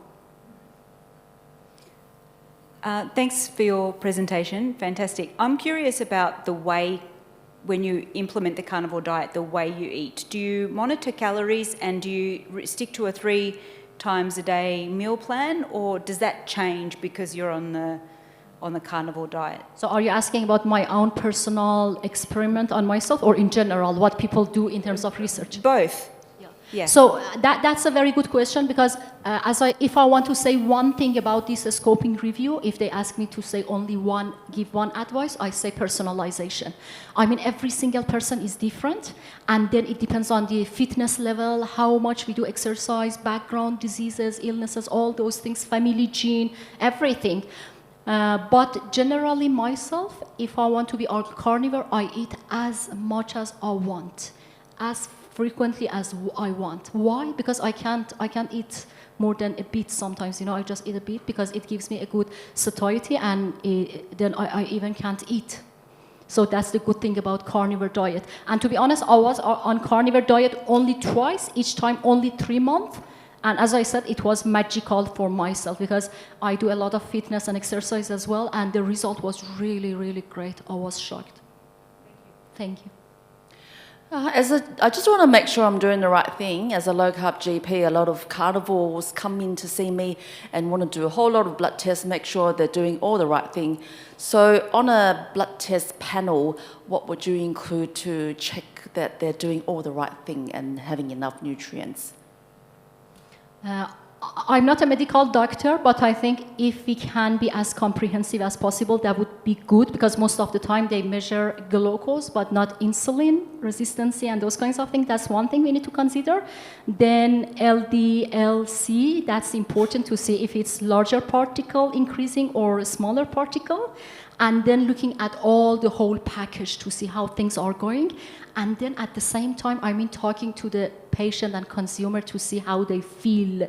Do they function more? Do they feel better about their performance? All those things. Because sometimes we just look at the symptoms and test, but if the person doesn't feel good, maybe there is something wrong with that. I think we need to look at it more holistically.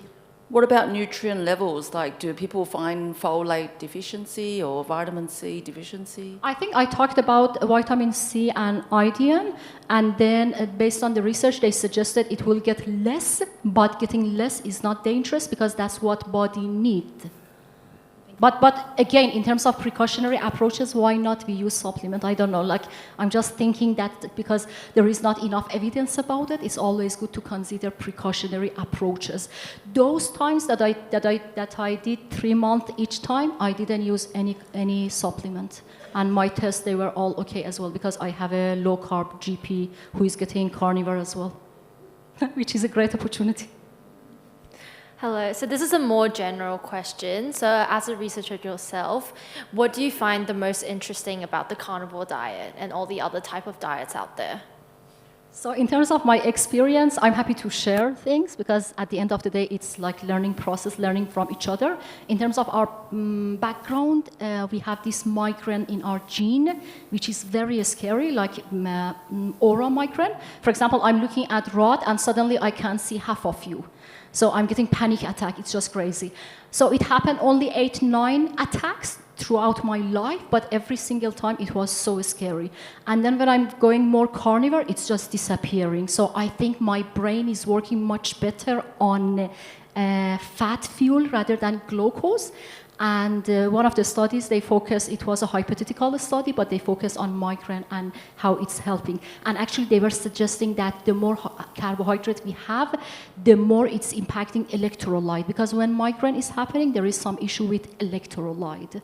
So if it's more fat, less carb, then electrolyte, hopefully it's working better. So it helped me a lot, if I want to give one example. Thank you. Thank you very much for your talk. In the presentation. I'm a recovering vegan. I got mugged by Colin Campbell in his China study. But it brings to mind the fact that the older, at least us blokes, I think women handle the transits of life probably a lot more capably, but as blokes, the older you get, the more you start thinking about longevity. And I've been eating dead animals since February, and I still think that fish is only fit for cat food, but I eat it. And I'm going through all kinds of personal nightmares about eating other sentient creatures, and it turns out I've probably become a tree hugger without realising it. But the evidence that Campbell makes, and a lot of people besides him, plus the stuff from Loma Linda with the Seventh-day Adventists, shows that plant-based diets appear to offer longevity that what would be the standard Australian diet or a carnivore diet doesn't, because we don't have long-term data. I wonder whether you'd care to comment on that. I think we should see how long we live, and then we should put it in a study. So seriously, I don't know. I think that's one of the things it didn't come up in our studies, because most of them, they were case studies, short-term, all those things. But I think that's one thing that good numbers of people, they have the argument. You look good, nice when you are carnivore, healthier, but you die earlier. So I really don't know. We should see. We need more longitudinal studies to see what is happening. And even I'm very curious to see those people who are eating raw meat, if we can ask them to bring all of them in a study to see what is happening to them when they eat raw meat. So there are a lot of unanswered questions, to be honest. But it's exciting as well, because we are getting really great results at the same time, you know. And Nassim, one more question. Fiber, was there any, carnivore and fiber? That's the eternal question, isn't it? So fiber versus, you mean vegan versus carnivore, or? Just the fiber, because that's what people say, well, you're supposed to have fiber, but carnivores obviously don't, so.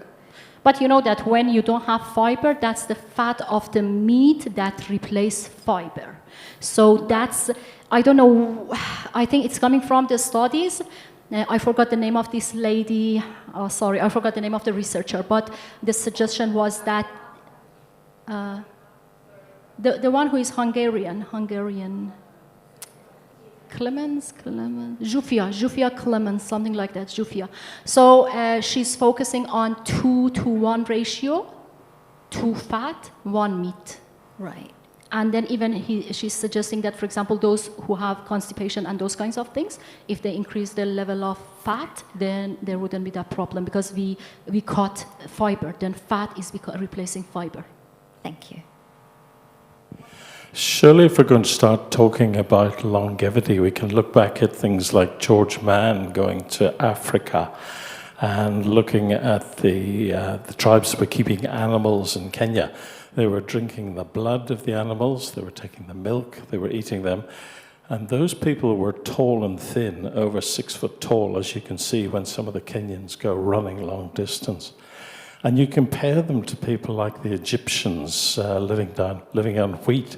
And they were always characterized as being short, fat, with large bellies. And so we have these two sort of traditions here that perhaps we need to go back and just to think. I mean, our ancestors who were successful seemed to be carnivore. Just one more point. People talk about what did humans eat in the past. Well, to be honest, we don't talk about in polite society, but there's a long and honourable tradition where we ate each other when we were hungry.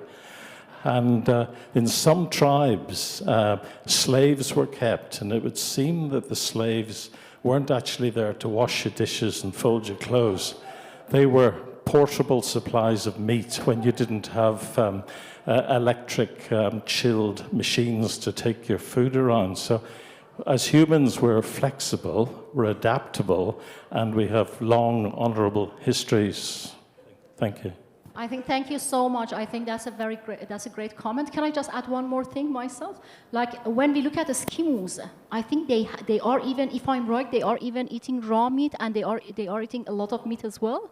I think some of the people, if we go back and look at the literature, we may find some information around it that in terms of the, outcome, what they are getting. But the problem is that they are using that, but there haven't been any research about it. So we can't say what is happening. That's the issue, because not everything is in research. Thank you.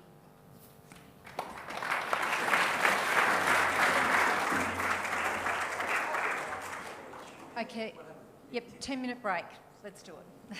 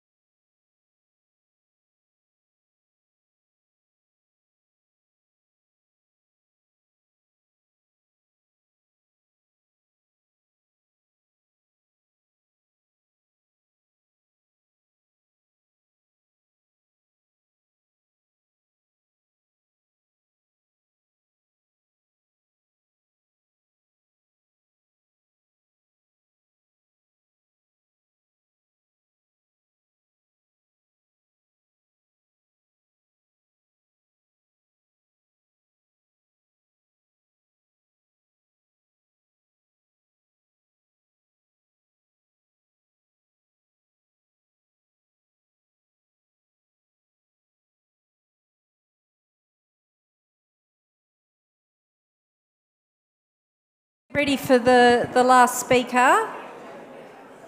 So I'd like to welcome Dr. Loreen Lawless-Smith to the podium. So Loreen's a GP from Adelaide with expertise in therapeutic carbohydrate reduction. Loreen is a board member of the Australasian Metabolic Health Society and is presenting a draft position statement on behalf of ARMS on managing cardiovascular risk with TCR. So thanks, Loreen. Thanks very much, Karen, and good afternoon, everybody, and I hope you stay awake for my presentation. So the Scientific Committee of the Australasian Health Metabolic Society, the Australasian Metabolic Health Society is developing a position statement on the management of cardiovascular risk in people using therapeutic carbohydrate reduction. So this is a draft statement that I'm presenting today, and the draft statement will go out to members for comment later on this year with a hope to publish it in a respected journal next year. If you'd like to have your say in these guidelines, I'd really encourage you to become a member of our society. So I'd like to acknowledge and pay my respects to the other members of the Scientific Committee. This is a group of health professionals who's committed to make metabolic health the cornerstone, the foundation of the Australian-New Zealand health system, and they're a great bunch of people to work with. My disclosures, I have no financial disclosures. My personal dietary approach, I follow a ketogenic real food diet, and I've been doing that for the last 8 years. And my therapeutic approach is universally therapeutic carbohydrate reduction. So the first position statement relates to people who are symptomatic of cardiovascular disease, and that is to say that symptoms of atherosclerotic cardiovascular disease should always be investigated, regardless of the calculated risk score or coronary artery calcium score result. So a coronary artery calcium score of 0 should not reassure people who've actually got symptoms of cardiovascular disease. There's a couple of statements from some reputed sources of information. The American College of Cardiology says that a keto-like diet may be linked to high risks of heart disease and cardiac events. And the keto diet, says the Harvard Health Publishing, a keto diet is not healthy and may harm the heart. The committee believes that misinformation about the cardiovascular risks of therapeutic carbohydrate reduction is impeding people's access to this really important therapeutic approach. And we believe that we need to provide a framework for looking at cardiovascular risk which is based on science rather than on speculation. So let's look at the risk factors for cardiovascular disease. So a study by Dugani et al. Published in JAMA Cardiology in 2021 was a follow-up of 28,000 women from the Women's Health Initiative study, and they were followed for 21.4 years. At the start of the study, these women were 45 years or older and none of them had cardiovascular disease. And subsequently, Professor Tim Noakes, presented a summary of these findings, and this graph is from that summary. And if we look at risk factors for cardiovascular disease and their hazard ratios, you'll see that the number one risk factor is in fact type 2 diabetes with a hazard ratio of 10.71. The number 2 is metabolic syndrome with a hazard ratio of 6.09. And noting that both of these conditions are caused by insulin resistance. Next, we have hypertension with a hazard ratio of 4.58. Hypertension is strongly correlated with insulin resistance, with about 60% of people with hypertension having coexisting insulin resistance. Then we have obesity at 4.33. Again, obesity strongly associated with insulin resistance. And then your traditional risk factors of smoking with a hazard ratio of 3.92 and a family history of coronary artery disease with a hazard ratio of between 1.5 and 2. So the top 4 of the top 6 risk factors for cardiovascular disease are all strongly related to insulin resistance. If we have a look at the biomarkers associated with cardiovascular disease, the number one biomarker is lipoprotein insulin resistance. So lipoprotein insulin resistance is a composite measure which puts together 6 markers, so LDL, VLDL, HDL, both particle size and particle number. And as it says, it's strongly associated with insulin resistance. So this carries a hazard ratio of 6.4. Triglycerides, again, strongly related to insulin resistance, hazard ratio of 2.14. And if you look at traditional risk factors of apolipoprotein B and LDL cholesterol, they come in at 1.89 and 1.38. So again, the top two biochemical markers of risk of atherosclerotic cardiovascular disease are related to insulin resistance. So going back.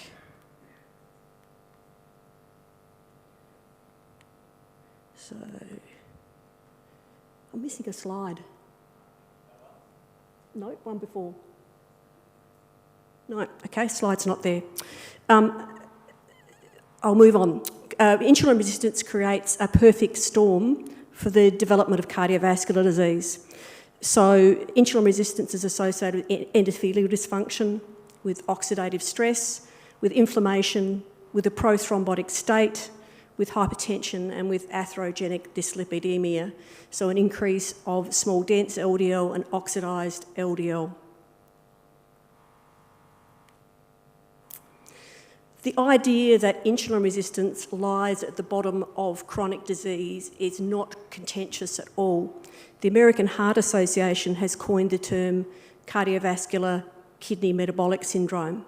And this describes cardiovascular disease and chronic kidney disease as resulting from insulin resistance and associated visceral adiposity.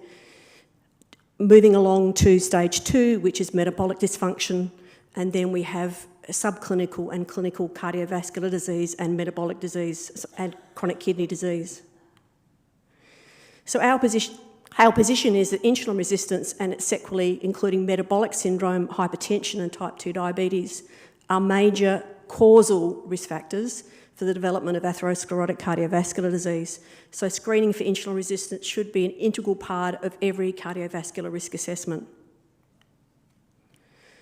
So does therapeutic carbohydrate reduction impact on cardiovascular disease risk? So a meta-analysis by Feng et al., which was just published last month, concluded that therapeutic carbohydrate reduction decreases the risk of cardiovascular disease. And we know there are decreases in HOMA-IR, insulin and blood sugar, in blood pressure, in triglycerides, triglyceride to HDL ratio, small dense LDL and lipoprotein a. And there's decrease in inflammatory markers of C-reactive protein and TNF-alpha. We also have increases of HDL and improved renal function, which are also associated with decreased cardiovascular disease. We also know that therapeutic carbohydrate reduction is a powerful tool for the remission of type 2 diabetes, with studies suggesting up to 50% remission of type 2 diabetes long term. Feng concluded that on average, that therapeutic carbohydrate reduction may increase LDL cholesterol and total cholesterol, and I'll talk about that a little bit more later. So our position statement is therapeutic carbohydrate reduction reduces the risk of atherosclerotic cardiovascular disease. So let's have a look at the effect of therapeutic carbohydrate reduction on LDL. And this is a meta-analysis from Ada and Sotomoto, which is 41 trials, 1,379 participants with a mean intervention of 19.4 weeks. And what you can see on the slide is change in LDL on the vertical axis and baseline BMI on the horizontal axis. And you can see from a BMI of 30 upwards, you can expect that therapeutic carbohydrate reduction will either leave LDL the same or reduce LDL. But with a BMI under 30, there's an increasing chance that LDL will increase. So the lower the BMI, the more likely it is that someone will experience an increase in LDL. So this term has been coined of lean mass hyperresponder. So a lean mass hyperresponder is someone who's, as the term implies, particularly lean. They tend to be very fit. And these are people who undertake therapeutic carbohydrate reduction and experience very high LDLs. So this phenotype is defined as someone with an LDL increase so that the LDL is greater than or equal to 200 milligrams per decilitre, which is 5.2 millimoles per litre. And association with this, we have a decrease in triglycerides of less than 70 milligrams per decilitre or 0.8 millimoles per litre, and an increase in HDL of greater than 80 milligrams per decilitre or 2 millimoles per litre.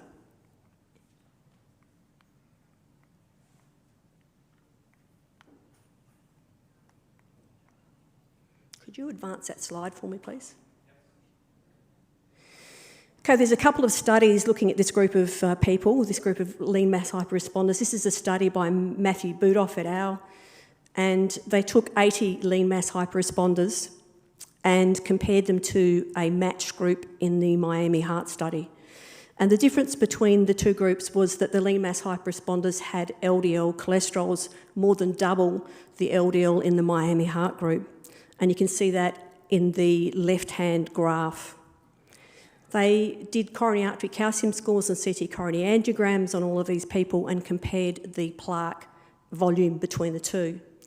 And what they found was that there was no increase in plaque volume in the lean mass hyperresponders, in spite of the fact they had more than double the LDL cholesterol. And in fact, that there was no association between LDL cholesterol and plaque at all in either group. A second study was done taking 100 lean mass hyperresponders and performing CT coronary angiogram and coronary artery calcium scoring and repeating it again in 12 months' time to have a look at whether plaque increased in this group. And what they found was that there was no association between LDL cholesterol and the amount of plaque, nor was it an association between LDL cholesterol and ApoB and progression of plaque. And you can see that on the graphs on the far left and the right of the slide. And represented in the middle is that what did predict progression of plaque was in fact presence of plaque. So plaque begets plaque. And the conclusion is that there is no association between LDL cholesterol and either plaque volume or progression of plaque. So our position is that at this stage there is no clear evidence that lean mass hyperresponders are at an increased risk of atherosclerotic cardiovascular disease.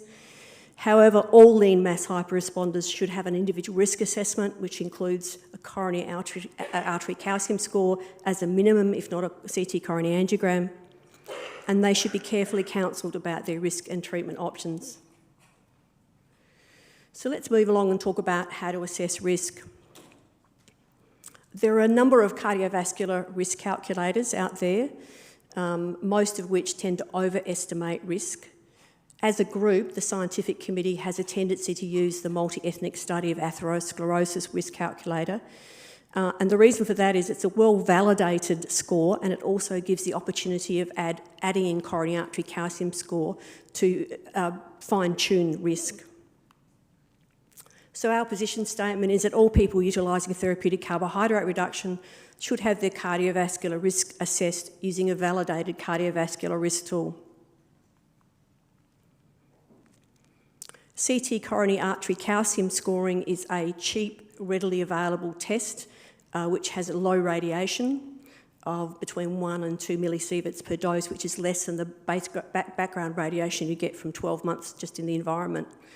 It's a great tool for re-evaluating risk in patients, and in fact, 2/3 of patients who have a coronary artery calcium score performed will have their risk adjusted. One of the problems we have, however, is that statin therapy increases coronary artery calcium. And that's probably because statin therapy inhibits the production of vitamin K2, which is a cofactor in GLA matrix, which prevents calcification in soft tissues, including coronary arteries. So the problem if someone's been on a statin, it's really difficult to interpret their coronary artery calcium score, and certainly if they're on a statin and you're doing serial coronary calcium scores, it makes it very difficult to assess whether they are progressing or whether they're not. So our position is that people who are assessed at greater than a 5% 10-year risk of atherosclerotic cardiovascular disease, or those who are considering pharmacotherapy to reduce their risk, should be offered a coronary artery calcium score. Let's move on and talk about managing risk. Reversing insulin resistance and its sequelae, including metabolic syndrome, hypertension and type 2 diabetes, should form the foundation of reducing the risk of atherosclerotic cardiovascular disease in all patients, not just those who are utilising therapeutic carbohydrate reduction. So reversing insulin resistance, the cornerstone of reversing insulin resistance is diet, and of course therapeutic carbohydrate reduction is a very effective way of reversing insulin resistance. Not to discount the impact of exercise, sleep and stress reduction. We should reconsider drugs which cause or exacerbate insulin resistance, including corticosteroids, antipsychotics, beta blockers, thiazide diuretics, and importantly, statins. Statins aggravate insulin resistance and are a cause of type 2 diabetes, and insulin. So insulin use in type 2 diabetics aggravates insulin resistance. And there is data around insulin use in type 2 diabetics relating to poorer cardiovascular outcomes.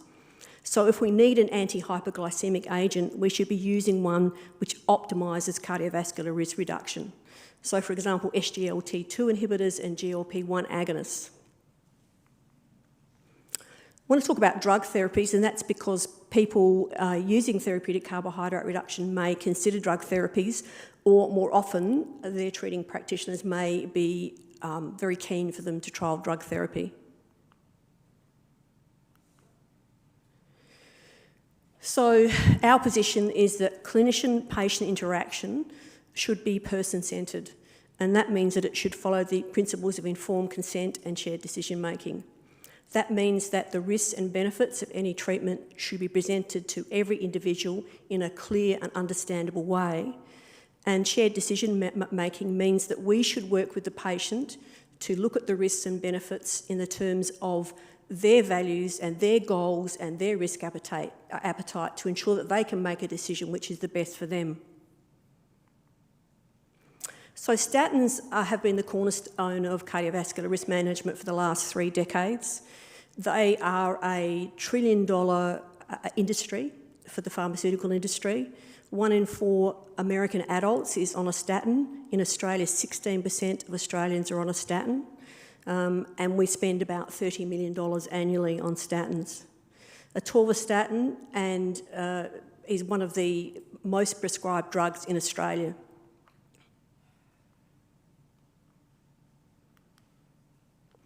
So the mode of action of statins, I think, is really important. So statins inhibit an enzyme called HMG-CoA reductase, which is an enzyme early on in the mevalonate pathway. So it inhibits production of cholesterol, but it also inhibits all of the mevalonate pathway.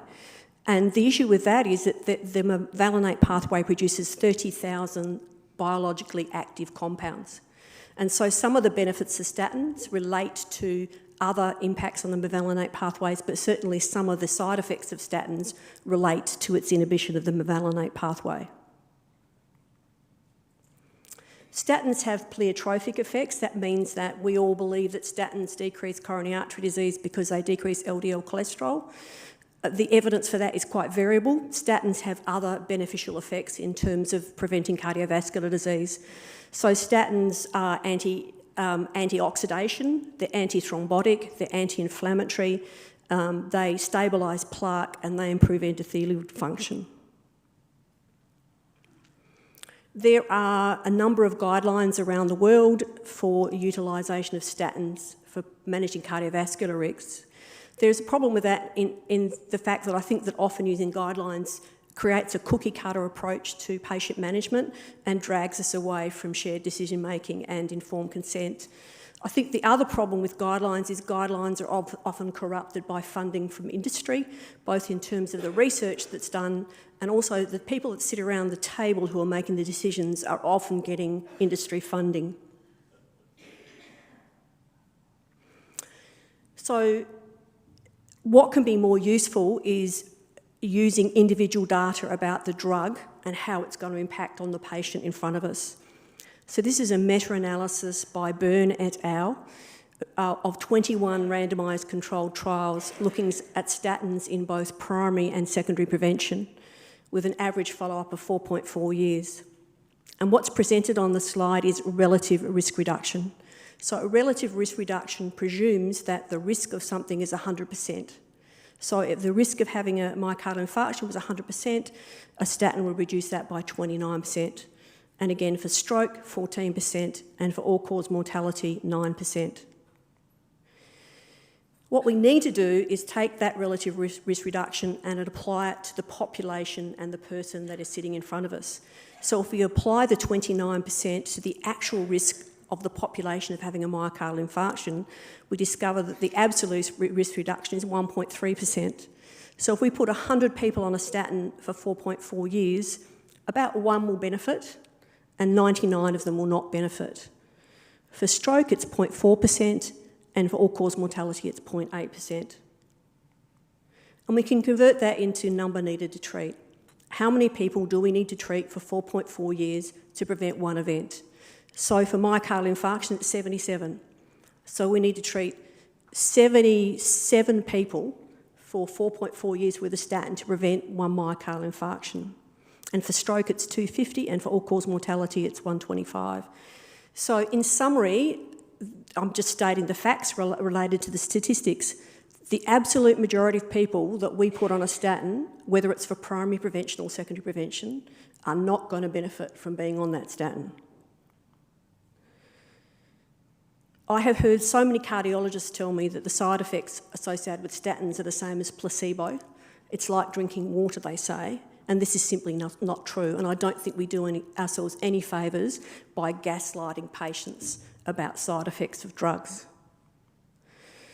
So we know that statin adherence ranges between roughly 20 and 80%, so between 20 and 80% of people will stop their statin, presumably some of them because of side effects. A recent meta-analysis by Tichy et al. Concluded that statin intolerance is 9.1%. So, roughly 9-10% of patients will not be able to take the statin because of side effects. The most common statin side effects are statin-associated muscle symptoms, and they consist of, firstly, myalgia, which is muscle aches and pains, and that occurs between 1 in 4 and 1 in 20 patients. Myopathy, which is muscle weakness, occurs in 1 in 1,000, and rhabdomyolysis, which is breakdown of muscle with associated acute kidney injury, occurs in about 1 in 10,000. So overall, about 1 in 10 people taking a statin will develop muscle symptoms. So the number needed to harm is 10. That means for every 10 people that take a statin, 1 of them will be harmed by statin-associated muscle symptoms. We also know that statins induce insulin resistance. And this is for every single patient. So every single patient taking a statin will have reduced insulin sensitivity. And how that affects them clinically will depend upon where they are. So for someone who's extremely metabolically healthy, it will probably make no difference at all. For someone who's already got metabolic syndrome, the difference may well be that the statin pushes them into type 2 diabetes. So if we look at measures associated with insulin resistance, we know that statins increase insulin and its precursor C-peptide, fasting blood sugar, HOMA-IR, hemoglobin A1C, and interestingly, statins decrease GLP-1. Now, we know we're all spending a huge amount of money on agents that increase GLP-1, like Ozempic. Statins decrease GLP-1. And if we have a look at statins and type 2 diabetes, there is a clear association between taking statins and the incidence of type 2 diabetes. So this is a study by Coe, where they took 1 million patients and followed them for 3.9 years. And we have the incidence of diabetes on the vertical axis and the years on the horizontal axis. So someone who's never used a statin is represented in blue, and someone who's ever used a statin is represented in red, and you can see that the lines diverge. So the overall hazard ratio for statin use and type 2 diabetes is 1.88, but it's related to the time and dose of statin. So the higher the potency of the statin, the higher the dose of the statin, the longer the duration of the statin treatment, the more likely it is that this person will develop type 2 diabetes. So the hazard ratio can be as high as 4 in someone on long-term statin use. The number needed to harm for statin use in type 2 diabetes is estimated to be between 1 in 100 and 1 in 200. So that is between 1 in 100 and 1 in 200 people will develop type 2 diabetes by taking a statin over a period of 5 years. So how are we going to put that all together? So we have Joe, who's utilising therapeutic carbohydrate reduction, and he wants to know what his cardiovascular risk is. So he doesn't have insulin resistance. He's got normal blood pressure. his inflammatory markers are normal. But we do a coronary artery calcium score on him, and we pop that into the MESA risk score, and he comes out with a 20% 10-year risk of coronary artery disease or a significant atherosclerotic cardiovascular disease, which is high. So any guideline will tell you that this man needs a statin. So in talking to him, we'd explain that with a statin, his relative risk reduction is 29%. So what is his absolute risk reduction? So we take his risk of 20%, times it by 29%, we come out at 5.8%. So Joe's got about a 6% chance of benefiting from taking a statin over the next 5 years. Number needed to treat is 1 in 17, which means 16 out of 17 people in his risk group will not benefit from being on a statin. Number needed to harm for statin-associated muscle symptoms is 10, and number needed to harm for type 2 diabetes is between 100 and 200. And then really it's up to me as a clinician to assist him to make a decision about what he wants to do. And you cannot predict what someone will want to do. So, for example, I was telling Karen earlier, I had a gentleman who was 75 who had a coronary artery calcium score of 0. So his risk is incredibly low. He's very unlikely to have an event in his lifetime. But his GP was adamant that he should take a statin, so he took a statin. Conversely, I had a gentleman who had a coronary artery calcium score of 1200, incredibly high risk of taking a statin. Incredibly high risk of having an event, and he decided not to take a statin. So it's really a matter of us empowering the person in front of us to be able to make a decision about what they want to do and then accepting that. So an alternative for Joe may be that he optimises his metabolic health. He continues on utilising therapeutic carbohydrate reduction, and we actually have a look at his coronary artery calcium score in a year or two and just see what's happening.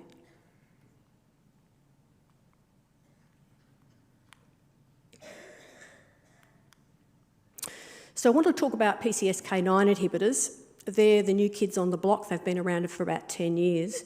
And there's important things about these that I want to talk to you about. So PCSK9 is a protein which facilitates the recycling of LDL receptors. So PCSK9 inhibitors cause LDL receptors to be recycled, therefore less LDL gets reabsorbed, therefore serum LDL remains elevated. So a PCSK9 inhibitor inhibits this process. So we have more LDL receptors which stay on the surface of cells, and therefore more LDL gets taken up into cells, and therefore serum LDL decreases. Sorry about the slides, guys. They're divided into two groups. The first is small interfering RNA. So this is therapy which targets the PCSK9 gene expression and therefore decreases the production of PCSK9. So the one that's authorised on the Australian market is inclisiran. It produces profound reductions in LDL cholesterol of about 50%. It has no outcome data at all. So recent meta-analysis suggested that there was insufficient data to suggest a reduction in cardiovascular risk outcomes. In spite of this, it is approved in Australia for familial hypercholesterolemia and secondary prevention of atherosclerotic cardiovascular disease.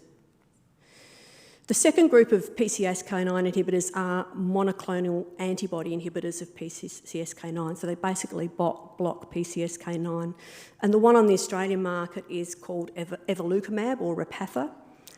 It lowers LDL cholesterol by a massive 60%. Over 5 years, it reduces atherosclerotic cardiovascular disease risk by 20%, so that's not as good as statins. Statins are 29%, Repatha's 20%.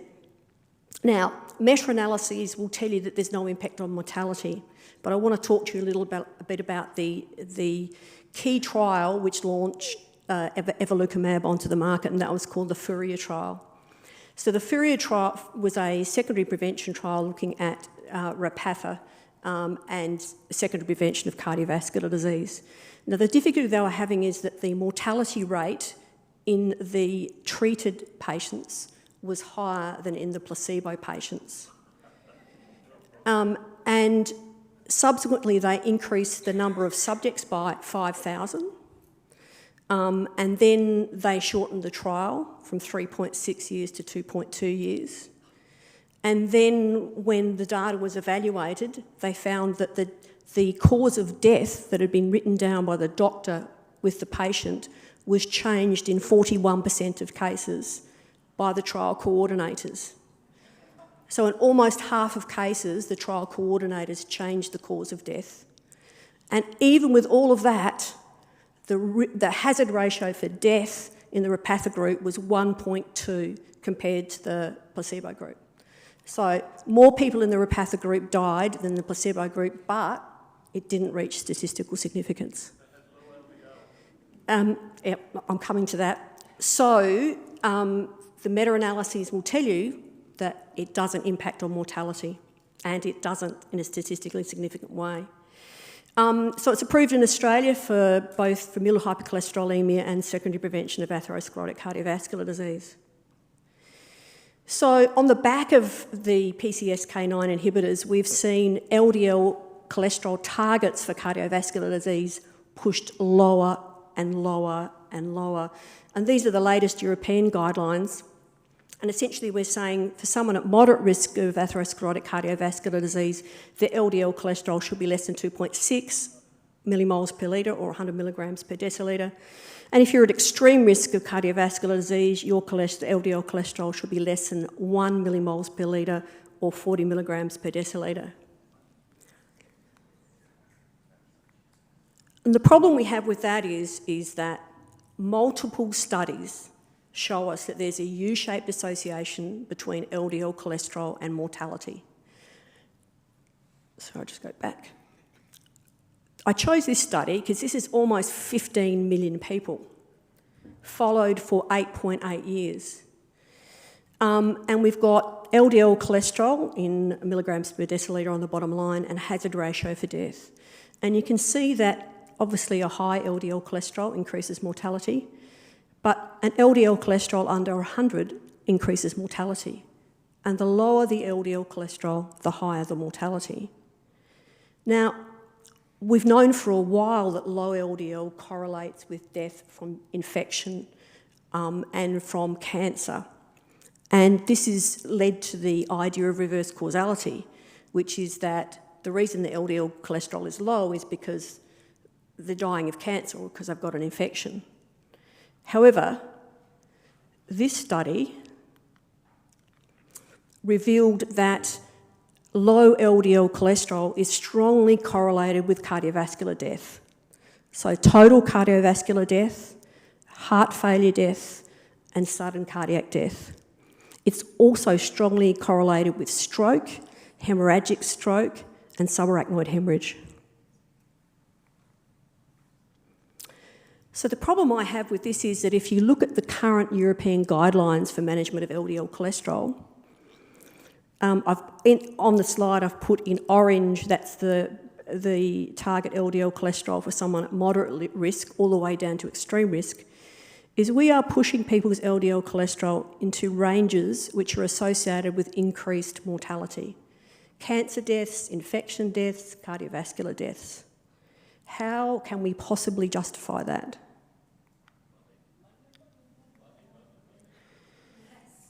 And just to make the situation worse, multiple meta-analyses, I've put some on the slide, reveal that there is absolutely no mortality benefit in using any drug to low LDL cholesterol below a baseline of 100 milligrams per decilitre or 2.6. There is no data at all in terms of mortality in pushing people's LDL cholesterol down into that range. So our position statement is that LDL-C levels that are lower than 2.6 millimoles per litre or 100 milligrams per decilitre are correlated with an increased risk of mortality. Clinicians prescribing pharmacotherapy with the aim of reducing LDL cholesterol below this level must discuss this with the patient to ensure that there is adequate informed consent. I'd like to conclude by asking you to join us. So AMS is the peak professional body for metabolic health in Australia and New Zealand. We're involved in policy and advocacy and training and professional support. We are here to make a difference to the metabolic health of Australasia, and we really need your help. So I would really urge you to join us. Thank you.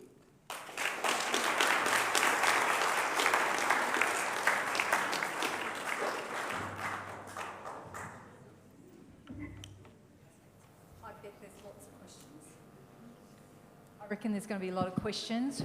Can I start? Just the Korean study that you looked at LDL versus all the different mortalities is quite different between men and women. And I'd just like your thoughts on, we have, you know, one set of targets for both men and women, and clearly men and women are different.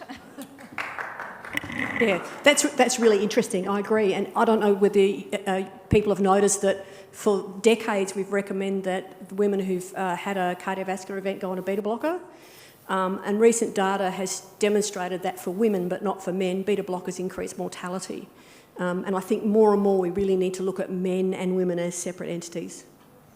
Men are from Mars and women are from Venus, apparently. Questions? Yep. I'm a pretty simple GP, and most of the GPs working in this space that I talk to share my anxiety and discomfort around TCR and lipids and cardiologists. Don't know if there are any in the room. The way I deal with it with patients is I focus on prevention the most, so I'm looking for those with CT calcium scores of 0 and feeling really comfortable at saying, see, we don't need to put you on a statin. But once they've already had an event, so there's secondary prevention, I feel completely overwhelmed. So back to that study, or the meta-analysis of the 21 studies, it bothered me a bit that it's combining primary and secondary together. I get that table, but I can't have this conversation with patients who have had an event and say to them, you know, that tablet you're taking and that injection they now want you to have, I don't think that when you hear these numbers you're going to want to. I mean, it's really hard, anxiety-provoking hard. So is there a table that separates primary prevention from secondary with stats that we can use for secondary? I mean, I don't understand why they're the same, why they're included. Anyway, I don't know if I've expressed that well enough. Absolutely. So there's really not a lot of difference in terms of the relative risk reduction for statins with primary and secondary prevention. There is a little bit of difference. There are risk calculators you can get for secondary prevention that will give you a calculated risk for the patient, and then you can apply those numbers. I guess previously I wouldn't touch secondary prevention, like it's just like I don't want to go there, it's really too hard. But I still think that we can use those numbers to have a conversation with someone about secondary prevention and statins as well, and PCSK9 inhibitors. I think the problem is that this is, what I'm presenting here is probably a very alternative view, but it's backed by science. And I just don't think your LDL's elevated, you need to have a statin. You've had a heart attack, you need to have a statin, cuts it anymore. I think we really need to have conversations with people about exactly what we're doing. And I think especially now that PCSK9 inhibitors are being thrown around, in spite of the fact that the outcome data is not good and the mortality data isn't there, I just think we need to have these conversations with people and let them make up their own minds. I think the other thing is, what I tend to do is I document conversations. So I document the risks I've discussed in the notes, and then I'll say, patient's decided to take a statin, patient hasn't decided to take a statin. I've previously tried to communicate with cardiologists and, you know, actually send them letters with references, and nobody ever writes back to me. You're in a situation for a lot of patients is that they are going to feel pressured by their cardiologist or by the clinician to take the statin, and that's just the way it is. But I think our job is to give them the information so that they can make a decision. But I think if you actually give it back to them and get them to make a decision and document that, you're not going to get into any trouble. Okay, thanks, Lorraine. I was just wondering, can you comment on Lp(a)? Is there a role for us to be looking at that more as mainstream GPs or not? So I'll be brutally honest and tell you that I think Lp(a) is a marketing con. So we've known about Lp(a) since 1963. We've known that it increases a risk of cardiovascular disease since 1981. And the reason we haven't talked about it until quite recently is because statins increase Lp(a) by about 20%. So, don't talk about Lp(a) because statins increase them. Lp(a) is largely genetically determined, but it's also an acute phase reactant. So it will go up in someone who's got an infection. In someone who's critically ill in intensive care, it actually goes down, and that is because it's being used by the body to deal with the infection or the acute illness. It goes down in burns as well. Therapeutic carbohydrate reduction reduces Lp(a) by about 15%. HRT reduces it by 20%. And PCSK9 inhibitors, and we've spoken about the mortality of PCSK9 inhibitors, decrease it by 15 to 20%. So I actually think that this is a market exercise for PCSK9 inhibitors. Yes, it's significant, but I think the number one thing is to manage the person's inflammation and manage all their other risk factors. I've got a question, Lorraine. So statins increase insulin resistance and increase the risk of type 2 diabetes, and one of your early slides showed how diabetes is the biggest risk factor, 10-fold risk factor compared to cholesterol, etc. And I've seen that study and looked at it. If that's true, how come there's no data that shows that over time statins end up increasing the risk of death and mortality because of them bringing on diabetes, which is such a big risk factor? I think because they haven't run statin trials for long enough. I think they're not all really short. I think the average duration of a statin trial is about 2 years. It's not long enough to see these problems. So we need 10, 15, 20-year trials, and they're not going to fund them? No, they don't want to know, Ron. If I could just start congratulating you, I thought it was a lovely talk. You've pulled together a whole lot of stuff that we all sort of seen, but you speak very well. It's very clear. I just thought it was a real masterclass in how to pull all the data together and really put it over to us. In terms of statins, just a show of hands to wake you all up. How many people know where the original statin came from or what its origin was? Anybody know the statin story? 1, 2. Well, my take on it was statins are fungal toxins. Plants make a fungal toxin to punish an animal, to damage the animal, and it usually damages its liver. In New Zealand, we have a thing called facial eczema. It grows on the ryegrass. The fungus makes a toxin, the sheep eat it, they get liver damage, and they get photosensitivity on their faces. And as far as I know, if you read the instructions, the warnings on statins, it's okay to have a liver function test 3 times normal. That's okay. The guy who actually isolated the first statin in Japan was asked if he would ever take them. And he had this wonderfully obtuse way of answering. He said, the indigo dyer always wears white, meaning that you've got to keep yourself clean of these things. So I think it's just worth thinking. Statins are fungal toxins, and you can see on EM photographs of livers this vast proliferation of the endoplasmic reticulum, where this poor liver, you talked about very well about the mevalonate pathway. The poor liver is going crazy to try and make these things that it's being blocked. So if you feel good about taking these, that's great. Thank you.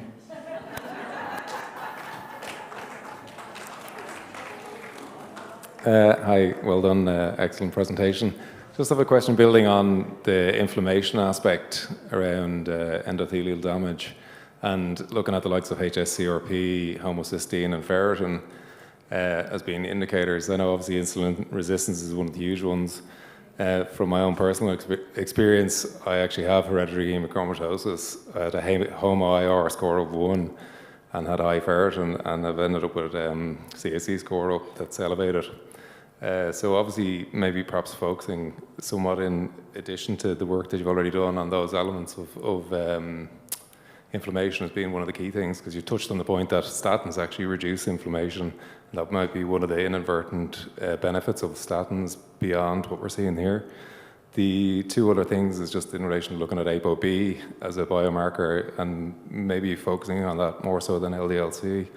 And the last one is considering ApoE4, the E4 allele, whether you're 2% of people are E4, and 20 to 25% would have 1 E4 allele, which obviously, if you're going on a low carb diet with high saturated fat, there's obviously huge risks around that. All right, I'll try and answer those in order. Firstly, inflammation. So therapeutic carbohydrate reduction decreases inflammation. I didn't have time to talk about it, but I would suggest to you that if someone has got persisting inflammation, that would be a reason for them to go on a ketogenic diet, because ketones are a powerful inhibitor of the NLRP3 inflammasome, which is the major inflammatory pathway involved in cardiovascular disease. The second thing was around ApoB, and so for people in the audience, so LDL is measuring just one lipoprotein. LDL has got a protein attached to it, which is called apolipoprotein B. The precursors of LDL, which are called VLDL, very low density lipoprotein, and intermediate density lipoprotein, have also got ApoB on it. So when you measure apolipoprotein B, you're not just measuring LDL, but you're measuring the whole family of those particles. And so we've switched from LDL-C because we've discovered that it's really not a very good marker of cardiovascular disease, and we're more focused on ApoB. But I still think we're missing the point that it's not the major driver of cardiovascular disease. And on your final comment about ApoE, so ApoE4 in particular being a risk factor for Alzheimer's disease, really interesting area. So I won't go into it a lot, but there's some recent data around, why is it that all of a sudden we're getting an increased incidence of dementia? And a really interesting study from a guy in Adelaide looks at, there's ApoE2, ApoE3 and ApoE4, and it's the ApoE4 that has the problem with Alzheimer's disease, increasing the risk of Alzheimer's disease. And they survey major function in terms of preventing oxidation of neurons, and there's this link with seed oils, that ApoE4 is not nearly as good at ApoE2 and 3 at protecting the neurons from oxidation from seed oils, and that the reason we've got Alzheimer's disease is seed oils. So my argument with that would be to stop seed oils. That's great. It's just actually, sorry, just on the E4, it was actually the aspect around the LDL clearance, that there's poor management of saturated fat that actually increased the risk of cardiovascular disease, as opposed to, it's obviously clearly aligned with the risk of Alzheimer's, but it's that aspect, it's the question is actually around the cardiovascular disease risk and the limitations in being able to clear LDL clearance is associated with having one of the E4 alleles. And it's just that if people are prescribing people onto high saturated fat diets without perhaps considering doing E4 assessment test, then obviously you're increasing the risk of a patient, and inadvertently, while LDL may go up, you actually could be causing more damage in that case. And it just might be a consideration that if we are prescribing low carbs and high saturated fat diets, that's actually one thing that really should be looked at. Thanks for the comment. I think that's probably, I think we're moving the conversation back to lipids. Lipoproteins is the cause of atherosclerotic cardiovascular disease, and I think we've gone beyond that to say that the primary driver is in fact insulin resistance and the inflammation associated with that. So I think getting everybody to have an ApoE4 done, I think, is not something that's practical or likely to happen, but thanks for your comment. Hi, thanks for the presentation, very informative. My background, I'm a GP in Cairns, and I just wanted to ask your advice actually around testing for insulin resistance. After listening to some of the podcasts on the Low Carb Down Under, and Paul, he recommended or has talked about doing a GTT with serum insulins. Some of my patients obviously don't want to stick around for the 2 hours. I was just wanting to know, is that the most accurate way of picking this up, or is there an alternative test that you could recommend?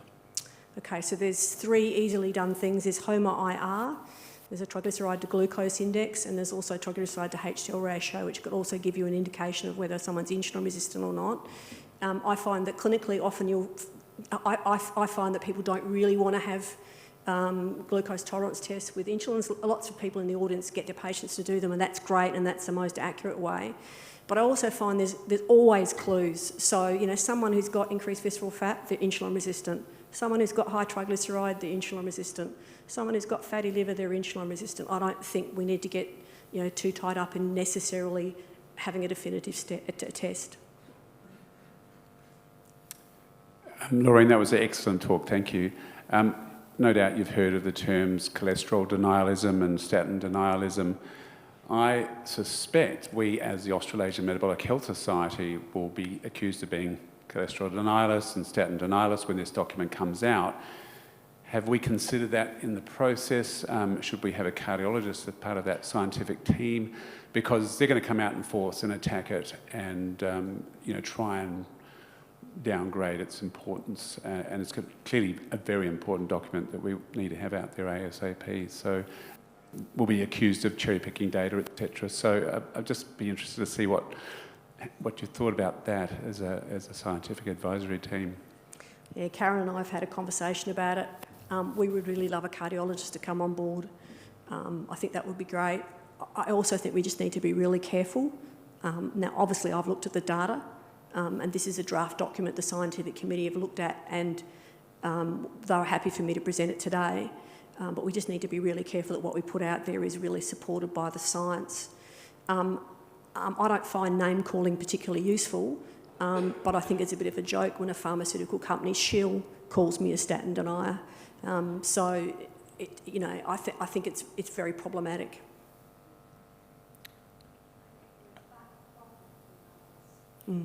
I think, well, first of all, Lorraine, that was excellent. I just know how hard you've worked on that and how much attention to detail you've done and how well you presented it, so thank you. Just to comment on James's comment, I mean, I don't think you're denying anything. I think what I'm hearing is the appropriate way to consent someone to a medicine is to have them to have a full understanding of the information. And that's problematic, right? Because understanding number needed to treat and harm and being able to explain that in the time you've got and work with the person you've got is difficult. But I think that's still the way to go. We have to somehow be able to communicate that clearly, that we're not denying anything. It's just that these medicines do have known numbers and these are what they are. So on that, what was interesting to me that we didn't hear about was that there are other things like exercise, for example, that similarly have numbers needed to treat. And I wonder what you think about including those and those types of explanations. Yeah, absolutely. This is a really great point. I actually employed a couple of academic pharmacists to review literature for me to get the number needed to treat numbers, and I asked them about number needed to treat for diet and exercise, and they just couldn't come up with anything. So, I'd really love to include that because I think that's really important.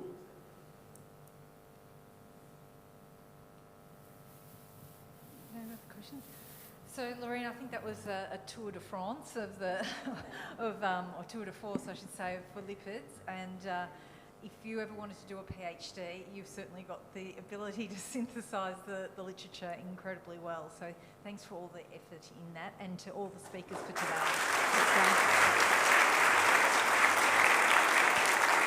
Thank you. I'm very nervous in the beginning, did you notice? Oh, and when there was the slide missing, but you recovered very well from it, so good on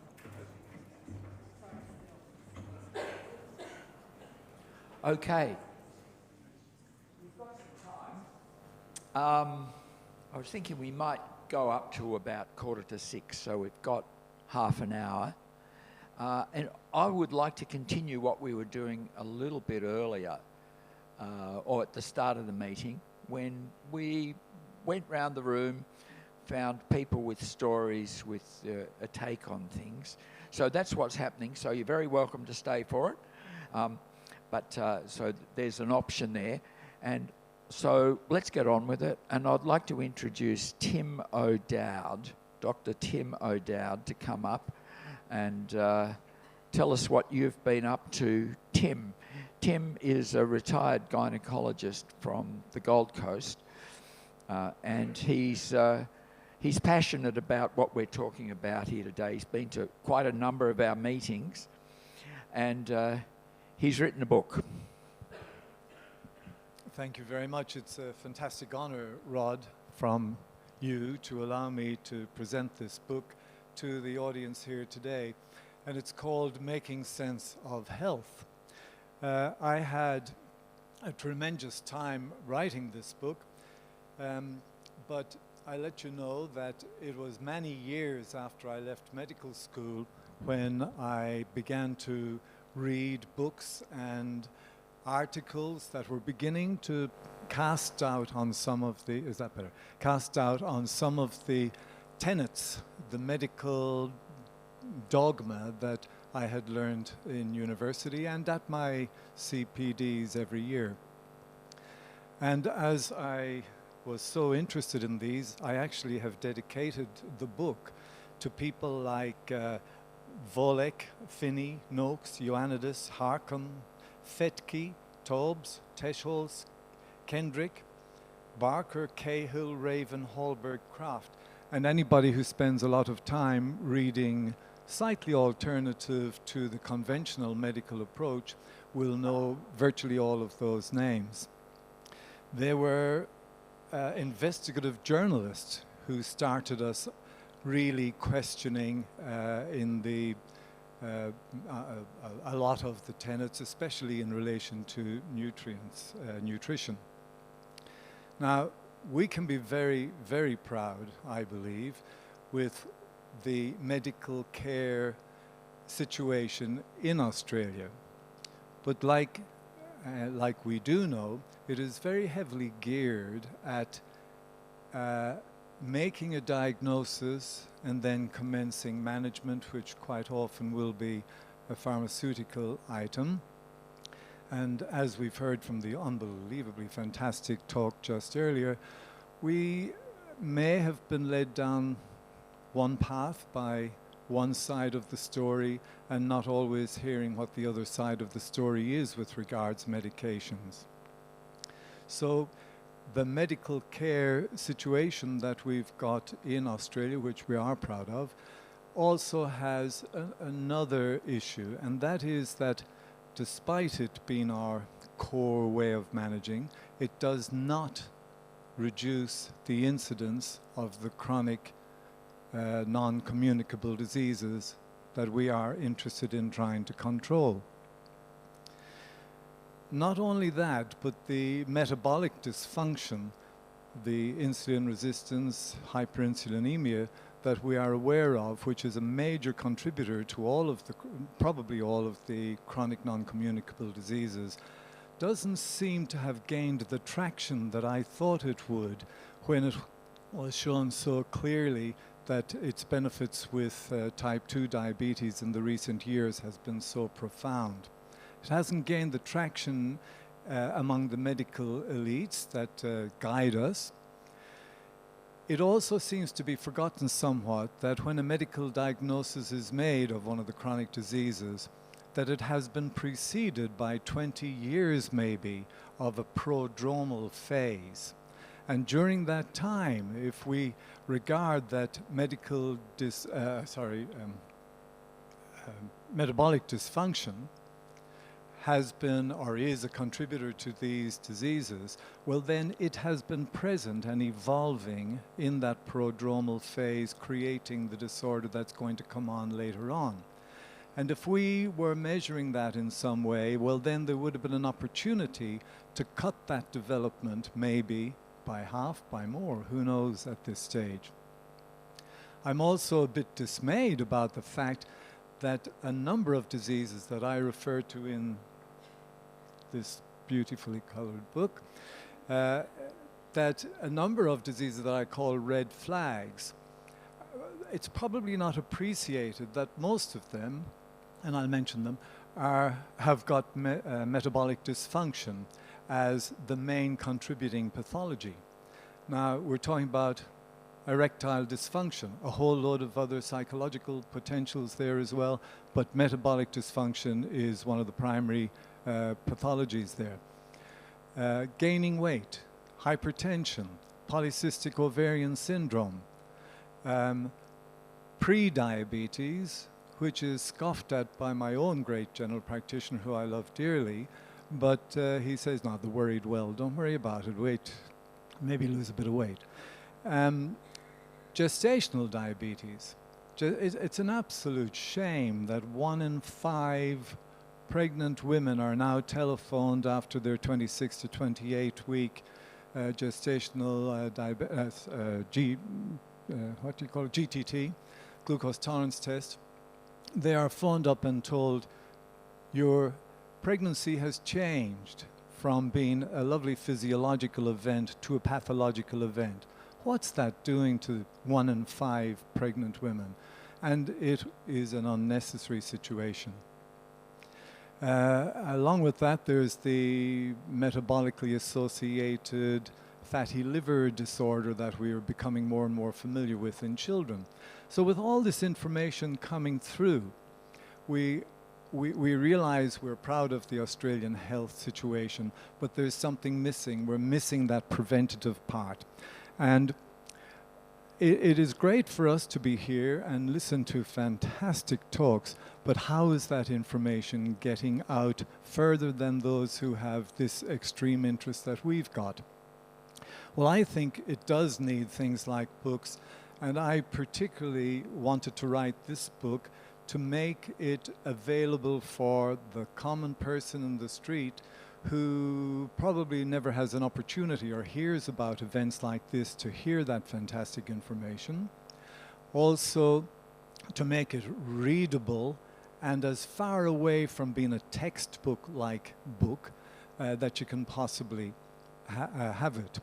Although in making it like that, I have also included loads of references at the back just so as I'm not making any mistakes that people would like to question. We are reminded of, I am reminded of Louis Pasteur, and this is the last bit. Louis Pasteur made a very fantastic statement in my opinion, and that is, whenever I meditate on a disease, I never think of how to cure it, but rather to prevent it. Big message for us all, I think. And if we can appeal to the common person in our community who's wishing to look at getting better health, taking control of their own health, trying to avoid going down the road of medications too early. Yes, it's there and it's available, but taking their own responsibilities initially, then I think we've got to show them, as I tried to do in the book, what it is that our fantastic bodies need as vital requirements, what the body, to make it function properly, what degrades normal function in the body, what the influences are that are feeding us both good and bad information, so we end up being totally confused what's right and what's wrong. And the last thing is talk about the opportunities that exist for us to teach people to take on the preventative nature of guarding their health into the future.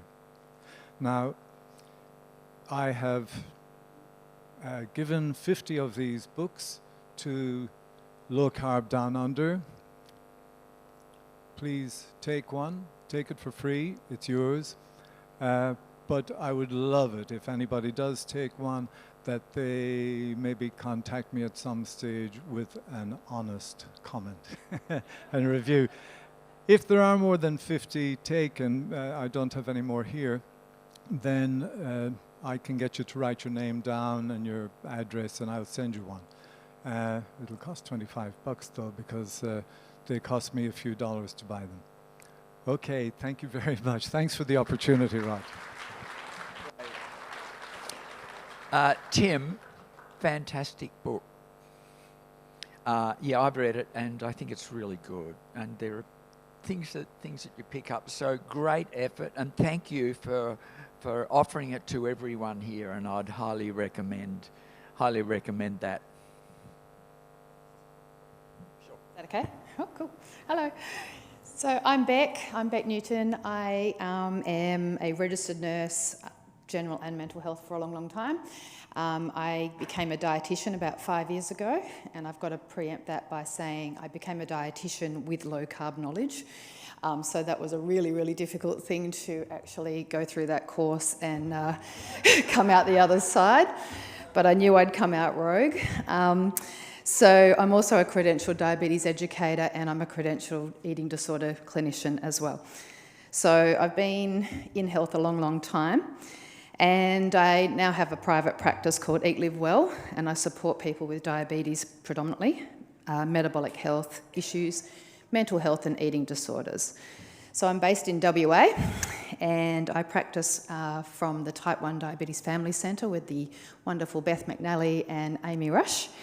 And I also get to hang out at the Park Medical Group one day a week with Dr. Sanjeev Balakrishnan and Anita Das down the back there. So I'm kind of get to hang out with really cool people every day, which is really good. I'm currently studying to be a nurse practitioner as well, and so pulling it all together.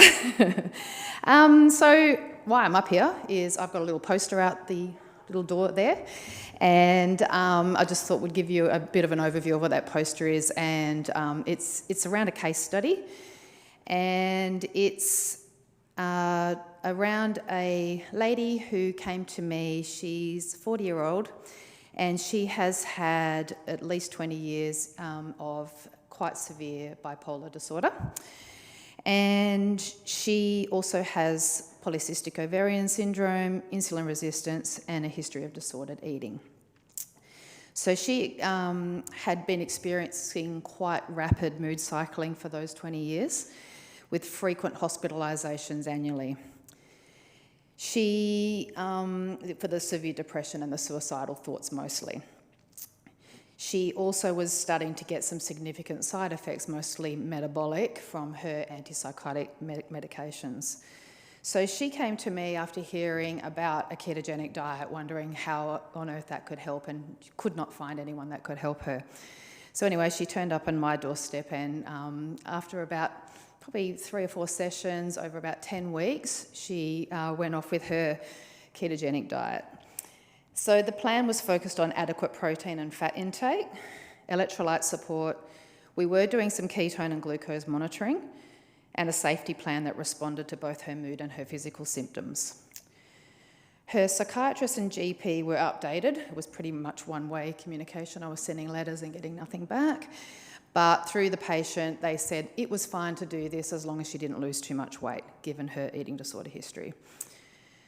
So her mood symptoms appeared within 10 days of starting the ketogenic diet. She had improved mood and energy. And over the following 14 months, she maintained the diet with high adherence. She lost 13 kilos and, most importantly, experienced no hospitalisation or suicidal ideation. Her mood symptoms were really sensitive to her ketone levels, so if she was below 1.2 or above 2.2, her mood would be challenged from that. So she'd get a bit of mania, or she would get a little bit depressed. But she knew that she just needed to get her diet back in sync, and she would come good.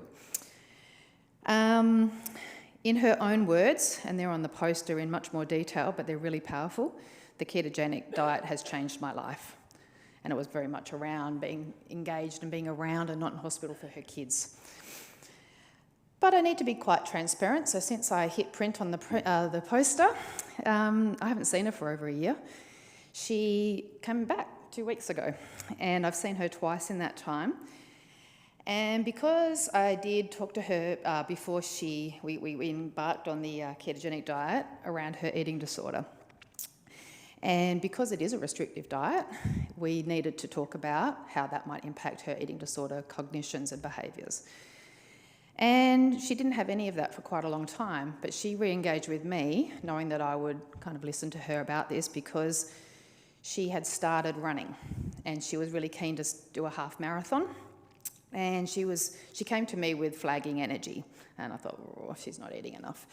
All right, so we chatted through things, and she did admit to her eating disorder cognitions coming back. She did not want to regain that weight that she had lost, and it was becoming very, very fearful, and she was not wanting to increase her fat intake. So that's where we're at the moment, but I just wanted to highlight that because I think it's a really critical thing that all of us who work with patients need to screen people before we sort of, just say that this diet is the thing to do and you must do it. We really need to understand where they're coming from and where they are likely to go should they take things too far. And I think it always comes back to that adequate, good nutrition and flexibility, and not being too strict with things, and having that open dialogue with people to be able to come back when they need to. And so hopefully we'll be okay. So yeah, that was really just a reminder. So yeah, if you've got any questions or you want to chat to me about my poster, please do. I'm not going to give you too much more information, make you go read it. But yeah, nice to meet you all. And this is my first Low Carb Down Under. And I did say to Peter Bruckner before, it's all his fault that I did this, because I saw him on Catalyst about 13 years ago. And that's why I'm still here. Thank you.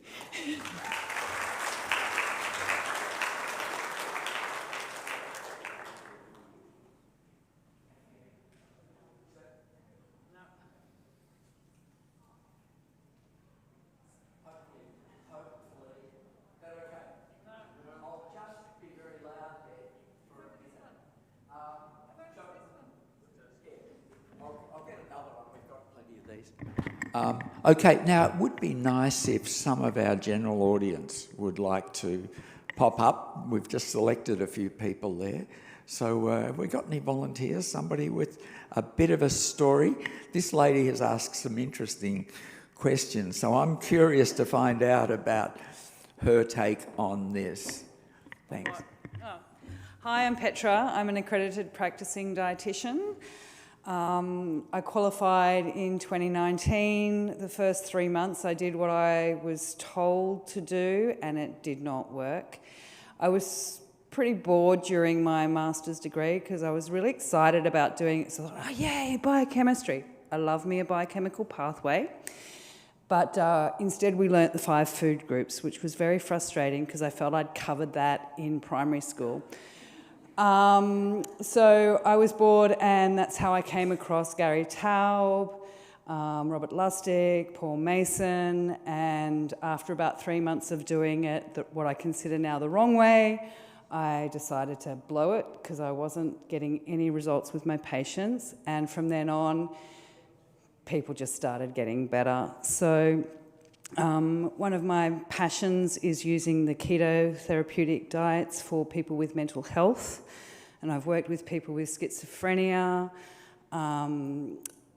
and all kinds of different anxiety disorders, and I reckon in about 70% of patients the keto diet has a really good effect, and about 30% of patients we have to do a few other things to get things right.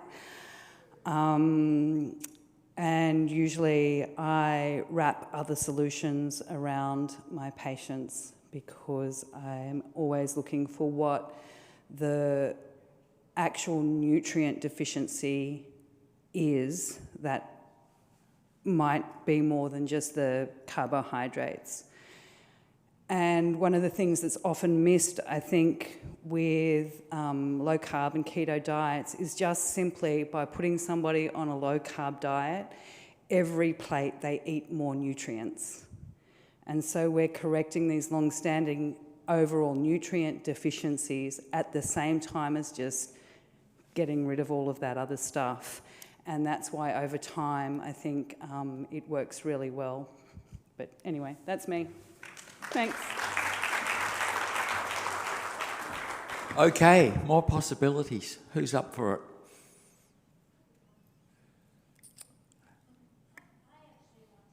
Have it, come and share. Well, last time, I didn't think people were sharing personal stories, so I didn't share much. It's just that you're not going to see me. I actually started my ketogenic lifestyle about 40 years ago, because I'm an educator and special education person, and I studied 40 years ago how to help children with learning difficulties heal with food. So the guy that 100 years ago did the epileptic children with the ketogenic diet, that's what I studied. Obviously my teachers were already expert in this area when they taught us how to do this thing. And this is how we treated most of the kids that we worked with. And me going personally into this started about 13 years ago when my sister called and said she lost 60 kilos doing the ketogenic diet. And she said to me, well, what do you have to lose? And since I don't have any other health issues except being fat, then I said I'm going to try it. And it was really, really wonderful because it was the first thing I did without being hungry. It was just, it's a topic that people don't talk a lot about, but being hungry, it's a physical thing. It's a mindset thing. It's almost like the brain forces you to eat things. And you keep saying, oh, it's a willpower. No, it's not. And it was really, really easy, and I was very, very comfortable. And then I started introducing this thing to my clients. Now, I don't do the medical bit, so they would come for the emotional support because I'm a life coach. And I would just say to them, oh, how about you just go and check the ketogenic? How about you just Google it? Lucky that we can find that information. And I had so many clients that healed themselves from Crohn's and people with Parkinson, just like all the symptoms basically started disappearing, and autoimmune diseases. My own sister basically got rid of Hashimoto, just changing this thing. And the most wonderful thing that happened to me was that my sister that had, I don't know, dementia, Alzheimer, doesn't know how they call it, she had it for 16 years. She had fibromyalgia, she had diabetes, she had so many illnesses, she was taking medication, it was like a box of them, taking so many for so many years. And my dad passed away, and I had to go to overseas to put my mom in a home for Alzheimer people. And then when I came, just did the regular observation thing, you know, the special education bit. You just write notes about everything that happens. It's the investigation thing. I actually discovered that she reacts in a different ways after taking certain medications. So changed her diet totally. And thank God we met her geriatric who basically said, no, she doesn't need this medication. No, she doesn't need this medication. Oh, no, she doesn't need this. And he gets rid of all of it. And my mom came back to life. Like she didn't even know who we were before that. She started recognizing who we are. She started doing things she couldn't do before. And we actually ended up not putting her in a home because she was, like, she started speaking, she started talking. She still has a lot of problems. It happened about almost 3.5 years ago. She's still okay. She's taking 0 medications. We have an argument about whether she still needs to be on 0 supplements because her geriatric says, no, you don't need this. You need grandkids, you need sun, you need food. It's like, that's what he said. It was like, no, you don't need. He said, no, if you want vitamin C, just take orange or things like that. And it was just amazing. It was wonderful to see someone who was like that. And later on in my years, I started doing the fasting, which was really, really an experiment. It was like, if someone would have told me that I'd fast for a long time, I'd probably say, over my dead body. But it was so wonderful to fast. And I really, really enjoy it. I'm actually experimenting with fasting. I've reached 10 days, wet 10 days, and 7 dry days, and I'm still alive. And it's really, really interesting, the feeling, the thoughts, everything you have in your head. I joined Nelum about 3 years ago. We've been friends before. And I really, really love the fact that I don't do any science with my clients. Like that's not my thing. You need to go to your doctor and you need to get all the information from your doctor, which is really, really wonderful because Neelam explains all the science bit and she's the doctor and they can go and do all the tests that they need to do. And my work is on their emotional side. And thanks to this lifestyle, I have to tell you that I went to the doctor and he said to me that I have glaucoma. And I said, no, I don't have glaucoma. So I fixed it, I don't have glaucoma. And then I had osteoporosis. And then I said to them, no, I'm gonna fix this by myself. And I fixed it, I don't have osteoporosis. And then I had fatty liver. And it was gone just by eating well and taking care of the mindset. So I think that all of you here are really, really probably, some people asked about how do we make it go outside this room, and I think the best way is just to be an example. If we are examples of this lifestyle, then people will come to you and ask you. So this is what happened to us. I hope it will happen to you too. So thank you for allowing me to come.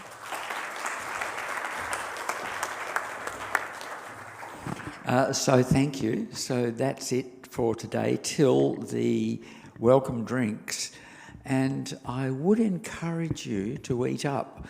I think you're not going to have to go out to dinner tonight because judging on what we've catered for and how many people I expect to be there, there's going to be plenty there and hopefully it'll be delectable low carb.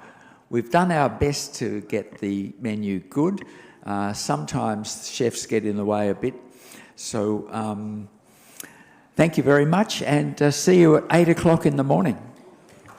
Oh, by the way, the Sky Room is where, it's just down the corridor here, up some steps. It's like a glass box up, a level up from here, Sky Room. Thank you, see you soon.